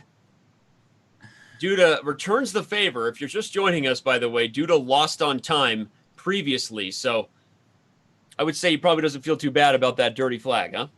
No, he doesn't feel bad at all. And it gives him a 2-game cushion as they play their final game of 3+1. Yeah, we're definitely gonna hop over here to the Vidit Sergey game, because they are under some serious time pressure themselves. And both kings under pressure. Oh, Vidit! He barely made that. Point 30. Point. Oh my gosh, he's gonna be down 5 games. 5 games. Oh man. 5-0 headed into bullet. I think, wasn't that the last 3-minute game? No, that was the penultimate 3-minute penultimate game. Okay. One more. You just like using the word penultimate. Do you want me to start using the word anti-penultimate when it's the game before the penultimate one? It feels like it shouldn't be the anti-penultimate. That feels like antimatter.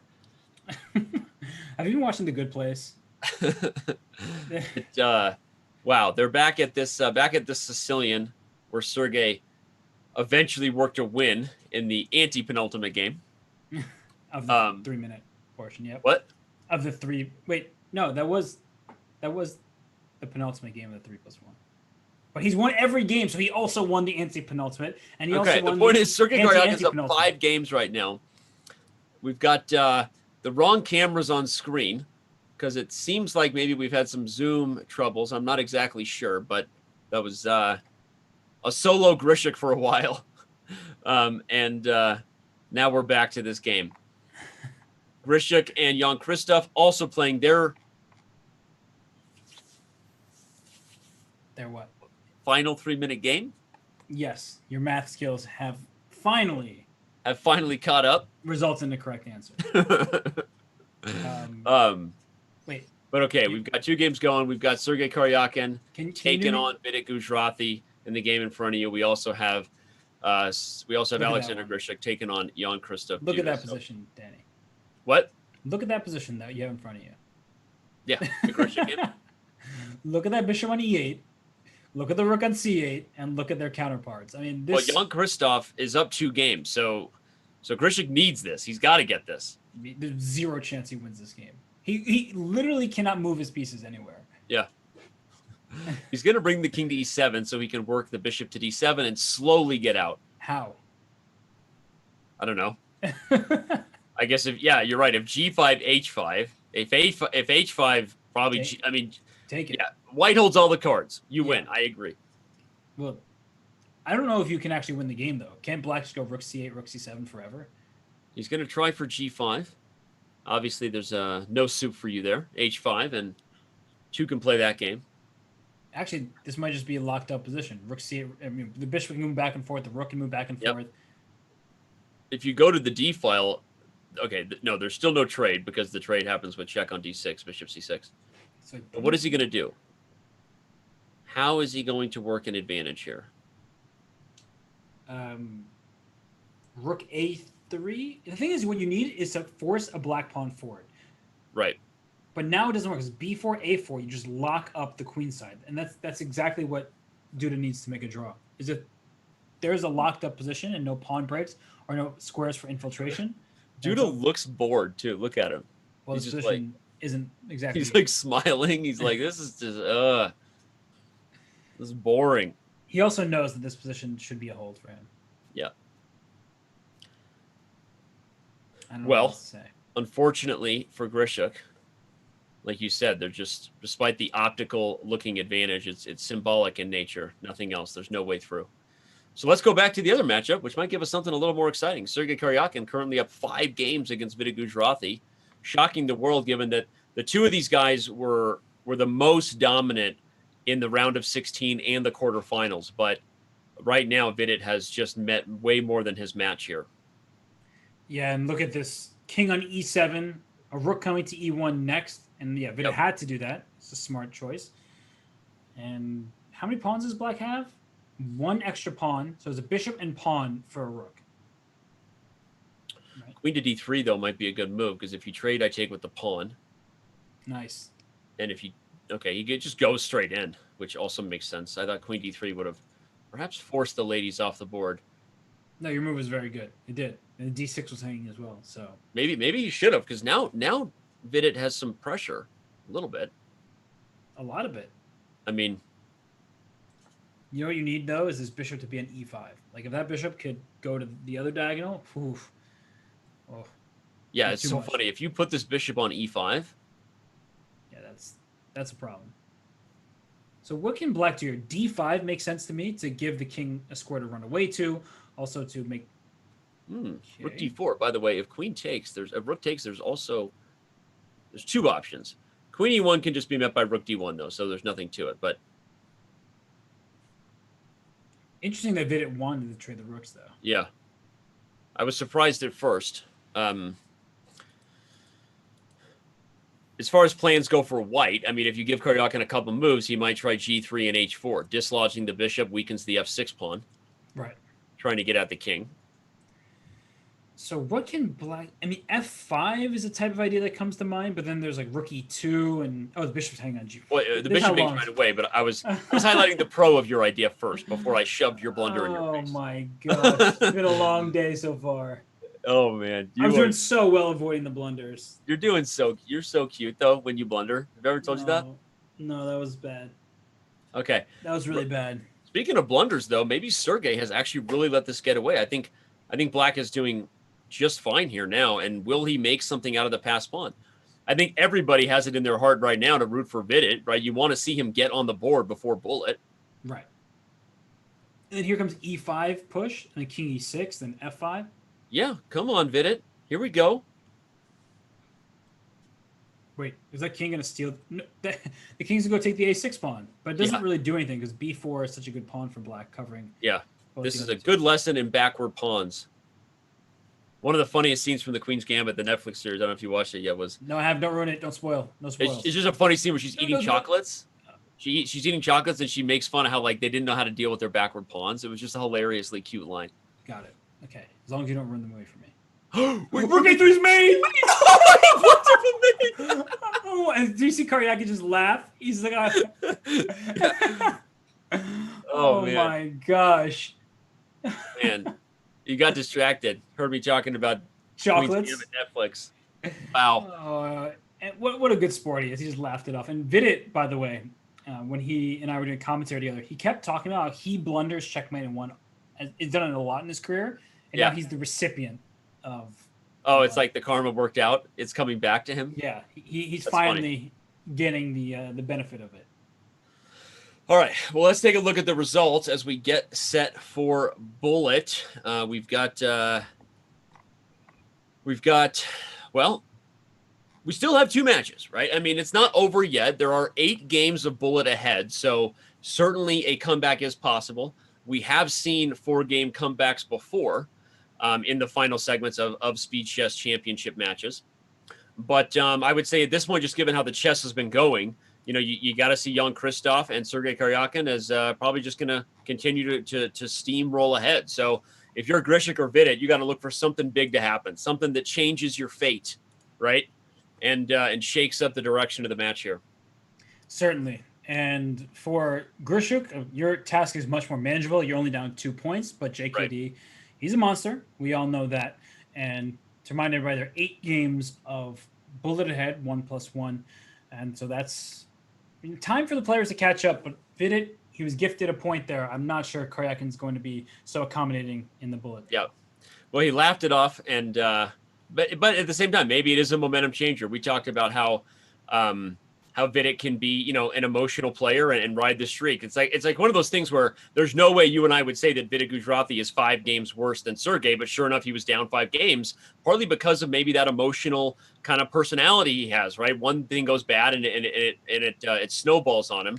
So if he gets a win here, you know, who knows, right? And especially in this setting, we talk about these storylines a lot, everybody, because it's very real. It's not over the board chess where you have a rest day and a nice dinner, you know. You call home, someone says some kind words, and you feel better the next day, right? These types of things are, you know, you've got to gather yourself emotionally in the middle of a 6-hour match, right? Just like Robert has to gather himself emotionally every time he hosts a show with me.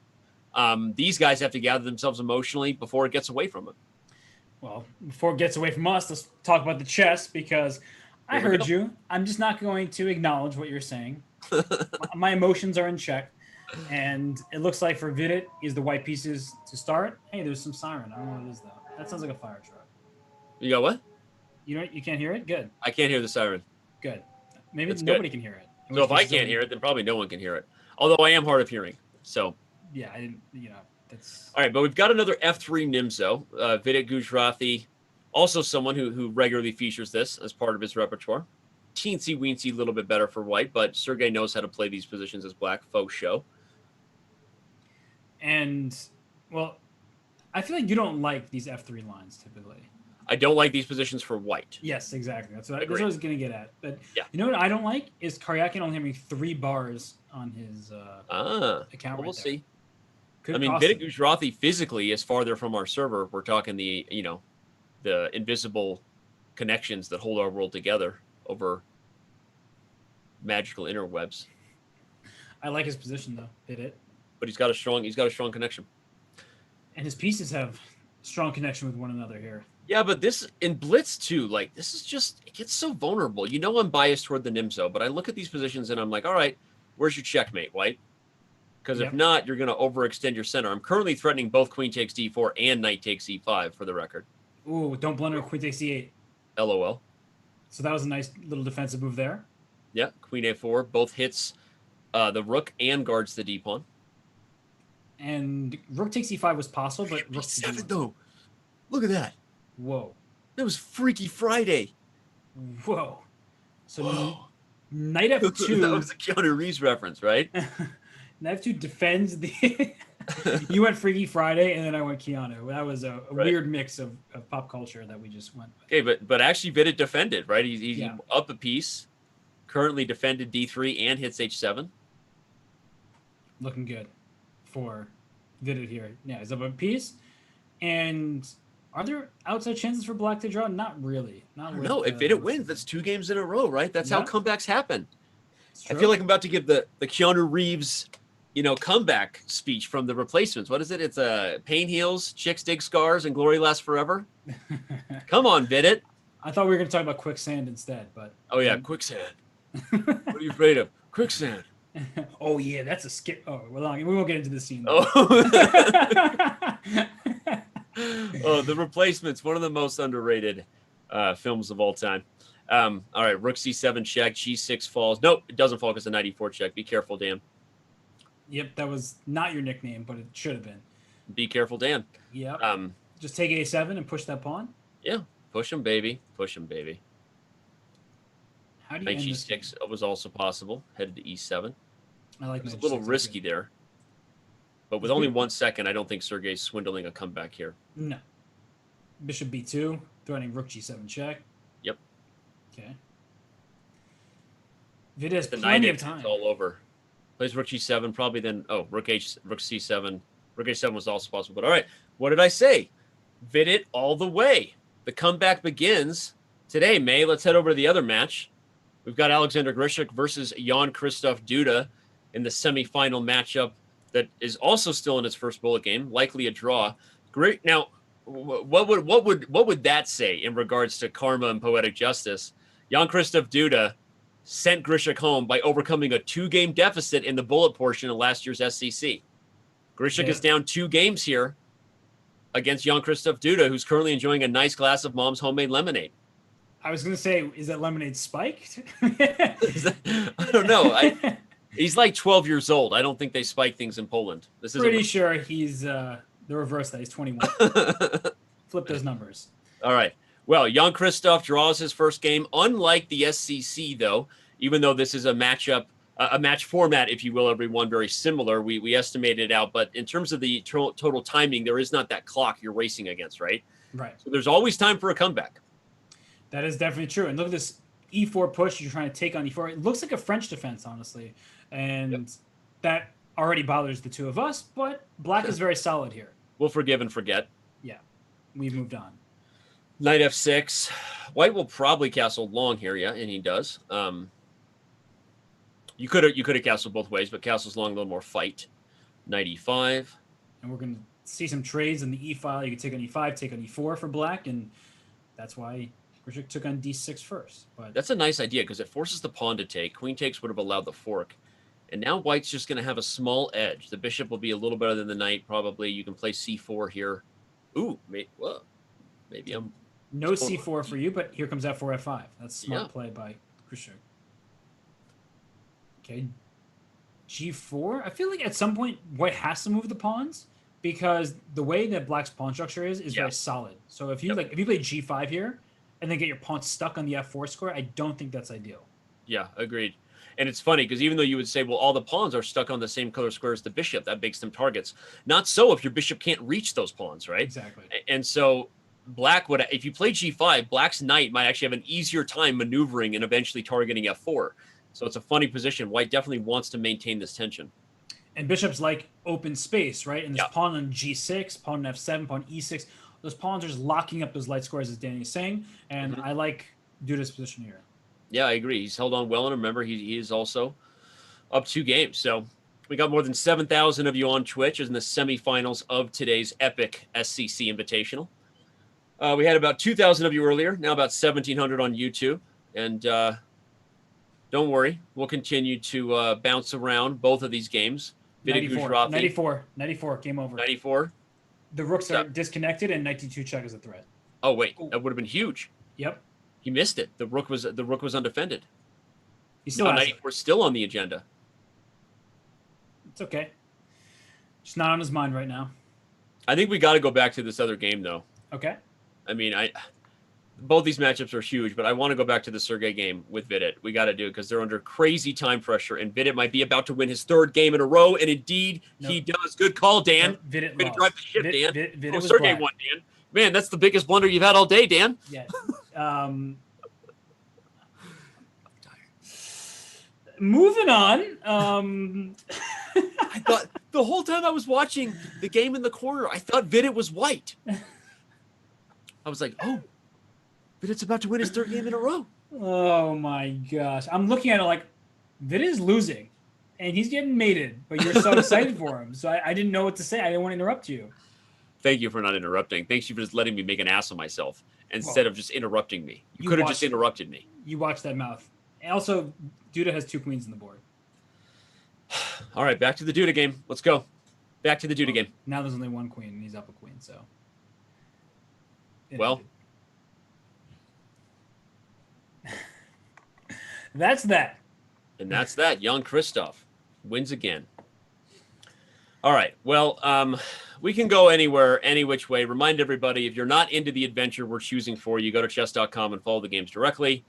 But right now, both matches are looking like we predicted. Jan-Krzystof in control against Grishuk, and Sergey in control against Vidit, meaning as we predicted from the blitz portion. So not in terms of what we predicted maybe from the start. Right. And, I mean, these games here, they're must-wins for Grischuk and for Vidit. They just have to because they're down by so much. And I think what Sasha's doing is pretty smart thus far. He has a potential bishop on g7, so I'm going to open diagonal, long diagonal, knight to d7, reroute that piece.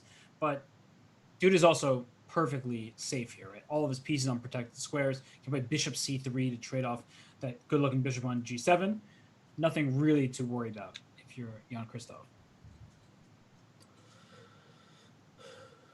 Grishuk up on the clock, though. See Yep. if that pays dividends. Okay. You know, you said earlier that Duda is an underrated bullet player, right? It's going to be put to the test here, right? Because Grishuk is 200 points higher rated, and we'll see if Grishuk can mount that comeback. But right now, you're being proven correct. Duda seems to be better than his rating. Yeah, I think somehow everyone got that 150-point boost except for him. That's what I'm looking at right now, right? As the ratings were updated, somehow Duda stayed quite low, but he's been impressive in a lot of these time scrambles. Okay, well, you could save the knight from double pawns, but even taking is not the end of the world because it opened the A file. Okay, he goes for that, and that's what I originally expected, to save the knight. But either way, I think Duda's position has shown to be okay. Still down on the clock, but B3, you could even play for F4. Such a solid position with this kind of like Maraxi bind structure. Yeah. Here, well, there's a C pawn for black, so it can't be a Maraxi. And look at that decision to give up the knight, double your own pawns, but now gain an open file for your rook. I like it. I love it. Want some more of it? Yeah. Thematic as bleep. Rook C3, Rook C1 coming. There could be an F4, even E5 check, pawn sack to win the B7 pawn, depending on what happens. Yep. Something to spy for. Also, don't put your rook on A8 because of F4 and E5 check. Very true. Bring the rook over to C1 now. Now E5 check is a big threat. Yep. In addition to the A6 pawn hanging. Yep. Yeah, Duda is... This is bad. This is very, very bad. Just playing well right now. Scooping off the A pawn. The A pawn gets scooped, and the bishop is perfectly placed to help invite the new girl home. Whatever happened to New Girl, by the way? That show really jumped the shark. Anyway. I never watched a single episode. Good for you. So, yeah. I thought that was a wise choice. Okay, so black is down a pawn, but the pawns are not symmetrical. So I'm trying to make it kind of means that both sides have outside weird winning chances, right? Because the D pawn combined with rook F3, this is tricky. Yeah. But Yeah, Rook but D5, Duda's good handling move. it well. Very Again, good move. And down nice. goes that D pawn. Just push Here your pawns come now. the passers. Bring in the cavalry. Cavalry. And rook E2 check's not actually that big of a deal because you can put your rook on the E file and your king is Yeah, close. it's a good to point. it. Trade, and rook E2, and white is still great. Wow. So takes, rook E6. Rook C2. Sergey Karjakin won the last game against Vidit, by the way, so he continues to push toward a match victory. So what does he have? 7-2 for Sergey, and no close matches for that guy. What a nice little swing around there. Rook goes behind the B pawn. That's an endgame lesson for everyone at home. It's rover, send Grischuk right over. Dude is dominant. Duda. I'm looking for a pun that's not there because we're 5 hours in, but let's just say that Duda is doing it right now. Yeah, he made John Goodman proud. All right. It's a big Duda. A big duty. Oh my gosh. You just become an utter child. Okay, we're moving on to the other match. Back to Sergey Karjakin and Vidit Gujrathi. Shallst we go?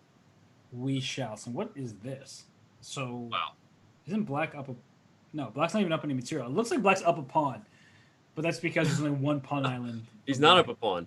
No. Which means that white can, as soon as white manufactures some sort of breakthrough to kick the knights back, he'll be fine. Whether it's something involving the B pawn and then the D pawn, he uses F3.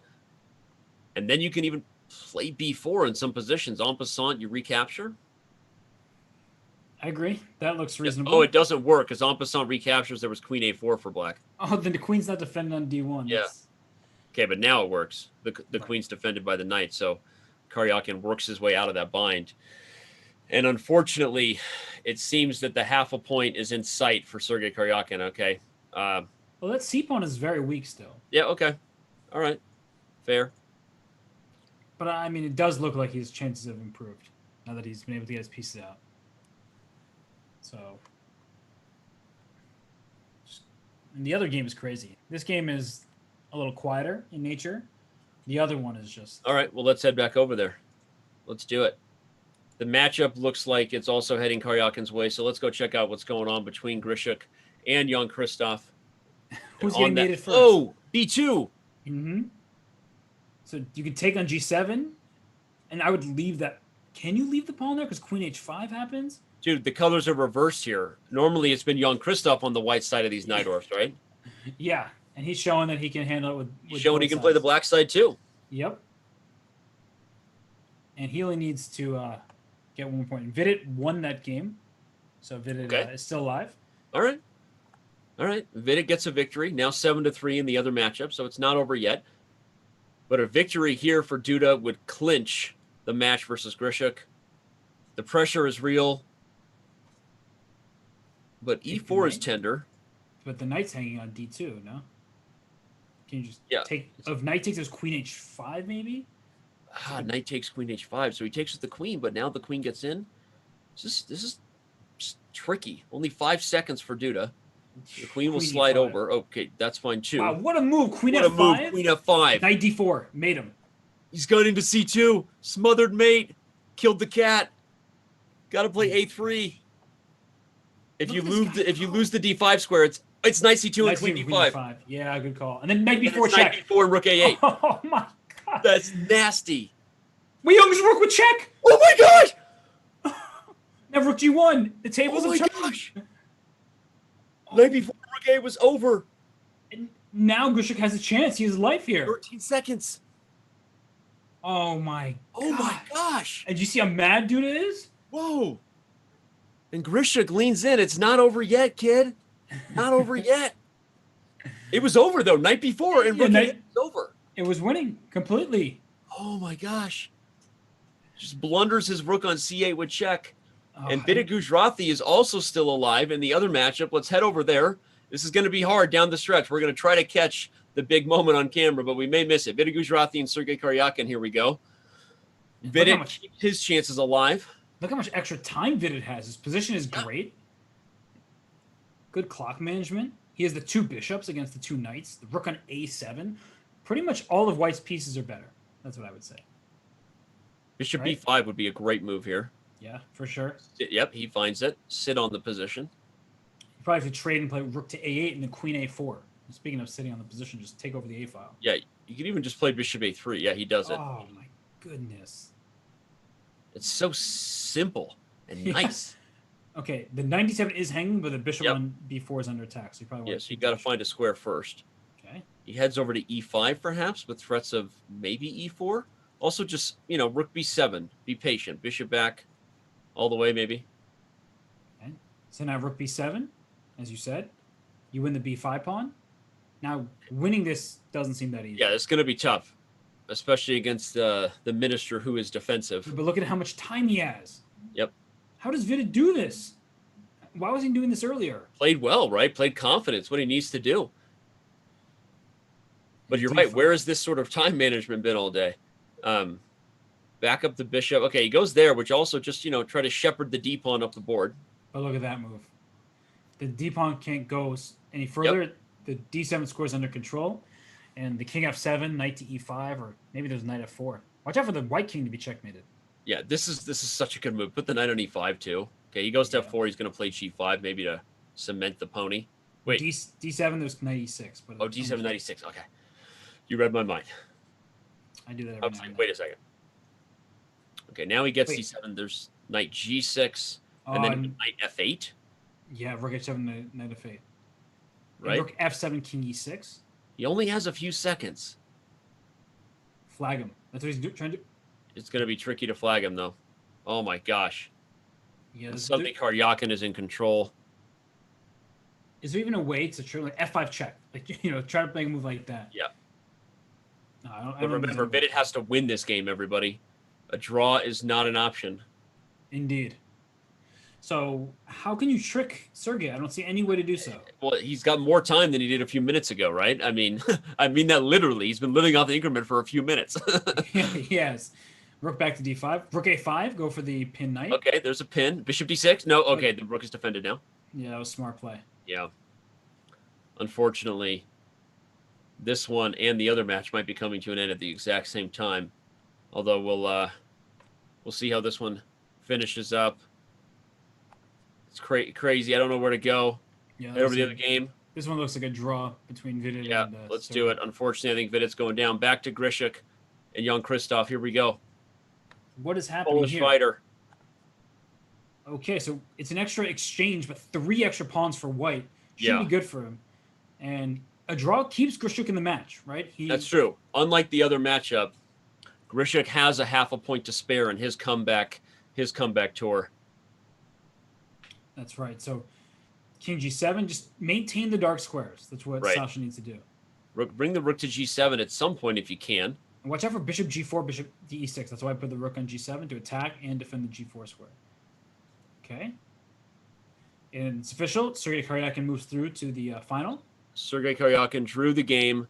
He moves on to the finals, sending Vidit Gujrathi, fan favorite from India, home. All right. But will he be joined? Oh. Yep. By someone from Poland? Looks like he will. He will. Right now. And just like that, Jan-Krzystof repeats history from last year's SCC and sends Alexander Grischuk home. Oh boy. And we have Duda also beat Karjakin. Results. What? He beat Karjakin. That was first in 2018. It wasn't last year. I feel pretty confident about that. And I'm pretty sure Jan-Krzystof beat Grischuk? He beat Grishuk and Karjakin. I don't think that's correct. Let's ask the chat. Let's see if they can correct us. But anyway, I think he beat Karjakin. It was 2019. The reason it seems like so far away. Wait, maybe you're right. I got no idea. I do know that it's time for us to take our final break of the day here in just a moment, because we have. You seem speechless. I'm speechless because we have results in. It will be Jan-Krzystof versus Sergey Karjakin in the final to decide who takes the top cash prize today, which isn't too bad, but also really the big prize is playing in the main SCC with more than $100,000 in prizes. I mean, last place gets like, I don't know, 10,000. It's a lot of money. I don't know. I don't do the math around here. I just talk about it. But I also know that we have our final video here in the Primetime Smackdown. Or is it? Big question. You're going to find out. Subscribers are going to find out right now. We'll be right back. All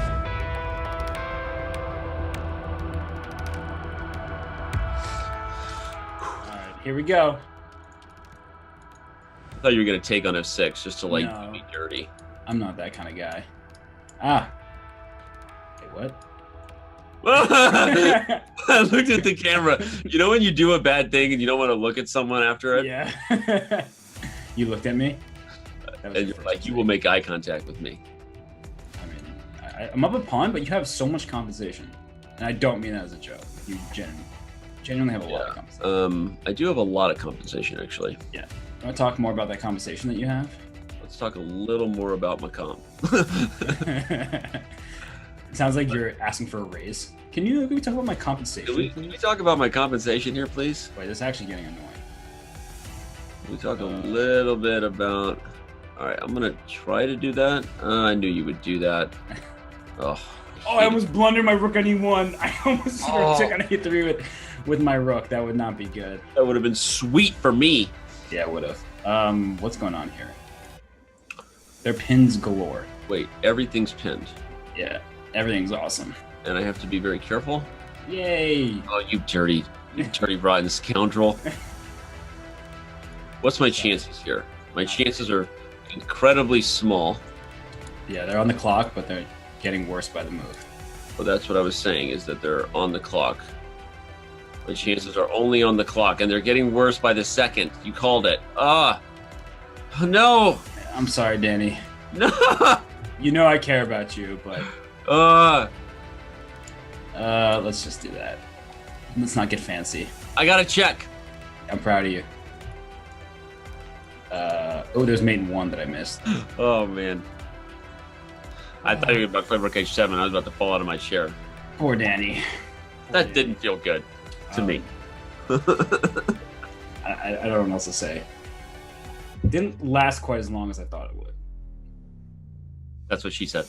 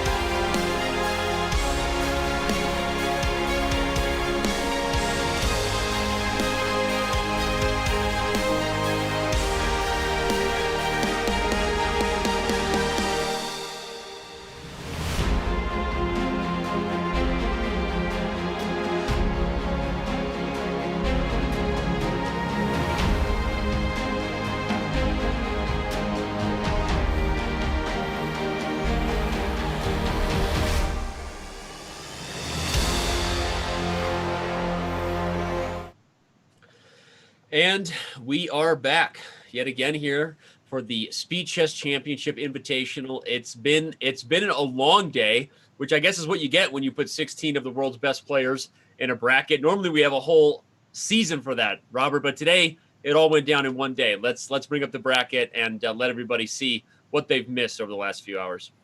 They've missed a ton. Sergey Karjakin looking extremely dominant. He won his first match over Duda and Nerdiski by a score of 8-1. Then he went 7.5, 2.5, and then 7.5, 3.5. So Vidit actually scored the most amount of points, and it was still a very one-sided matchup. And the other side of things, Jan-Krzystof Duda makes his way past the wonderful time Mr. Min Lee, who is incredibly strong, then against Jeffery, and finally against Alexander Grischuk to make his way to what feels like the right matchup of Duda versus Karjakin. It does indeed feel like the right matchup. Let's talk about, before we talk about the prizes, let's talk about the format real quick, because I just remember we should remind everybody of the fact that in the finals format, it actually is different. And that's why we have a run of show. I just checked that and remember, we got to remind everybody, the finals is actually 3 games of 5-1, 5 games of 3-1, and then 10 games of 1-1. So not only has it been a lot of fun to get here, but now we have even more time to focus on who is the best player today, Jan-Krzystof Duda versus Sergey Karjakin. They get 1 more game in each of the first 2 portions and 2 more games in the bullet portion. And what are they competing for? Obviously, the prizes that we talked about. The big prize is really, of course, just winning the event and getting in the main SEC, where both of these guys might be favorites against their respective opponent, but they've already secured themselves at least $1,000. That's pretty nice. That's more than we've ever paid Robert to do anything. And not wrong. We're gonna have a fun final hour here. Don't go anywhere. Usually it's about hour 5 or 6 where Robert and I, whatever we're holding back, normally just the gloves just come off. Kind of like your shirt. What happened to your shirt, buddy? Sometimes you make yourself presentable for the final. Other times you just wear Chess.com branded polos. It's each their own. Well, you went and got yourself a Ninja Turtles shirt. I went and got myself a FitAid, much to the chagrin of our entire business development department, giving some free advertising because I love these FitAid drinks. And please, you are available to sponsor me, FitAid. I'd be into it. Okay, so here we go. The finals, Jan-Krzystof Duda. Now, who did a fact check on Robert, who claimed that Jan-Krzystof Duda sent both Sergey Karjakin and Alexander Grischuk home in a previous SEC? Were you correct? Literally everybody in the chat did the fact check, but they could just be against you. So I don't know I'll check. That's true. That's true. They would have agreed with you even if you were wrong. You're right. 2018 Speed Chess Championship. Looking that up. Well, either way, we roll forward. The match has liftoff. And I'm correct. 6,500 of you on Twitch, 1,200 of you on YouTube. Don't go anywhere. We have the finals up ahead happening right now between these 2 incredible players. And they have played incredible chess today. They certainly have. And we have an Italian game here, a slower approach. We saw that game where Grischuk was black and he went for like a G5 type of maneuver. I don't know if Sergey is going to go for that. It felt a little bit too risky. Yep. Not going to go for it, apparently. But this is a more traditional kind of looking Italian. The knight starts remaneuvering. Mm-hmm. Going to head over to either E3 or G3, most likely G3. White also maintains flexibility over here on the queen side. And black has choice of plans. I mean, most likely you'll see black try to prepare to do something on the king side. The bishop will come to E6, offer the exchange with the double pawns. We see this a lot. But, okay, rook E8 is another one of the ideas. You can also try to remaneuver the knight from F6 and clear up space. But, all right, here we go. Yeah, tons of games played in this line, and white has more space. Danny's been highlighting that for you. The move B4, not now because you probably don't want to allow the bishop to capture in C4. You should capture on E6 first, but then you could play your pawn to B4 and just try to gain space in the queen side, maybe push the pawn to B5. Black is solid. There are no weaknesses to exploit, but what this position really boils down to, I would say, is this F5 square. This knight on G3 really would like to get into F5, and from black's point of view, D6 to D5 is a question you need to ask yourself about really every single move going forward. Right. Always double-edged, kind of like a Sicilian where you say that black positionally is always striving for d5, because if it works tactically, it brings liberation to everyone positionally, right? It opens the d file, which of course creates pressure against the weak d3 pawn, often improves the minor piece scope. So d5, where a lot of the eyeballs should be. Right now, my eyeballs are on Duda's time. I'm a little bit surprised by the fact that he's been taking so much of it in this game. Now down a minute on the clock, but these guys are checking their theory, right? I mean, this is a match that's worth. They've made it this far. I mean, this match here is worth literally thousands of dollars, right? And they're checking on the kind of position they want to get before moving forward. And here, Black has done the d5 breakthrough. Yeah, and that d5 move allows you to open the d file, but it also can make your e5 pawn weaker, right? The d6 pawn was doing a great job of protecting its friend. Now the situation has changed. White can still play for b5 if he so chooses. The bishop on c1 hasn't picked its diagonal yet, and it really depends on what Black is going to do. So the bishop can go to d2. If you play b5 and then c4, maybe that for White, maybe the bishop goes to b2. So it's an interesting position. JKD is just kind of figuring out the future here, just waiting to commit with some of his pieces. The knight comes to e7. Is that to keep an eye on f5? Maybe there's some outside chances of the c6 square being used by more than a knight. Yeah, and you can also play c5, right? By what? You can play c7 to c5 as well. It's another idea. Okay. Well, the bishop does come to b2, as you talked about, which also clears the way for the d file. C4 is always a super double-edged idea for White. You know, at this point, you'd love to do it to open the bishop, but it obviously comes with weaknesses on the dark squares. And here, you were right, C5. It suddenly looks like Black planned this all along. The rook on E6 and the rook on A8 could have a date on the C file, and Black's pieces are coordinating well for counterplay. They really are. And what you would like to do for White is play B5 and then put your knight on F3 on C4. But there's no way Black's going to allow all that to happen. And the point I'm trying to make is that the light squares can be quite vulnerable in a situation like that, but you need the time to be able to accomplish all of it. Well, let's analyze that. I'll actually show everybody what you're talking about, because this B5 move would be pretty strong if, okay, let's say Black does nothing and we get this idea that Robert's talking about. The knight coming into the C4 square would not only be huge to keep the bishop bad, there's even outside ideas that it comes to E3, and we continue to have plans where the knights infiltrate together on the light square. So I wouldn't be surprised if B5 is the response here from Duda. And I guess that your B5, if I'm Black, I'm playing C4 because I want that bishop to really seize control of that diagonal. And that's part of the battle here is whose pieces are going to be better. The knight on E7 is a defensive piece, stopping knight to F5. But as you point out, Danny, the rook on E6 and then also the rook on A8, those can be aggressive pieces swinging to the C file. These guys have only played each other once, apparently, in classical chess. It was a draw. So interesting to note. From slightly different generations, right? Jan-Krzystof Duda, one of the younger, maybe rising stars, right? I think everyone in Poland would like to think a future potential candidate for the World Championship, but he has a lot to go there. Certainly does, yeah. And, okay, Sergey plays this move, queen b6. I love the tension. The tension on the b pawn. And A5. So gaining space, in a sense, for White, but also putting all these pawns in dark squares. And now that knight on E7, at some point, can come back to C6 to put pressure on those pawns. So you've eliminated the possibility for White to play B4 to B5. Something about just the flow of this game just makes me feel like, you know, it's the clock. Obviously, the direction of this particular Italian just feels like Sergey is more comfortable here.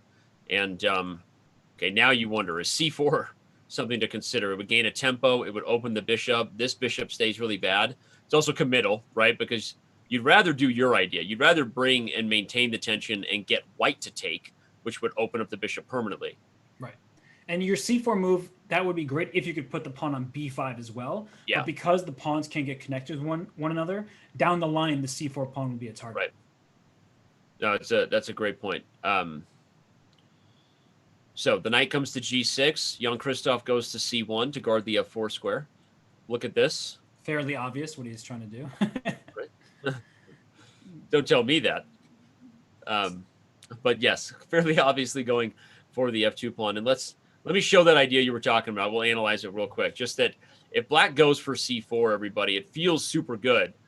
But you can never get B5 without en passant happening, leaving you with two weaknesses and really nothing else to show for it. So You just have to be super careful before you commit a move like that when feels good in the temporary but long-term positional consequences.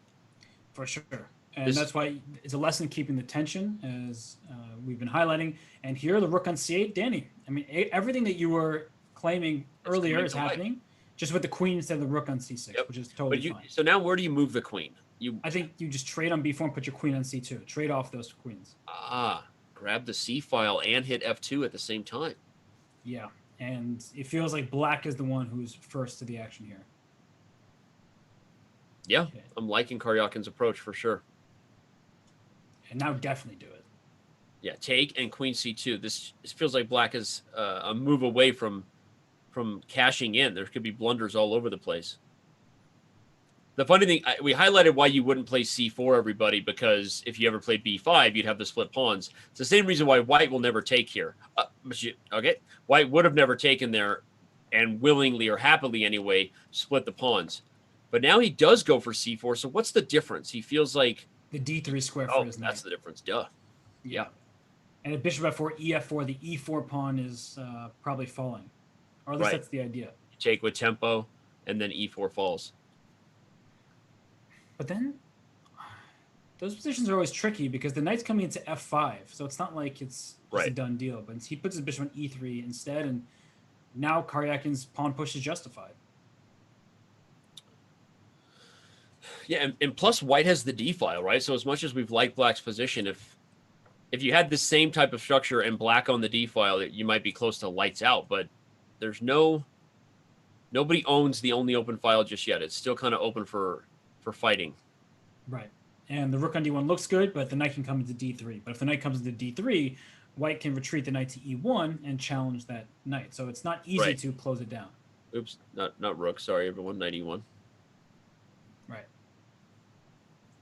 So king g7 played. What do you make about the time situation, though? That's obviously in Karjakin's favor. Do you think that will lead him to a victory in this game? I mean, I think that if it comes down to a time scramble, the problem is who's the better bullet player. And for the first time today, Jan-Krzystof is actually higher rated than his opponent in bullet.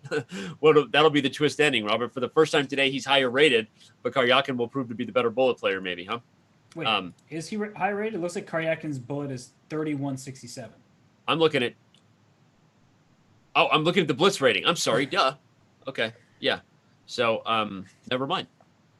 But I don't know if it's accurate either, right? Like, I think of both of a lot of the people in the event. Sergey doesn't play that much bullet online. Probably, if you look at his profile on Chess.com, I wouldn't be surprised if almost all the bullet games he's ever played were in the SCC. Actually. Yeah. So he's definitely not rocking a bullet rating that's maybe his true strength.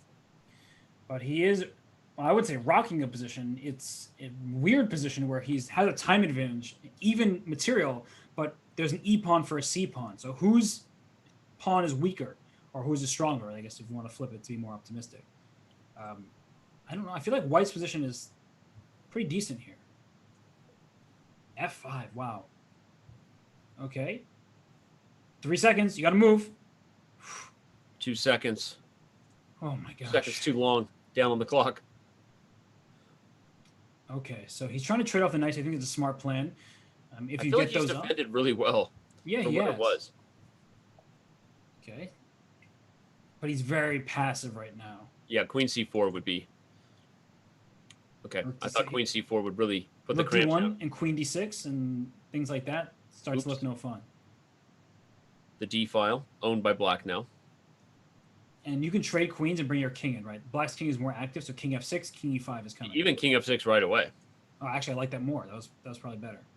Okay, he still doesn't. I mean, I'm with you, and Karjakin's still better, but I feel like either queen c4 earlier, preventing everything we've seen here, or king f6. I feel like he's letting it slip a little bit. Rook d4 is a good move here. Make white have to defend the b pawn.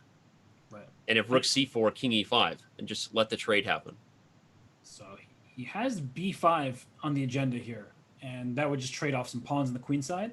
And yeah, look at the time now. Yeah, Karjakin I don't think this was converted too well by Sergey, and likely we're going to see a draw. Although Duda, he's the one with the pass pawn. It's the clean pass pawn here. But this still check and rook could be a draw, but Okay, now you can go for f4. Who's playing for the win? Whoa. I don't know. Okay. The f pawn can start pushing at some point. You have to be careful if you're Duda here. Okay, he takes. That's kind of a draw for, isn't it? Feels like it, yeah. Kind of saying like, all right. f4? What a wild move. I was not expecting that. What a bad move, by the way. Well, it works out because yeah, it's going to be a draw anyway, but kind of weird. Not the way I would have imagined trying to draw this one. Okay, there you could have traded into the king and pawn ending and been drawing. Right. But all right. And Duda kind of giggled a little bit. I don't know what about, but giggled a little bit about how sloppy this one was. I think they're a little tired. I feel like Karjakin needs like some kind of bracelet, you know, like a skater bracelet. Some kind of a what? A skater like bracelet sort of thing, you know? Yeah. It's actually his shirt looks like if you put those Vans sneakers and made a shirt out of it. You know what I'm talking about? The Vans that have like the checkerboard design, the chessboard design, I should say. Yeah, like a hat. He needs a skater boy hat. Some Avril Lavigne playing in the background. Grab some beads. Get a little choker necklace. Boy. Yeah. You know. I think so. Duda's Chess.com record +2, just barely an edge over Sergey. Okay, that's probably entirely from that Speed Chess Championship match. Okay, you were right. I was wrong. Is that what you're trying to say? No, that really wasn't what I was trying to say. I'm just letting everybody know they have not played outside of the SEC. Okay. Well, then Sergey would love to get some revenge on that particular match. But that last game was just odd. I mean, I felt like it was Sergey's game to win the whole time, of more than 2 minutes on the clock at one point, and really let the edge slip in that transition to the rook ending. I think there were definitely some ways for Black to have a long-term advantage. And he also really lost all of his lead on the clock, and so he needs to make the most of that. Duda has proven a bit slippery, right? When he's in time trouble, he's still finding these good moves. And if you're Karjakin, when you have that lead, you just cannot let Duda back in the game. Right. Okay, well, now we're in a Najdorf that kind of looks like a dragon here for the Sicilian. I thought it was a dragon until you said Najdorf, but I also see it started from a Najdorf. Yeah, it was a weird move order. And trading, I mean, the thing is, for some people, they look at the king missing the fianchetto bishop and think that that's a weak king side. But there's no way to attack Black, at least not yet. It would take a long time to maneuver your pieces there. And Black's trying to play queen c7, maybe queen c5 to trade queens. So it's not realistic for White to launch an attack. Yeah, it's a good point. And a position that looks like it could have been reached in several more minutes, right? They both still have a lot of time on the clock, and it already feels like some of the thunder has been stolen out of this one. So what are the different plans? White can try for bringing the knight to d5 at some point, and even if the trade happens, you get this pawn structure where the e7 pawn is backward. That's kind of a common thing to do in some of these Sicilians. But without a lot of pieces on the board, and if you move the knight, you're always risking whatever counterplay Black gets on the c file. Queen a7 is a weird move. I mean, I think just queen c7 makes sense. You defend and maybe threaten to trade queens on c5. Right. Queen c5 check, you would take back with the rook and then double on the c file. And I think Black is just, totally fine here. Nothing special achieved by Sergey with the first move in this game. So I agree with you, but there are certain players, and I think Sergey is one of them, who really enjoy those type of positions, where they feel like they can improve their position slightly, move by move, and we're going to see him try, but I ultimately think that Black is doing perfectly fine here. Right. No, it's a good point. He's very comfortable here. Will he play knight e2 and knight d4? That's one way, speaking of, or knight d1, knight e3. I was just mentioning a knight maneuver. Anything that avoids trades. You maybe even play c3 at some point, to eliminate the pressure, knight e3. And like you said, White just has a teeny bit of an edge. Maybe f5, though, for Black. Isn't that a thematic move in these? Yeah, very thematic. Accelerated dragon-ish. Yeah. Which is a term. And look at that. You called it. Hey, every now and then I'm able to come up with decent moves. That Ninja Turtle shirt wearing you well, buddy. It's wearing me. What? The Ninja Turtle shirt is wearing me. I like that. Yeah, that's right. c3 should probably still be played. Even though the rook on d4 prevents f4, you got to watch out for c2. So I would say, like, if white plays like rook d2, c3, like you try to bring the king up, you're just, I don't know, massaging your way. Yeah, I'm with you. And actually, the king can maybe go over to h4 at some point. Seems strange, but you put your split pawns. Yeah, you put your pawn in a potentially vulnerable square. But okay, it's unrealistic. It's not happening. Okay, if Sergey goes on to win this game, I'm just gonna like agree with you. This is just the way he does chess. I mean, it kind of is, right? This methodical approach that's saying, "Oh, I'll just squeeze you," right? Yep. Get the squeeze. But remember, I've been saying it since the round of 16, which, dear God, that was almost 7 hours ago. I've been saying it since early on that Jan-Krzystof told me yesterday on Skype he was going to win the event. Okay. Well, and I think a lot of chess players are super superstitious. Like, they don't like saying things like that, right? Jinxing themselves. But his personality, he told me he was super happy about 2 things. 1, that he didn't get COVID while in Norway. And 2, that he was going to win tomorrow's event. So you're saying that the writing's on the wall? I'm saying he called it. We'll see. Yeah, you said superstitious. I was just hitting you up with some lyrics. Yeah? No? Maybe? Sorry, I don't think we're on the same page right now. I'm having a little bit of trouble hearing. My speaker's a little low. I'll turn you up. Do you want me to say it again, or should we move on? Say it again so I can pretend to laugh. Well, you were saying he's very superstitious, so I said writing's on the wall. That just I heard you. That just went over my head. You're too. Anyway, back to the chess. Anyway, the b7 pawn is a real target though, because the rook is somehow on b4. Okay. Yeah. You're like, do you believe in Karjakin's chances here? That's the real question I'm having. I do, actually. You convinced me. Oh, look at his little tricky maneuver. He wants to trade and then play d4 and trap the rook on. Dude, it's so nasty. That is so freaking awesome. He actually has c4 now. But again, you're right. This reminds me of, a little bit of the match with Magnus Carlsen, and when Sergey was at his best and almost shocked the world when he won game 9 and put Magnus's back against the wall there in 2016. But Sergey's just super comfy, like you said, inching his way forward, nothing spectacular. I actually think my move c4 was better, but maybe I'm wrong. No, I like c4. That looked good. Because now Black has gotten a little bit of freedom, and there's no longer a target on b7. Yep. And, well, how to continue from here? Because, what? What?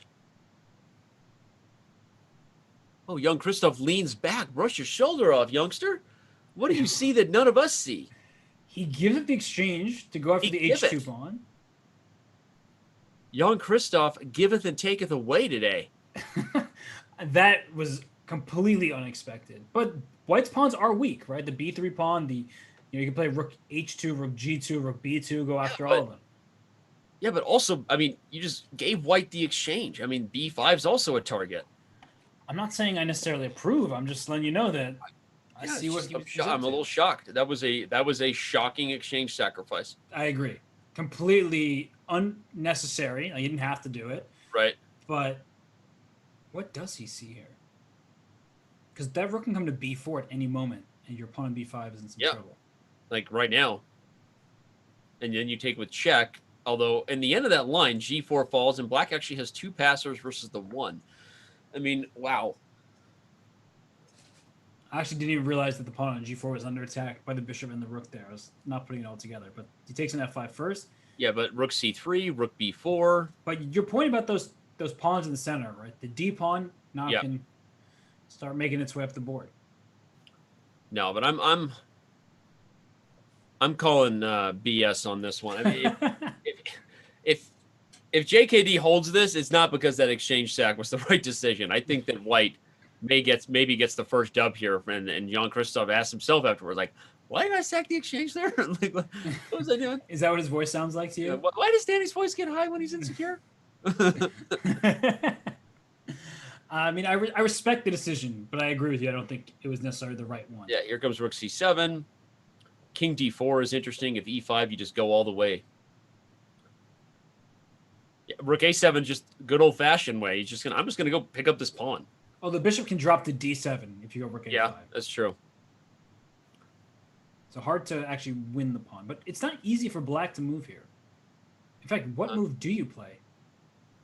You don't have a single waiting move. One of the funny risks of e5 is the rook comes back to the h-file in some cases. Yeah, you can swing the other. Yeah, exactly. Good point. Right? That's an interesting point. So now he's like, what do you do here? You take back the exchange sack, and he did it. Say, like, everyone gets a mulligan. One game in the match. You get a mulligan. Jan-Krzystof leans in. You're absolutely right, though. That rook's coming to h4. Yep. Yeah. Very nice technique, too, by the way. This is why you don't sacrifice exchanges unnecessarily, because there's a reason the rook is worth 5 and the knight is worth 3. I thought it was arbitrary. No, that's true. Yeah. But no, the points were given that way because in the open board, the pure power of the pieces, which is what this is. Rook h6, by the way, not only threatens the pawn, but threatens rook a7 check, which is literally lights out. Yep, rook h8 mate coming. Yeah.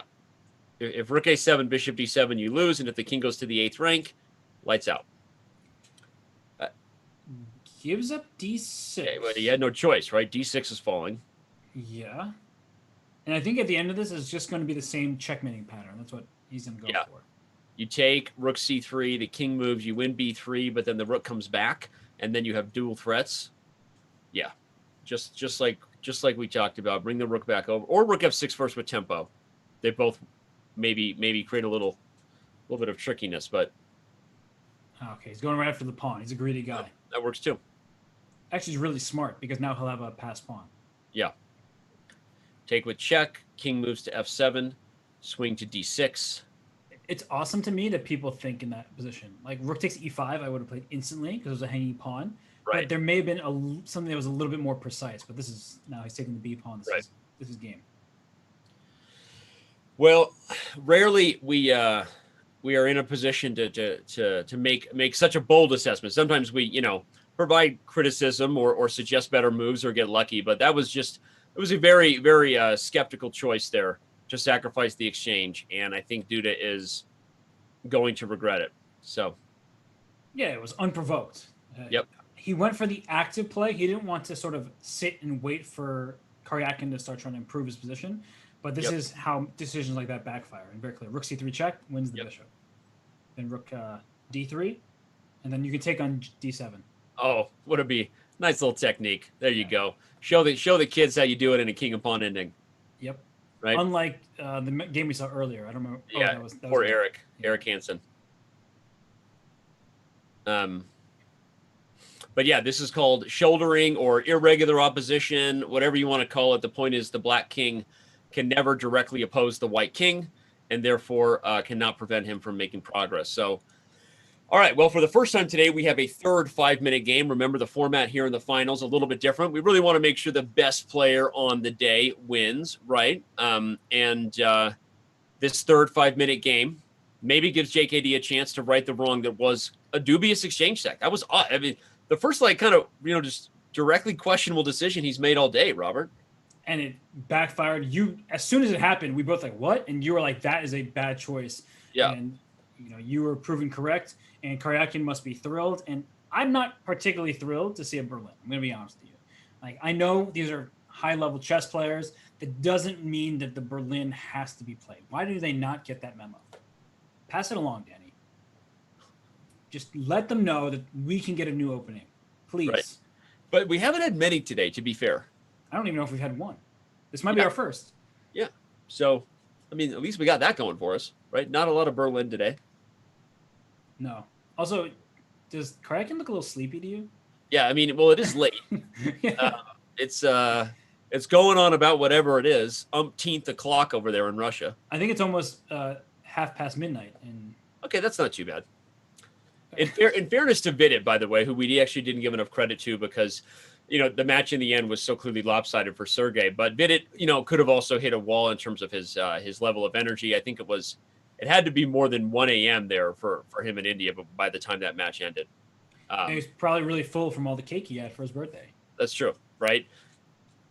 Big stomach, long chess game.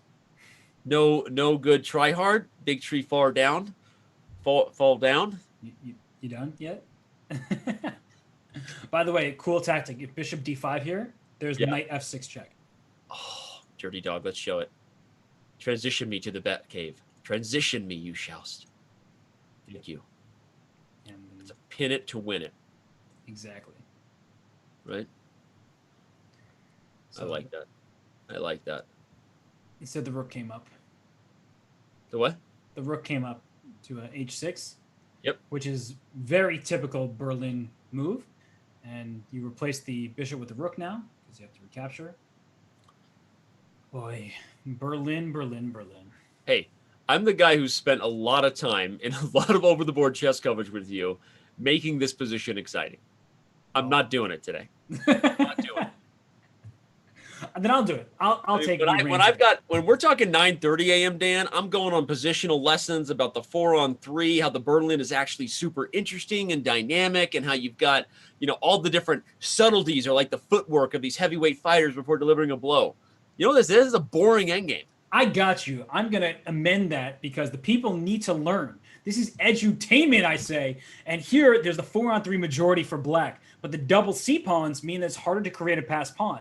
However, for white, you have the 4-on-3. If you split the board in half along the E to the H files, black's pieces are stopping the progress of the pawn. So what white wants to do is replace that bishop on F4 with a pawn, then play G4 and try to keep expanding, keep improving your control over the board on the king side. So that's what the general ideas are. Now I'm done. Hey, that was freaking fantastic. You're like, you went Will Ferrell in Old School. You're like, I blacked out. What happened? Like, we're all going streaking. Oh, so it's no, but rookie 2, you just went Frank the Tank. Yeah. And but you're totally right. And one of the things that's interesting about this position specifically is that Robert's idea would be easier if the pawn wasn't on G3. White wishes the pawn was on G2 so that the bishop could back up and get out of the way of the rapid expansion of the pawns. And that's actually one of the most popular lines. It's not the line that Sergey went for here, but in this position, instead of knight e4, one of the most popular theoretical lines is actually the bishop to f4 first, precisely to try to get that idea. So even though Robert and I just broke our own code of ethics by saying and describing really great, interesting, and instructive ideas in the Berlin, and this has actually become a more popular line now. And you see black's activity is more than you would normally get. But I was just about to say, one of the tactics to watch out for, though, with the bishop on f4 is sacking the e6 pawn to get counterplay over here, right? So Sergey says no thank you to that and brings the rook right back. For example, if he had played some other move, watch out for e6 and this, which leads to other things for white as well. So those are all the different things to keep your eye on in this position. Agreed. And another thing is, there's knight f6, knight d6 ideas. We mentioned one of them earlier, but if that rook were not on the e file, I would start considering that. But here, what am I trying to make happen? I want to play g4, but you'll play knight h4 check, and I will regret my decision immediately. So I cannot play g4 and try to expand. Right. Clear. And, as much as we do make fun of it, I mean, part of the reason we don't make fun of it. We respect it, but it also is, one of the reasons why it's, become a little bit, we've become a little bit weary of it at the highest levels of chess is because it's just, it gets so deadlocked. And a lot of it represents just whoever prepared better with the Berlin in their kitchen at home. Right. And it doesn't mean we haven't seen from time to time some really new and interesting ideas. There was the game from the candidates where Maxime Vachier-Lagrave should have beat Grishuk in a key game as white in the Berlin, and he fell just short, or Grishuk, defended very well, depending on how you remember the story of that game. But overall, it just becomes like this, right? Where we're kind of like, hey, like, where's the fire? Don't have an answer to where it is. So one idea, okay, it's risky when you play f3 because black can even try to go for things like h4. But one idea, if you maneuver around and kick the rook off of the third rank, you can kind of manufacture g4 again when you don't have the issue of knight h4 coming in. And maybe that's kind of what he's doing with king h2. He wants g4 because just humor me, everybody. If you had what I wanted with the pawn on f3, you could play g4, and even if the knight backs up, the pawn's defended. So then you have time for bishop g3 and f4 and f5. The problem now is you can't even play g4 because takes, knight h6, shake and bake, and you can't play f3. So that's why I liked my idea of f3 and knight f2. But there's always, after g4, you have to watch out for the knight coming into h4. That's like another annoying square that needs attention. Yeah, but that's why I wanted f3, knight f2 first, and then g4, right? But no, I hear you. All right, so we'll see. After all this stuff, this game will somehow deliver us a decisive result for someone. And well, maybe the king will go king d5, king c4, king b3. Which is an outside idea in the Berlin, right? One of the things we talk about is that black loses the right to castle in the Berlin as early as the queen trade on d8. That's literally the identity of the Berlin. But don't be surprised in a lot of games where eventually, despite the queen side becoming deadlocked, this king becomes an active assaulter of the queen side. And that's maybe what could happen here if we're looking for winning chances for black. And that is the chess technical term, right? The active assaulter. Active assault. Sorry if that offended anybody in any the active assaulter. Oh, you sound like you had like a scanner on it, like on the radio. We have an active assaulter on F5, and it's 409. We got to clean up on aisle 9. Active assaulter in progress. Knight H6, probably your move. Makes a lot of sense going after the G4. But we'll have to play rook E4 now because there's no F3 or trade. And then King D5, maybe? Is that king getting in? Yeah, no. Sergey is. This is why people play the Berlin as much as we, as much to our chagrin. Oh my God, that rhymed. Hashtag accidental rhyme time. To our chagrin, people play the Berlin. My wife's calling me. She's like, "Honey, you said you'd be done it. You said you'd be done it. One." I don't want to show my wife or her last name, but I've just proved my wife's calling me. I'm not going to answer it. Well, now she knows that you were actively ignoring her. Usually you could say, I was busy, but now you were busy and you still saw it and you chose to ignore it. So you already called your kids unimpressive, and now you now you ignored your wife live on air. So all right, you're having a good day. Having a great day. It'll be an even better one when I get home. All right. Rook D2 should be played now. Can that king just go to B3? Actually, dude, this is actually becoming an interesting little Berlin lesson here. If somehow, but okay, here's the risk, everybody. If Karjakin goes full active assaulter, I'm sorry, I think that's hilarious now. If he goes full assaulting of the queen side, white has F4 and F5, and here comes Eddie the Eagle, right? Right. So you have to watch out for this. That's a good point. So he does go rook E2. Mm-hmm. Wait, can you play G5 and then go after? There he does it. And go after the E5 pawn. So that pawn E5 is overextended, and that's why G5 was a good choice by Sergey. Yeah, great. Look at the clock, by the way. What? The clock. Oh yeah, we weren't even. Again, we went full focus on the chess commentary mode, not the drama, and Jan-Krzystof is in a little bit of trouble. Interesting. Okay, so the thing is, like, there's still winning chances here because the king is so much better than the white counterpart here. I mean, black is really in control of whether he wants to play for a win, and Sergey's going to do it. Wow, king D3, king G4. So you win G5, but you lose B2. Okay, yeah. No, this is... Wait, could white win this somehow? No way, but maybe. Right, that F-pawn's pretty fast. Your face like, whoa. I was doing the math on that, and it's a lot faster than I thought it was. You could actually take and then rook D8. Oh. C4. Yes, you just push the C pawn down. This should hold. Right, probably a draw, but no, black still might have winning chances if both sides have to sack their rook. You always have rook C6, rook B6, and yeah, rook C. If you, he just goes for this, which is wait. Yeah, so rook C6, king B3, rook B6 check, and you just take the draw. Yeah, you don't try to bring up with the king. You just take the draw. Okay. All right. Yep. And if the black king ever blocks checks by taking away his threat to queen, then white threatens to pick up the A pawn, and it's an easy draw, everybody. So, okay. This is what our score will be. 2-1, a one-game lead for Sergey Karjakin as we head into the 3-minute portion. Robert, your early thoughts. I mean, honestly, the only difference in the match right now is that Jan-Krzystof made a dubious decision to sacrifice the exchanging game too. Yeah, I'm sort of forgetting that before that exchange sack, it was a pretty balanced game. He was actually holding on quite well. Sergey was trying to get his little edges, but that is the difference. This rash decision by Duda to sack the exchange cost him a full Yep. point, and that's been the difference. So I think that it has been a very level match. I would say they're pretty even, honestly. And if Duda can refrain from making those big committal choices that backfire, then he obviously has a great chance in this match. Yeah. Well, I mean, it's just unlike him, right? I don't know. We haven't seen a lot of I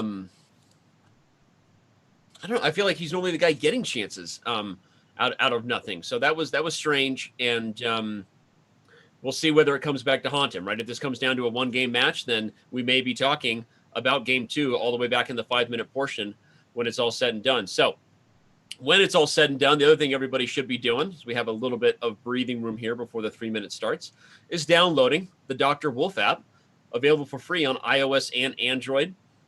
They were the sponsor. Our app was the sponsor of the Speed Chess Championship Grand Prix all season long, but we still want to take our time to remind you to download it. Growing all the time. I think people are pleasantly surprised, right? Whenever they get a promo like this, they're like, yeah, whatever. But I think if you download it, for the majority of the level of chess understanding watching this show, you might find it to be incredibly insightful and surprisingly intuitive, given that it's an artificially intelligent uncle sent back from the future to change the chess for one lucky band, one lucky lady. Wow, that was way more intense than I thought I was going to get. But Yep. I guess everybody's Games have favorite started. doctor. 3 minute. Here we go. And we have a Petrov. And Yep. it's not one of those dry Petrovs. It's one of those potentially aggressive ones where Yep. you put the pawn h4, kings are on opposite sides of the board. So look at this move c5. It's one that you may think, well, what am I doing? Didn't I just create a weakness on d6?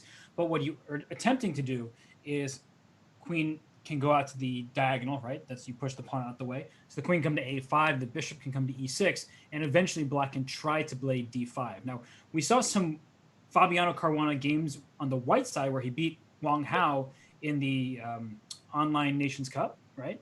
Yep. If I'm remembering correctly. So I do think that white has many positional advantages in such a position, despite the fact that you have double pawns.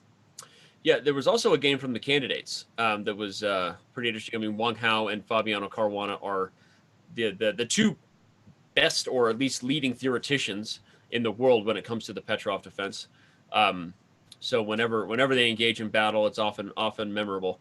A3, I feel like this is, like you said, I don't know the exact theory, but I feel like we've seen this before, right? Black does indeed get D5, as you said. Now it's no longer a positional weakness. But emphasizing D5 over Queen A5, what are the responses that White has? E5 becomes available immediately in these positions. Probably should develop the bishop, right? Bishop d3. Okay, takes Right. first. Knight to G5 is played now with Bishop D3 coming. Still has some potential attacking chances. And the bishop needs to stay on e6, otherwise you drop the d5 pawn. So I think it's a pretty logical choice. The main question I'm having, Danny, is does Karjakin want to take on e6, which gives us opposite color bishops, but maybe this e6 d5 pawn structure is a little bit vulnerable? Yep, I was highlighting your idea as you were talking about it, partner. The idea that e6 not only would be a target, but d5 is a target if somehow you save that, and c4 is a target if somehow you save that. So there's, obfuscate bishop or not, there's definitely chances for white to have a target. I'll observe one difference here. I feel like this is the first game we've seen Sergey down on time after the first stage. Yeah.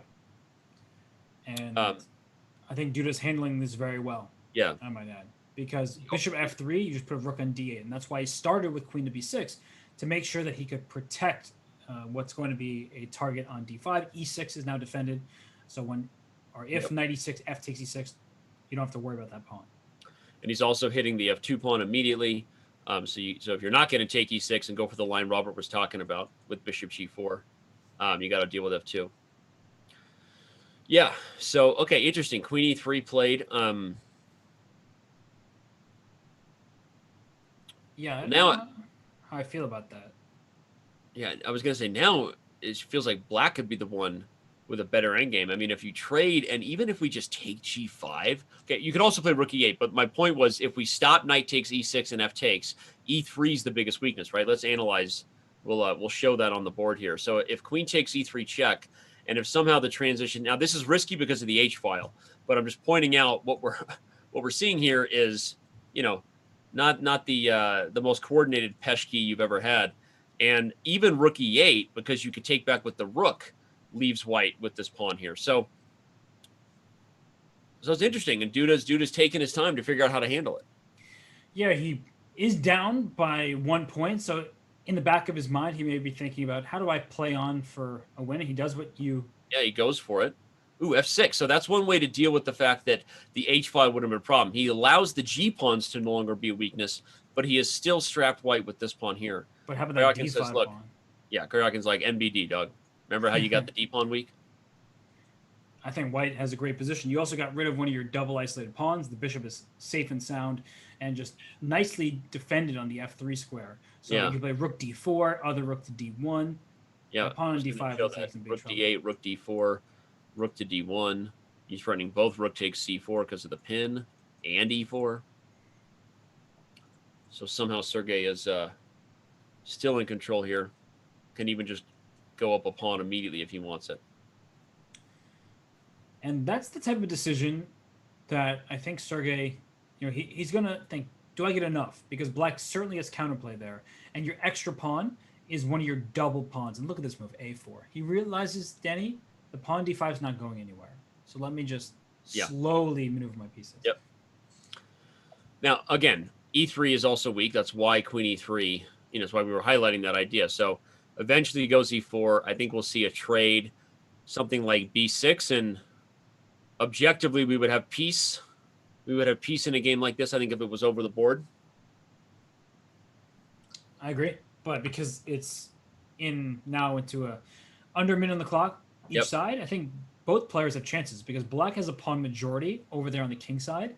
And white has an extra pawn on the queen side, but it's these double pawns. So it's not about for white promoting the pawns, but a move like A5. Can I get that to work and then try to win some of your pawns over here?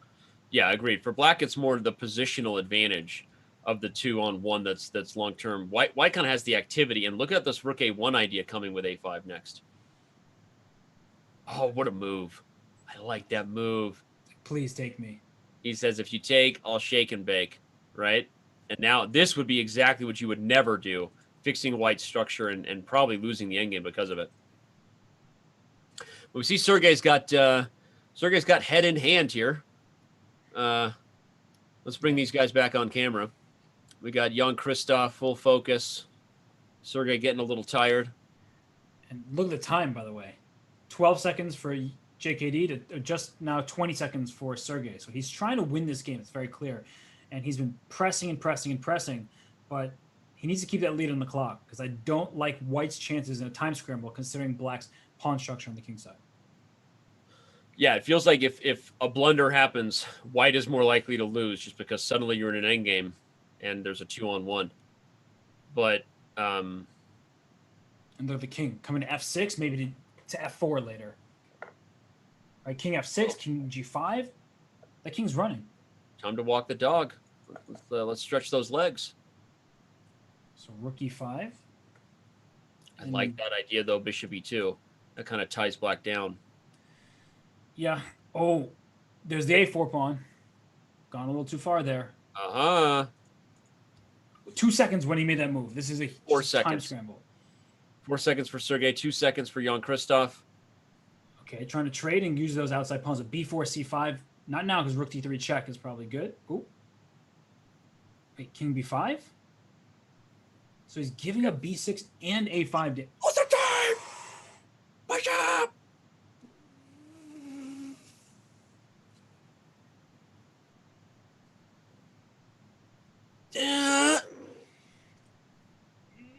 Oh, shit, my back crack.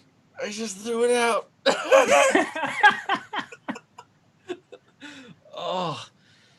Oh my gosh. Oh. That was a back breaker, quite literally. You okay? You look really distressed. All right, you just gotta lead the way in the opening here. I got to text the wife because now she's texting me. Like, what's going on? Well, it is 2-2 in this opening here. We've seen that the dark square bishop for white is outside the pawn chain. It's a bit more active than black's bishop on e7, which is just serving to break the pin. And now we see some trades, and typically in these types of positions, white has 2 pawns in the center, E and D pawns, versus the lone black E6 pawn. So it's a central advantage for white, and black is trying to just like try to hammer at the center, and then later in the game go for the queen side. Hey Danny, did you get a good text? You know I'm in trouble when I wrote her like an explanation, and her response was okay. It's just that's not good. I'm screwing up a dinner date we apparently have with some other people, so I'll be late. Oh, okay. Well, I know a thing or two about being late. So. Yeah, I made you change your plans. That only seems fair. Yeah. All right. Well, speaking of fair, it's a deadlock match here. I think this one's going to take us to the wire with these two. Jan-Krzystof, bishop a6. This is a funny position, kind of like a Nimzo Indian, not quite, but the e5 c5 structure for black, and we're going to get a big trade here. An isolated pawn means black should be fine, but the bishop probably a little better than the knight in the endgame. Yeah, and it's pretty interesting because white can control either the c or the e file, because the bishop on a6 covers the c8 square. A bishop on b5 would take over the e8 square. But right. The d4 pawn is isolated and can be attacked many different ways. So I do think that I would take black's position here, even though I figure white should be okay. I think black has an easier position to play. Right. All right. Well, again, everybody, Jan-Krzystof just won on time in the first 3-minute game. Remind you, we have 5 total 3-minute games before the bullet commences. So, gonna be tough. And remember the history between these two guys. The stat we showed earlier: Jan-Krzystof eliminated Sergey Karjakin the last time they played in the main SCC, the main event. So today, one of these guys will not even qualify for the big dance, as we call it, the big show. The big show. Good wrestler. These guys are fighting to go dancing in the big show. Well, queen on b7. Okay. What? There's a queen on b7. Yeah. A7 for d4 would be a better trade for white, giving up the isolated pawn for a healthy pawn. And you're losing d4 for nothing. Would not be good. But now you put the pawn a5, so the bishop on b5 is very happily. Yeah, well, also the pawn on, I was going to say, with the pawn on a5, the pawn on b6 is weak. True. So, although there might be some kind of rook d1 back rank issue. Wouldn't that be wild? There is just a trade in bishop f1, so it's not mate, but I hear you. Yeah. So he's thinking about it. Then he will take. If you can just retreat your bishop to f1, right, might make sense. Just take on b6 and claim that you're not really worse. The other idea he's thinking about is maybe bishop c4. Oh, because now we're bringing the joy. There's knight d5, I guess, after bishop c4. Just bishop c4, knight d5, rook d7, maybe. Oh, true. Good call. Okay, well, he settles on b6, and probably the idea I talked about comes to life, indeed. But I wonder what he saw about bishop c4 rook that d1. he didn't like. He was going to go rook d1 anyway. Ah, okay, bishop c4, rook d1, and you don't have time to take f7. Yeah, he was just going for the back rank. But this looks... Queen takes a4, rook a7. You take my a pawn, I take yours. That should not amount to all that much. Just had one of those moments where I realized I couldn't feel my legs. I've been changing my posture a lot, so I have my leg up on my chair over here. You just can't see it, but my knee. But just don't go full of God Mator. Hello, everyone. Don't lean back too far. I hope he's doing well after his surgery. Yeah, he is, by the way. I think, Antonio. Best recovery wishes. For sure. And, well, I don't know what to say about this game, honestly. Yeah. Draw? Do you think they'll offer, though? I feel like they won't. It's one of the funny things that makes the SEC format so perfect, right? We talk about that a lot, is that Okay, in a case of a deadlock match, it wouldn't necessarily matter whatever time was there. But overall, the dynamic of a clock ticking down, a shot clock essentially, which just about every other sport has besides chess, is what makes the main SEC so much fun, because you don't get games like that, right? With if someone was trailing, you get a lot of pressure because they're also racing against the enemy on the clock, right? And Right. so it'll be funny. I can't wait to talk about that again. I feel like it's been a while. I didn't do really any of the junior Speed Chess Championship. You and Daniil Naroditksy rocked that one. We did indeed. So I can't wait. The first match of the SEC will be November 1st, and we will announce very soon Magnus Carlsen's first match at the end of the day. So don't go anywhere, everybody. Still a lot of news ahead about what to expect, including who's going to qualify. Either will it be Jan-Krzystof here or Sergey? We have no idea. It is 2.5 apiece. We could even get to a tiebreak, right? If they continue to have this match be even, then we could get ourselves a nice little tiebreaker. But I feel like it's going to be decided in regular time. And I'm not just saying that because we both have places to be. I'm not just saying that because I'm desperately hopeful. Yeah, but I am. Wait, isn't Black but pawn here? To me, I think it's going to be decided in the bullet either way. I mean, these guys are super solid. Both played obviously the best chess of anybody today, or they wouldn't be here. That's for sure. But it's going to come. This is going to come down to some bullet blunders. Who blunders less is who's going to win this match. Speaking of, did we get our final game shown from our match? I think we did, actually. Sorry, buddy. Yeah.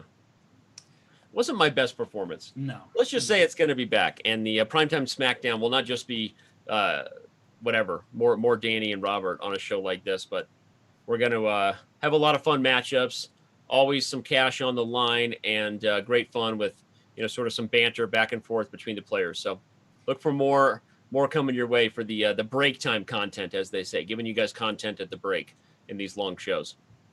Indeed.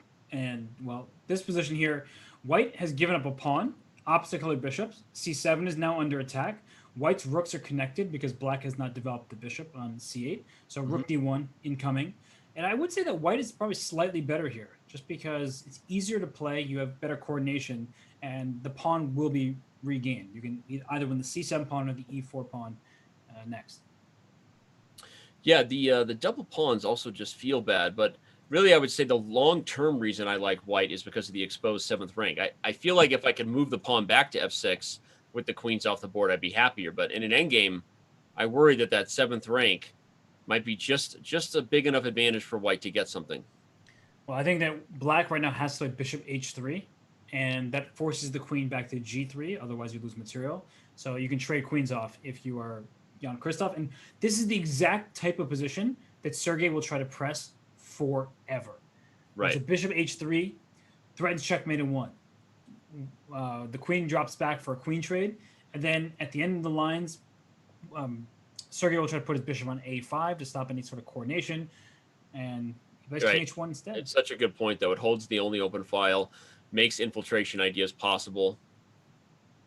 I thought it was Black's move in that position. That's how long of a day it was. I kept saying bishop H3 because I thought it was Black's move. I was letting you go. I actually knew it was White's move, but it didn't matter. Your idea was just as instructive. And wait. Oh, it's queen E6 check. Oh, it's queen E6 check. Oh, man. We both lost our you-know-what on that one. Bishop E4 would have been a fork of the queen in everyone's favorite spot over here, but it wasn't. And instead it was just a trade of pawns, actually. E pawn for C pawn. NBD, dog. Queen E6 check followed by rook G3. Yep. White should be fine. And after rook G3, can you play rook E8 here? Yeah, he does it. Just a swap of the queens. Yep. But White can take and be up a pawn in the rooks, 2 rooks in opposite colored bishop position. Yeah, and it's not even like it doesn't have winning chances, because the pawn on E3 is actually advantageous. Normally, you would think of a pawn needs to be further advanced for more space, but it holds the D4 square. So the bishop can sit on this square, protect E3, help advance the 2-on-1 advantage.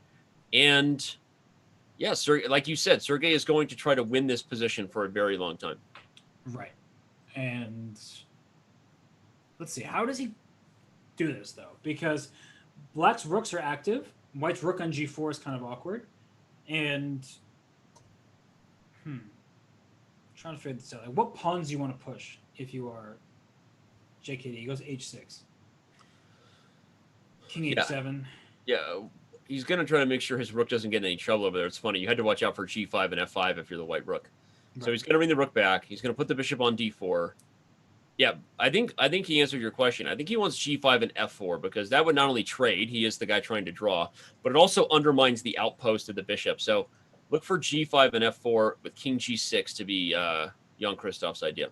Makes perfect sense. As Danny was mentioning, there's a bishop d4 outpost. You just try to get rid of that square from being an outpost by pushing your pawn to f4. So I think black should play a6 at some moment, keep the pawn in a light square. If I was Sergey, I'd play bishop d4 and ask Jan-Krzystof to make another dubious exchange sack, huh? No, not going to happen this time. You're like, hey, remember that time you sacked your rook unnecessarily in game 2? Is that what Sergey sounds like now? Yeah. He talks like that. He goes, hey, man. Whoa. Kind of sounds like JB mixed with one of your kids. and Keanu Reeves. Best believe I punched Keanu Reeves. Have you ever seen that movie? Yeah. That's so good. Yeah. Although that song is maybe the best part of it. All right. Still trying to avoid the trade, but now he'll play bishop d4 and offer the trade that way. That restaurant scene is like the most ridiculous thing ever, by the way. It's one of the best scenes. Yeah. Your type of restaurant, right? Yeah. Very tiny food that is very expensive. Yeah, that sounds like my kind of restaurant. Oh, okay. Bishop. I would have played rook c7 first, because then if the bishop comes to c3, we're communicating on g7. Well, here comes bishop d4. Yeah. And look at the time, by the way. Sergey up now 20 seconds. Good move, though. Now that should trade rooks. If the rooks get traded, you're not winning this game. He still wants to hold, though. And again, what Sergey's so good at is he just understands, look, there is no concrete way to win this, like without a little bit of help, right? So just let the mutual time pressure ensue, right? I'm the one with the cards, and see if I can get a blunder when there's limited time on the clock. Let's see. So how can the black rook get? Okay, h5 to h4 is an idea. Uh-huh. At some moment to get the rook to h7 and into the game. Because sometimes you defend passively, other times you just need to get an active plan. He's going for that. h4? h4? Honestly, black could win this game. Sounds ridiculous, but... That is ridiculous. King c3, and if you take, I always have rook g1 to guard. All right, I'm just... Hey, I'm all about the energy. And by the way, taking h4 was an odd decision by Sergey. Ooh, he wants this. Interesting. Okay, he's going to put the bishop on f4 now. Yep. A new outpost square he has found. But rook d7 comes into the game here. Let's look at that move. Okay, rook d3 I think should have been played there. Yeah, would have iced it. He missed his chance to trade rooks. I think that could haunt Jan-Krzystof. I actually like Sergey's chances now. Agreed, the bishop on f4 is so powerful. Yeah, perfect. Perfect for everything. King a5. The rook guards are... No, yeah, he messed this up. But bishop e2 is a good defensive try. Can you just put the bishop on b5? Right. Rook c5 check can be played at some point, though. Yeah. 4 seconds. Only 1 second for Jan-Krzystof. Rook d6. Does it deliver anything? Rook e5 and then rook a5. Nice. I like that. So rook a5 maybe threatens to sack. A4. Yeah, oh, and if you take with the bishop, you just win a6 and it's pinned. And he wins on time. Oh, my God. Man. And look at Sergey. Dude, he's like grinding right now. Grinding. Yeah, he does not look like he's thrilled to be awake. He's like, I'm not staying up till 3 a.m. to not win this match. Okay, that's just no. Sheboygan, Wisconsin, not happening. Not happening, Carla. Oh my goodness. So, what's next? What's next? Yeah, you just made a Carla reference, and now I don't know where to go with it. How many more games do we have in the? We had 3. So we have 2 more. Is that right? We have 2 more 3-minute games. These guys are playing some long 3-minute. I know. I feel like it's been Jesus Lord. It's been going on forever. I'm gonna do the frowned upon in every state besides Alabama and step off camera before I do something weird. Hey, can you feel your legs again? Oh, I am stretching a good one over here. Oh. this is just so weird. And I told you. Oh. why do I have to be here for this? You need to do this on a solo show because I have to keep talking and you're not where you're supposed to be. Hey, if you want to go next, you can step off camera next and do whatever you got to do. No, I'm committed to my role as commentator here, so I'm going to talk about the chessboard, but you are nowhere to be seen. I'm stretching. Okay, I have a dad bod.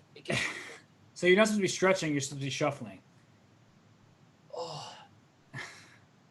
You okay, buddy? Okay. Hey, we're going to be okay. I'm going to text the wifey real quick, and then I'll be back. Okay, so not only are you going off camera and stretching and making weird noises, you're texting. Like, I feel like a teacher scolding you right now. I'm going to take your phone, young man. Exactly. You want to join this and pay attention? I'm going to talk about this chess game because it is very interesting. And there's a knight on e4. There's a bishop on b2. Look at this rook on g1. King uncastled in the center of the board. So white would like to start some kind of you're laughing. You're taking my phone? But my wife, I was just telling them that I'm going to be late. Okay. The producer took the phone. Wow. Well. Shout out to the production team and everyone else working super hard behind the scenes as well. I know me and Robert are having a good time, and it's been quite the day. But everyone else is also working super hard here at Chess.com. And yeah, okay. And you're telling me that you're not going? What? What? Just give me a little Whitney, okay? Okay. Oh, I get it. Sorry, Anyway, well, we are continuing to roll on here. Sergey Karjakin up by 1 point. What's going on here? It's a wild one. It is. There's a rook on g1, king uncastled. There's double pawns for black, but the e4 pawn is quite easy to keep. I didn't like that decision. I was going to say queen g4. Wait. There's queen takes g7 and bishop f6. Is that what he missed? Oh my God. Was he trying to go bishop f6? And oh, this is it! Queen takes g7 is going. See if he sees it. Oh my gosh. See if he sees it. Oh my God. He's like, what did I just do? Oh, he saw it! Yeah. And rook to f7 check. And then you go back. And you have rook g7 back and rook g6 check. And then you win everything on f6. He's taking more. Wait, there's rook f6. Rook f6, he missed it! Oh my God. I mean, it still was winning for white, but... Oh, wow. Just resigned, Sergey. Tied match, bro. Oh my gosh, you just missed queen takes g7. I hate to say I called it, Danny, but... You did. No, don't hate it, man. Yeah. Don't hate the player, hate the game, bro. You did it. Yeah, I because bishop takes g5 under any circumstance. Yeah, I'm going to analyze that while the next one gets going here. Right, like you're taking a pawn that opens up that rook on g1, and the rook on g1 is only trying to attack you.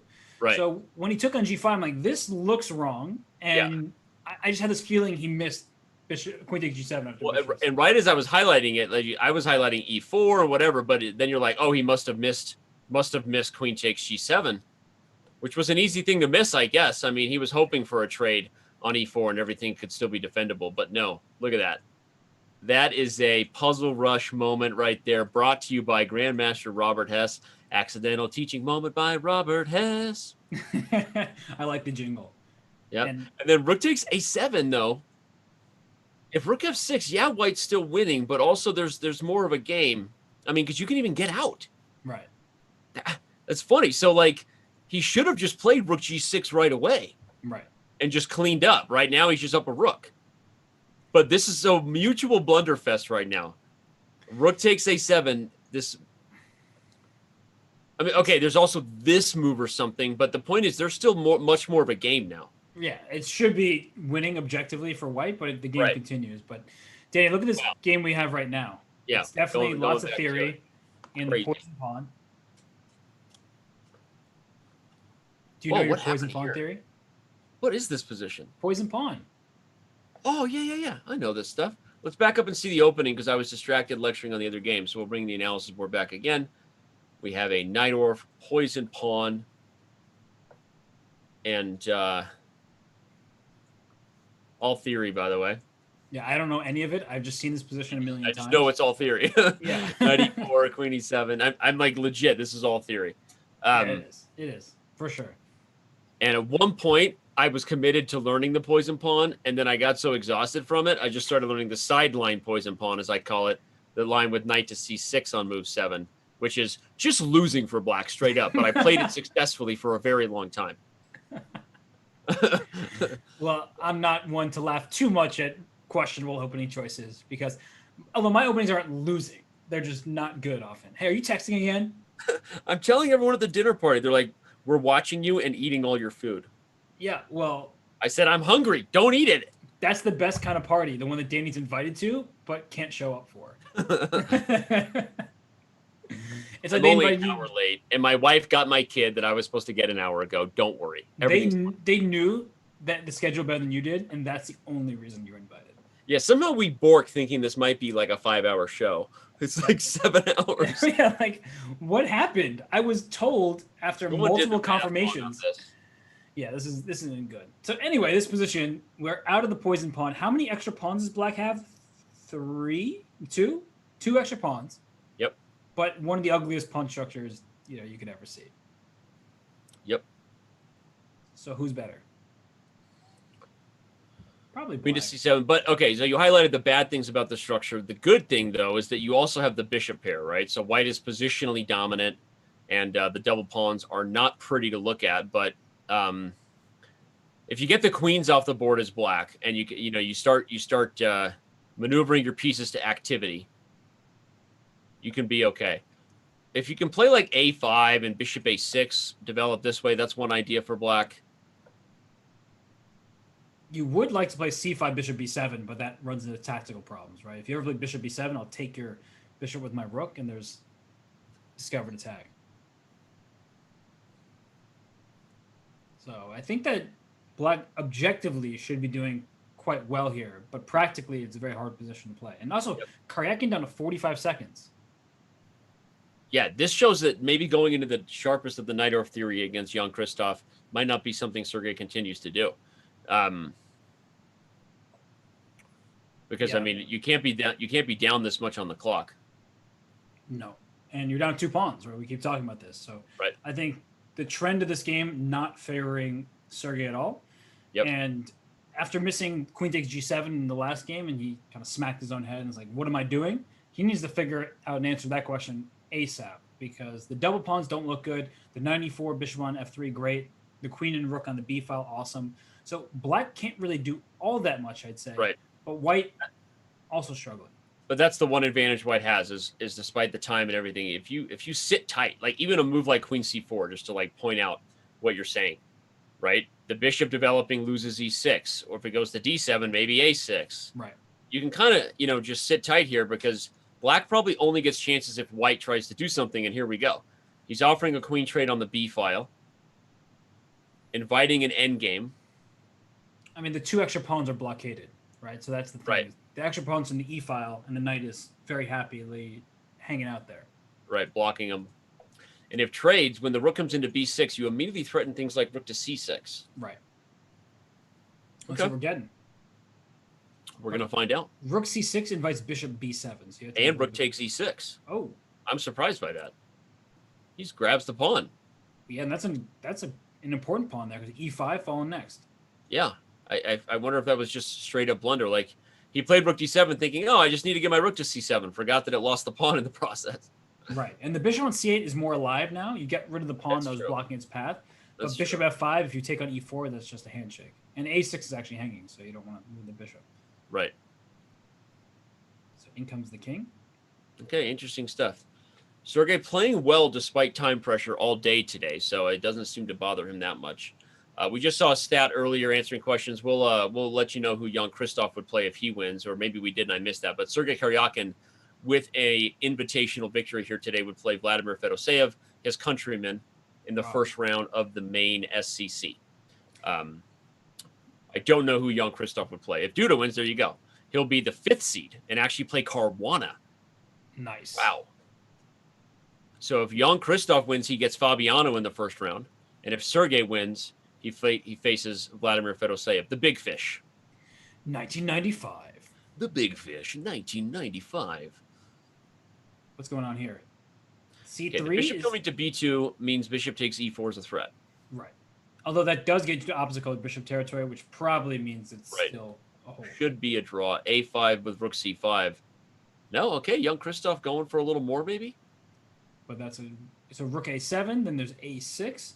Right. Rook's in a passive spot, so he trades, and Yeah, now it's a draw.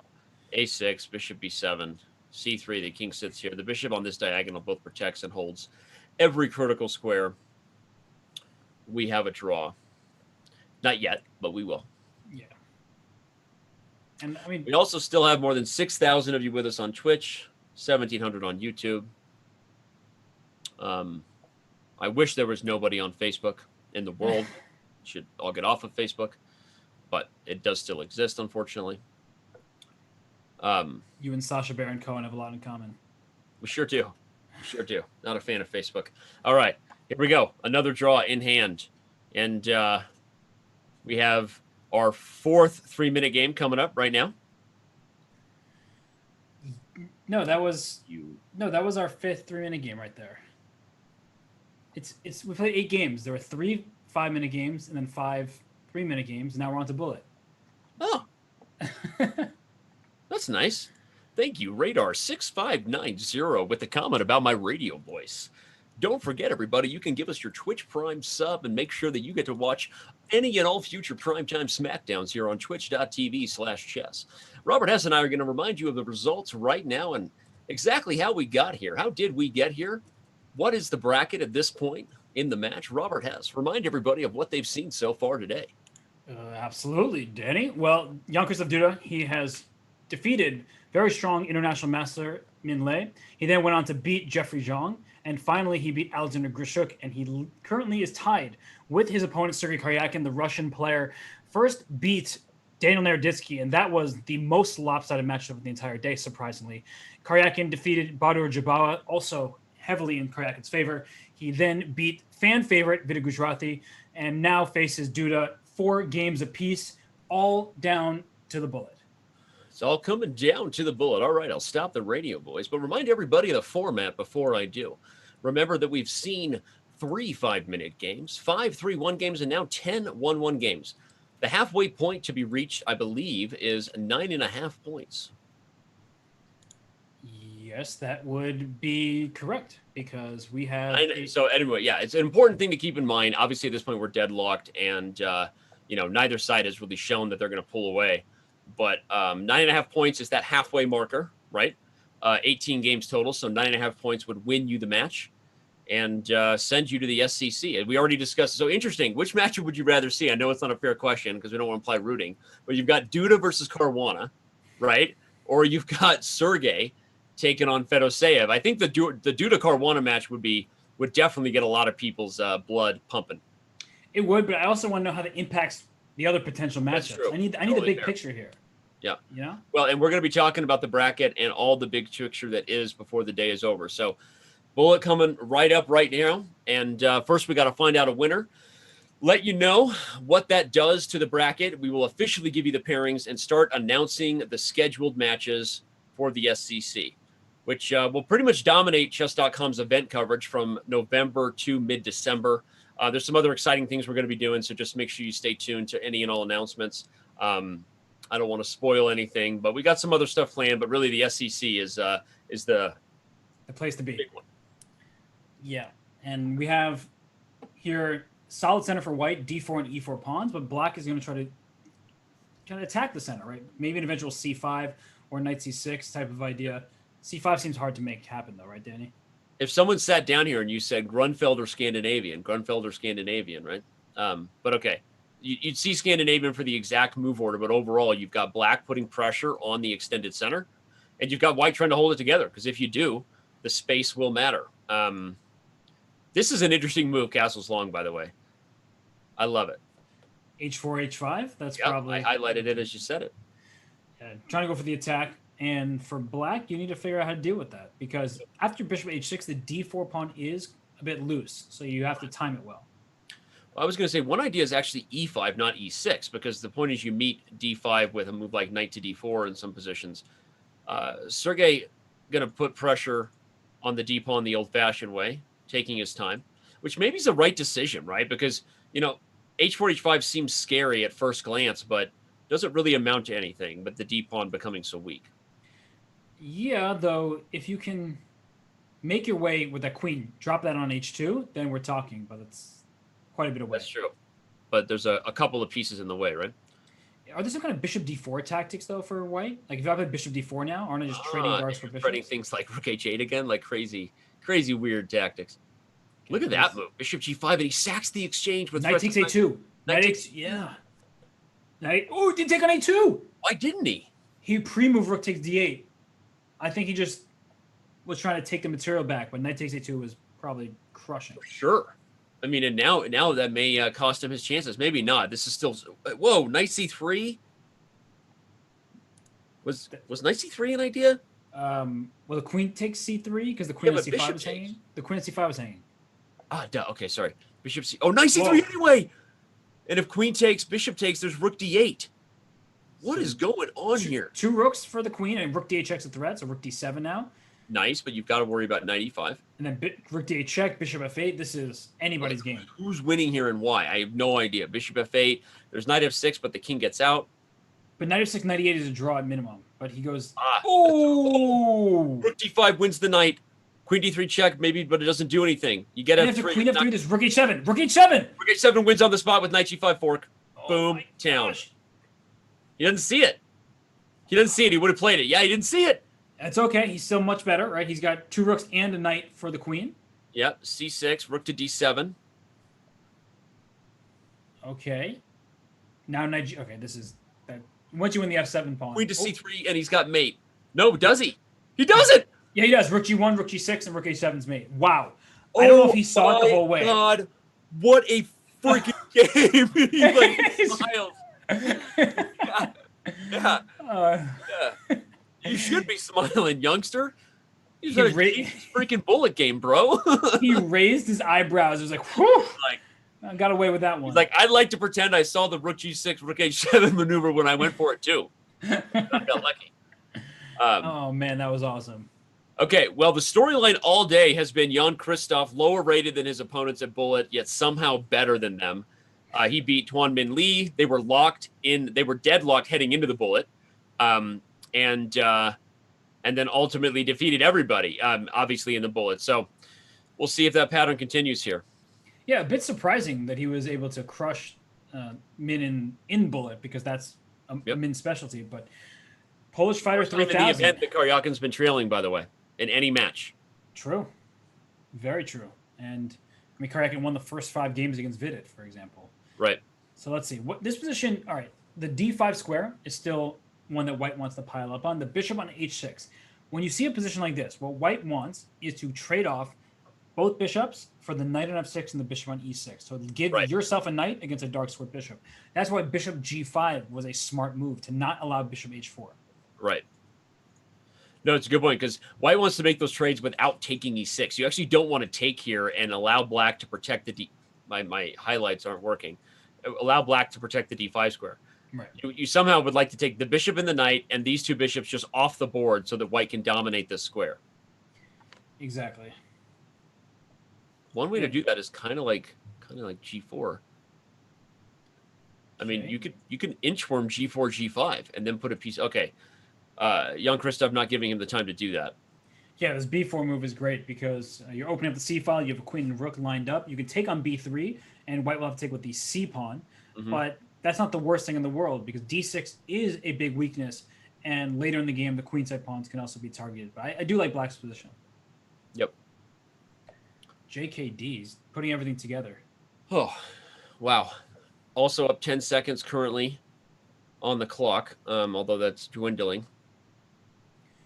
So what's he trying to do? I kind of like Sergey's chances in this. Oh my gosh, d5.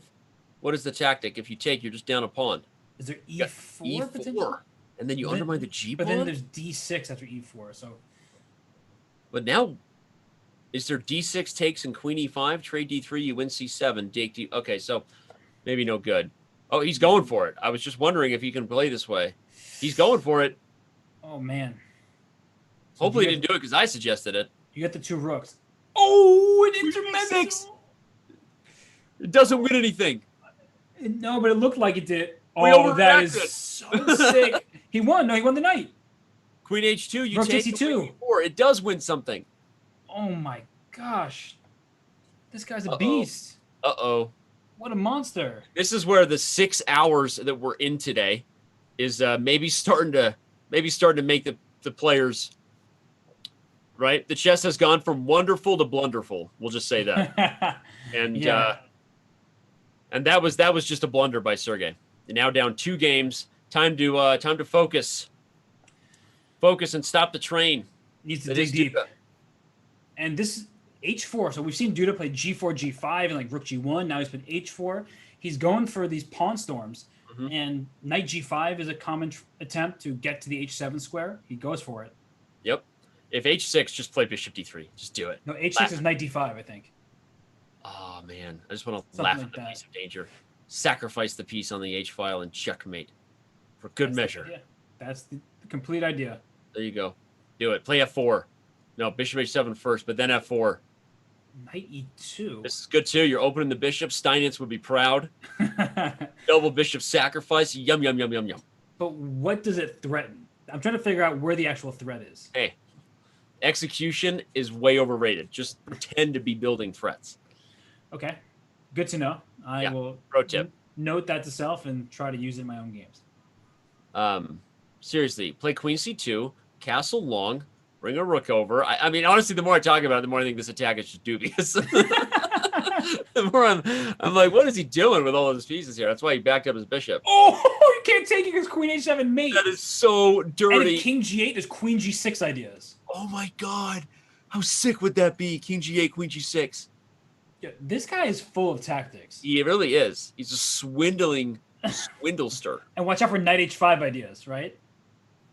Knight H5 would remove the defender, but Bishop B7 is smart. Right.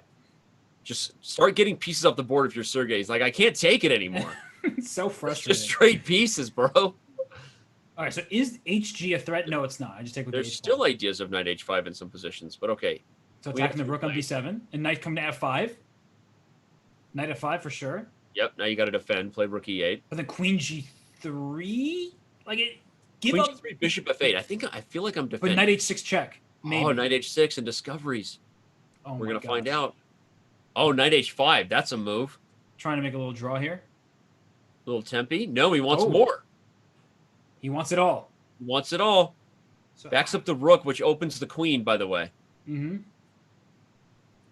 Okay, so he's probably now the knight's finally under attack. I don't know what's going on, but the knight is under I can't attack. see anything anymore. Queen I can't see the board anymore. Me neither. They Oh, the stacked- pawn's hanging.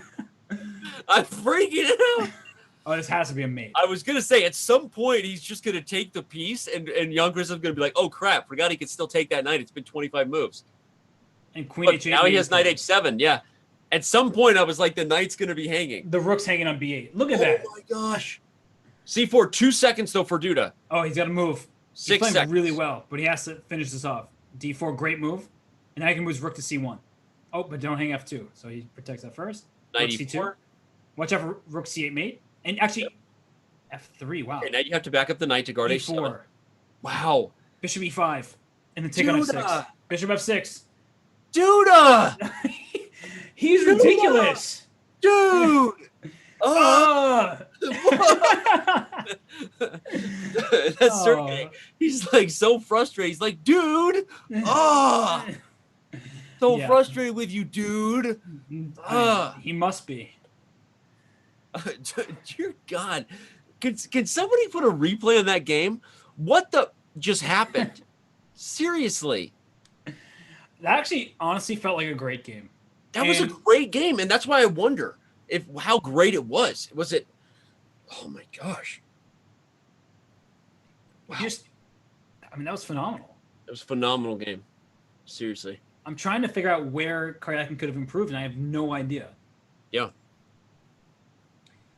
Oh, okay, well, here we are in this game, 7-4, 2.5 points needed by Duda, and at this pace, he's trying to win all the bullet games.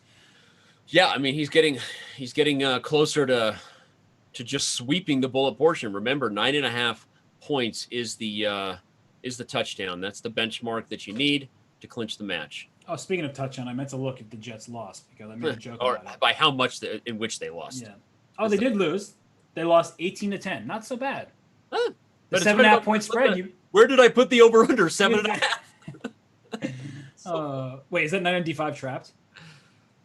No, it can go to... Oh, knight e3, knight takes d4. Yeah. And b2's hanging now. Oh, man. Look at Duda. What's he doing with his shirt?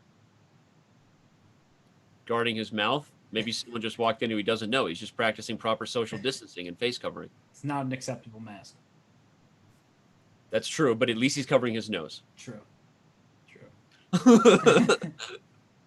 So we're going to get a queen trade. What's the material count? Black has an extra piece for just 2 pawns. White has some chances to hold this, right? The minor pieces, they're not coordinated extremely well, and you can play h4 for white at some point. Okay, black is much better, very clearly. Yep. Poor Sergey. Honestly, you can see him getting tired, right? Not to say that everybody hasn't had a long day, but you know, it's there's definitely been a lot of blundering tactics. Now, it's not over yet, right? You've got to find a way to pull yourself together. 3 games is not insurmountable in bullet at all. And their shirts are going in opposite directions, by the way. Sergey's is like going down, lower. And then Duda's bringing his up. So, rook takes h6. Oh, rook takes h6. So if he wins this after blundering a piece in the opening, that would be the start you need, right? Yeah. 8 seconds for Duda. h3, you can defend. Yeah. Okay. Nice. I mean, he's taking over the dark squares. Those dark squares are juicy. If you can go after the B pawn, that's what you need. Yeah, bishop d4 is not bad because the trade, you end up trying to corral the B pawn. So you need to trade off that rook on d2 somehow. Like, that's what you need to remove that defender from the g2 pawn. Right. So he might play rook d8 here and then just bring his knight right back to e6. Okay, it was rook c8, rook c7. G3 though. He's too good. Yep. Knight can't move because g5 hangs. I just noticed that. Yep. Plays h4. Black should be winning, but again, there's only a few seconds on the clock. 6 seconds for Duda. All right, drop 3 for Sergey. Dropping the e-pawn cannot help your Watch out for any kind of weird mating nets. That's true. No, not going to happen. So even rook g2. 1 second for Sergey. Yeah. h6. Rook f6, weird move. Yeah. But Duda's really sharp with the defense in the bullet. He's living off the increment, and eventually the time runs out, and he is down 8-4. A sweep of the bullet portion is what Duda is on pace to do right now. This is kind of it right here, right? Because if you get to 9 with 5 chances for a half a point, that's all you need, right? I mean, so if Sergey's mounting a comeback, it starts right here, not with 1 more loss. Yeah. Sorry, I was laughing because our producer made a funny joke in our little chat there. So it just oh man, that's I'm gonna save that line for later. It's gonna come out. Anyway, this is bishop on g2, queen on f3. That's, you couldn't ask for a better diagonal and better control because black doesn't have a light squared bishop. So another game, another advantage for Duda here. Yeah, and the knight on b8 can't move because then you lose c6 pawn. Well, it can move, but it would just be a sacrifice. Wow. Remember the time Duda promised you? He assured you that he would win this event? You don't think I'm going to talk to him about that mindset in the interview? I mean, does he play better when he feels like he puts the pressure on himself and a confidence level? I mean, he went out of his way to call his shot, and right now he's delivering. And it wasn't easy, right? I mean, he had to play several of the world's best. I called in the beginning. I said my low-key dark horse to win it all was Sergey Karjakin. So Sergey getting this far is one thing, but apparently getting past Duda was too big of a duty. Nice. Well, here the game's not over. Sergey still has a chance. He's down a pawn, and he's down 20 plus seconds on the clock. Not looking great for his chances, but there are some holes in White's kingside. Right, the f4 square. If the knight goes to e6, the queenside pawn a4 is under attack right now. So Sergey's really trying to make the most of this. Oh, look at that rook on a6, by the way. It protects the h6 pawn and just the whole 6th rank. Yep. Right? defending. And it's closed up on the king side, which means that the queen side advantage should play to black's favor. Right. The bishop on f3 on a great square. It seems to be a good piece, but it doesn't attack anything. It's just empty air. So knight c3 can be played by black next move. For white, okay, bishop d5. He's trying to go f4, perhaps. Yeah, that's a good idea. The counterplay. The biggest advantage white has is the light square bishop, and maybe that goes away now. No, he keeps it. So if he can get f4, he's going to get pressure. f4. He's going to get f4. He wants it. He wants it. The rook on a2 protects e2, which is very important. Yeah, it's huge. It allows you to meet e4 with just f5, and you're not even worried about tactics. And here the pieces are free-flowing. Yep. En passant. Oh, if en passant rook takes, rook b takes, and that might have been a problem. It's strange, though, because now that he didn't do that, I feel like the a pawn becomes... Time. Oh, I thought he lost on the clock. Now he did. Oh, he did. Yeah. Oh, for Sergey. Poor Sergey. Wow. Well, unfortunately, with a half a point to go and 5 opportunities to get there, you would think that Duda will get there and ultimately deliver on his promise. He came, he called his shot, he delivered. Jan-Krzystof bouncing back from a disappointing performance in Norway, right? And, riding the momentum. You beat Magnus Carlsen. I guess you want to give yourself another shot, right? You're gonna join the SCC most likely with a pairing against Fabiano Caruana in the first round. Yeah, he goes up against the number 2 player in the world in classical chess, that is. Yep. But in terms of blitz chess, that's probably not the opponent he's most scared of. So right. Well, he's the favorite. Yeah. I mean, he's high rated. FIDE, in terms of FIDE blitz ratings, Duda is the favorite player. So I will say though, Danny, that Fabiano has been extremely impressive throughout the pandemic in terms of his online speed chess play. He has definitely improved. It's clear that he's been working on the quicker time controls. Right. And I don't think some people say, oh, it's going to be an easy win for Duda. They always kind of talk about Fabiano's skills in a poor way, but he has improved a lot. And I do think Duda's the favorite, but not by that much. I agree. And also I think that, again, we always say in a match setting, especially with increment, right? The stronger player has opportunities that you don't see in traditional online blitz, right? With sudden death, but by opportunities, I mean, it's more indicative of whoever the stronger player is going to win, not skills that are specific to blitz and bullet. Right. Now that said, obviously Duda also an absolute monster. So they're, while Fabiano is certainly still the stronger player, Duda is an up-and-comer, and it's going to be a wild one. Now, again, we're talking a little bit about that, everyone, because it feels like a foregone conclusion. All he needs is a draw, and we will have interviews ahead. So don't go anywhere. Can't wait to hear what Duda has to say. And, of course, Sergey Karjakin with a very long day, but an awesome one, and likely is about to come up just short. Yeah, Duda's won 5 straight games. They were tied 4-4, but the bullet has gone the Polish player's way here with the black pieces. Feels like he should hold this. He is a little bit down the clock. White has the bishop pair, but there's no targets to attack, even though there are pawns on both sides of the board. Look at that e6, f7, g6, h5. It's all safe and sound there. You would need something to start putting pressure on, and you just don't have that here, at least not yet. So, all right. Well, still a game, still a match, right? We'll see. So how's he play? You play for e5 and take no, but then you give away the d5 square. So how do you get winning chances here? I don't see it. I really Back don't. to a 4-bar connection for Sergey. Okay, that's good news. That's the good news. Not much else besides that right now. Right. For him. Yeah, and Duda's defended this well. I mean, even this last game. I mean, this is not easy. Although if the bishop can get this diagonal, that's where your winning chances come. Hard to manufacture that, but yeah, the bishop can just go back g1 to f2 and so on. I wonder if he had a chance for king c4 was met by knight d6 anyway. So now now if king c4 now knight d6, okay, it's a draw. You can't win this one. Yeah, I'm trying to figure out any way to win. Like, how can you get this king in? Can you play f5 at some point and get your king to d5?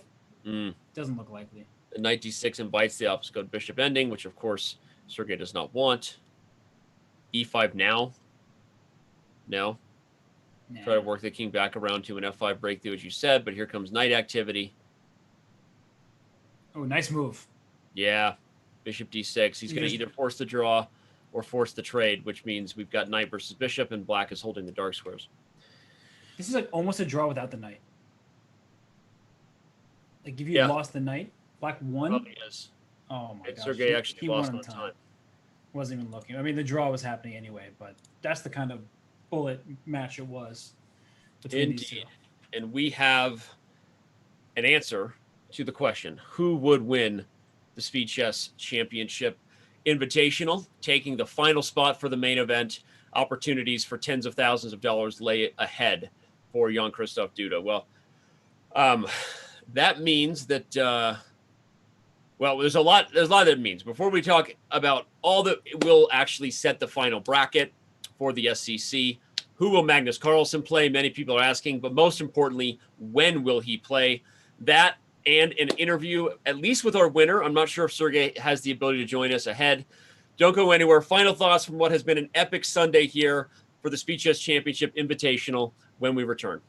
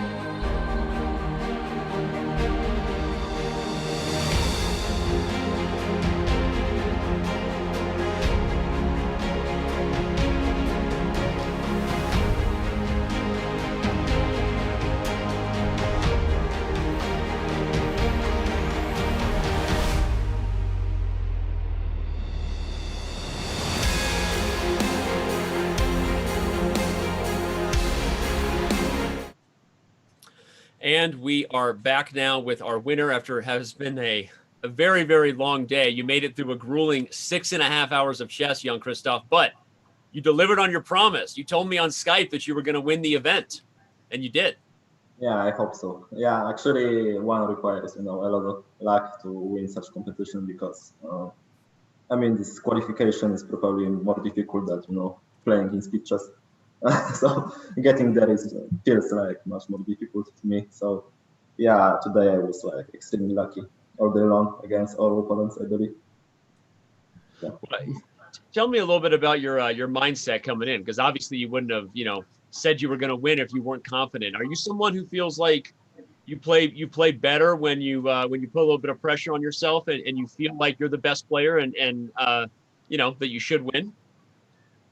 Yeah, I don't know. Yeah, actually, I think that my level of playing wasn't dropping that much. Yeah, because my first match, for example, was quite difficult and I was playing very badly, especially in the bullet portion. So, after that, when I won, such a lucky match, then okay, I thought that, it might be my day. And okay, I just, I just played. I cannot say that, I played a good chess because, well, it wasn't the way. It wasn't the way, but it wasn't the case. But yeah, in general, yeah, I was extremely lucky. I don't think lucky is fair. You seem to do well, not just in this format, but against the particular players you played. You've now sent Sergey Karjakin and Alexander Grischuk home in the Speed Chess Championship twice, right? The last time you played in the event, you beat both of these guys, right? You beat both Grischuk and Karjakin. Is there something about the style you feel that do you feel like you match up well with Karjakin and Grishuk? What is it about these two guys who I think it might be debatable in some people's mind? It's kind of a coin toss, right? Like maybe you could argue Grishuk should be the favorite against you or Sergey, but you really seem to play well against both of them. So is there something about that you can talk a little bit about? Well, I don't know, to be honest. Okay, against Alexander Grischuk, yeah, I scored obviously very well in the speed chess 2 years ago. But then afterwards, when we and I also won 2-0 in in some tournaments. But then in the last year, I was struggling against him very much. And yeah, and the funny thing is that he said that I got no coming after d4 in the first move. But then he switched to the d4, and I was he was crushing me in every game after d4. So yeah, but today was the day when I stopped bleeding after d4, and so yeah, okay, against Sergey, I cannot say that I like playing against him. Okay, the match was very tense, and probably, okay, we both, for example, lost in time. Not even in bullets. So yeah, but in bullet, obviously the score was too high, because I think I won 2-0. But well, you did but very well. I was relying on the bullet, to be honest. Okay, I was quite tired. Before this final, so they said that okay, it's best to get to the bullet and then clarify things.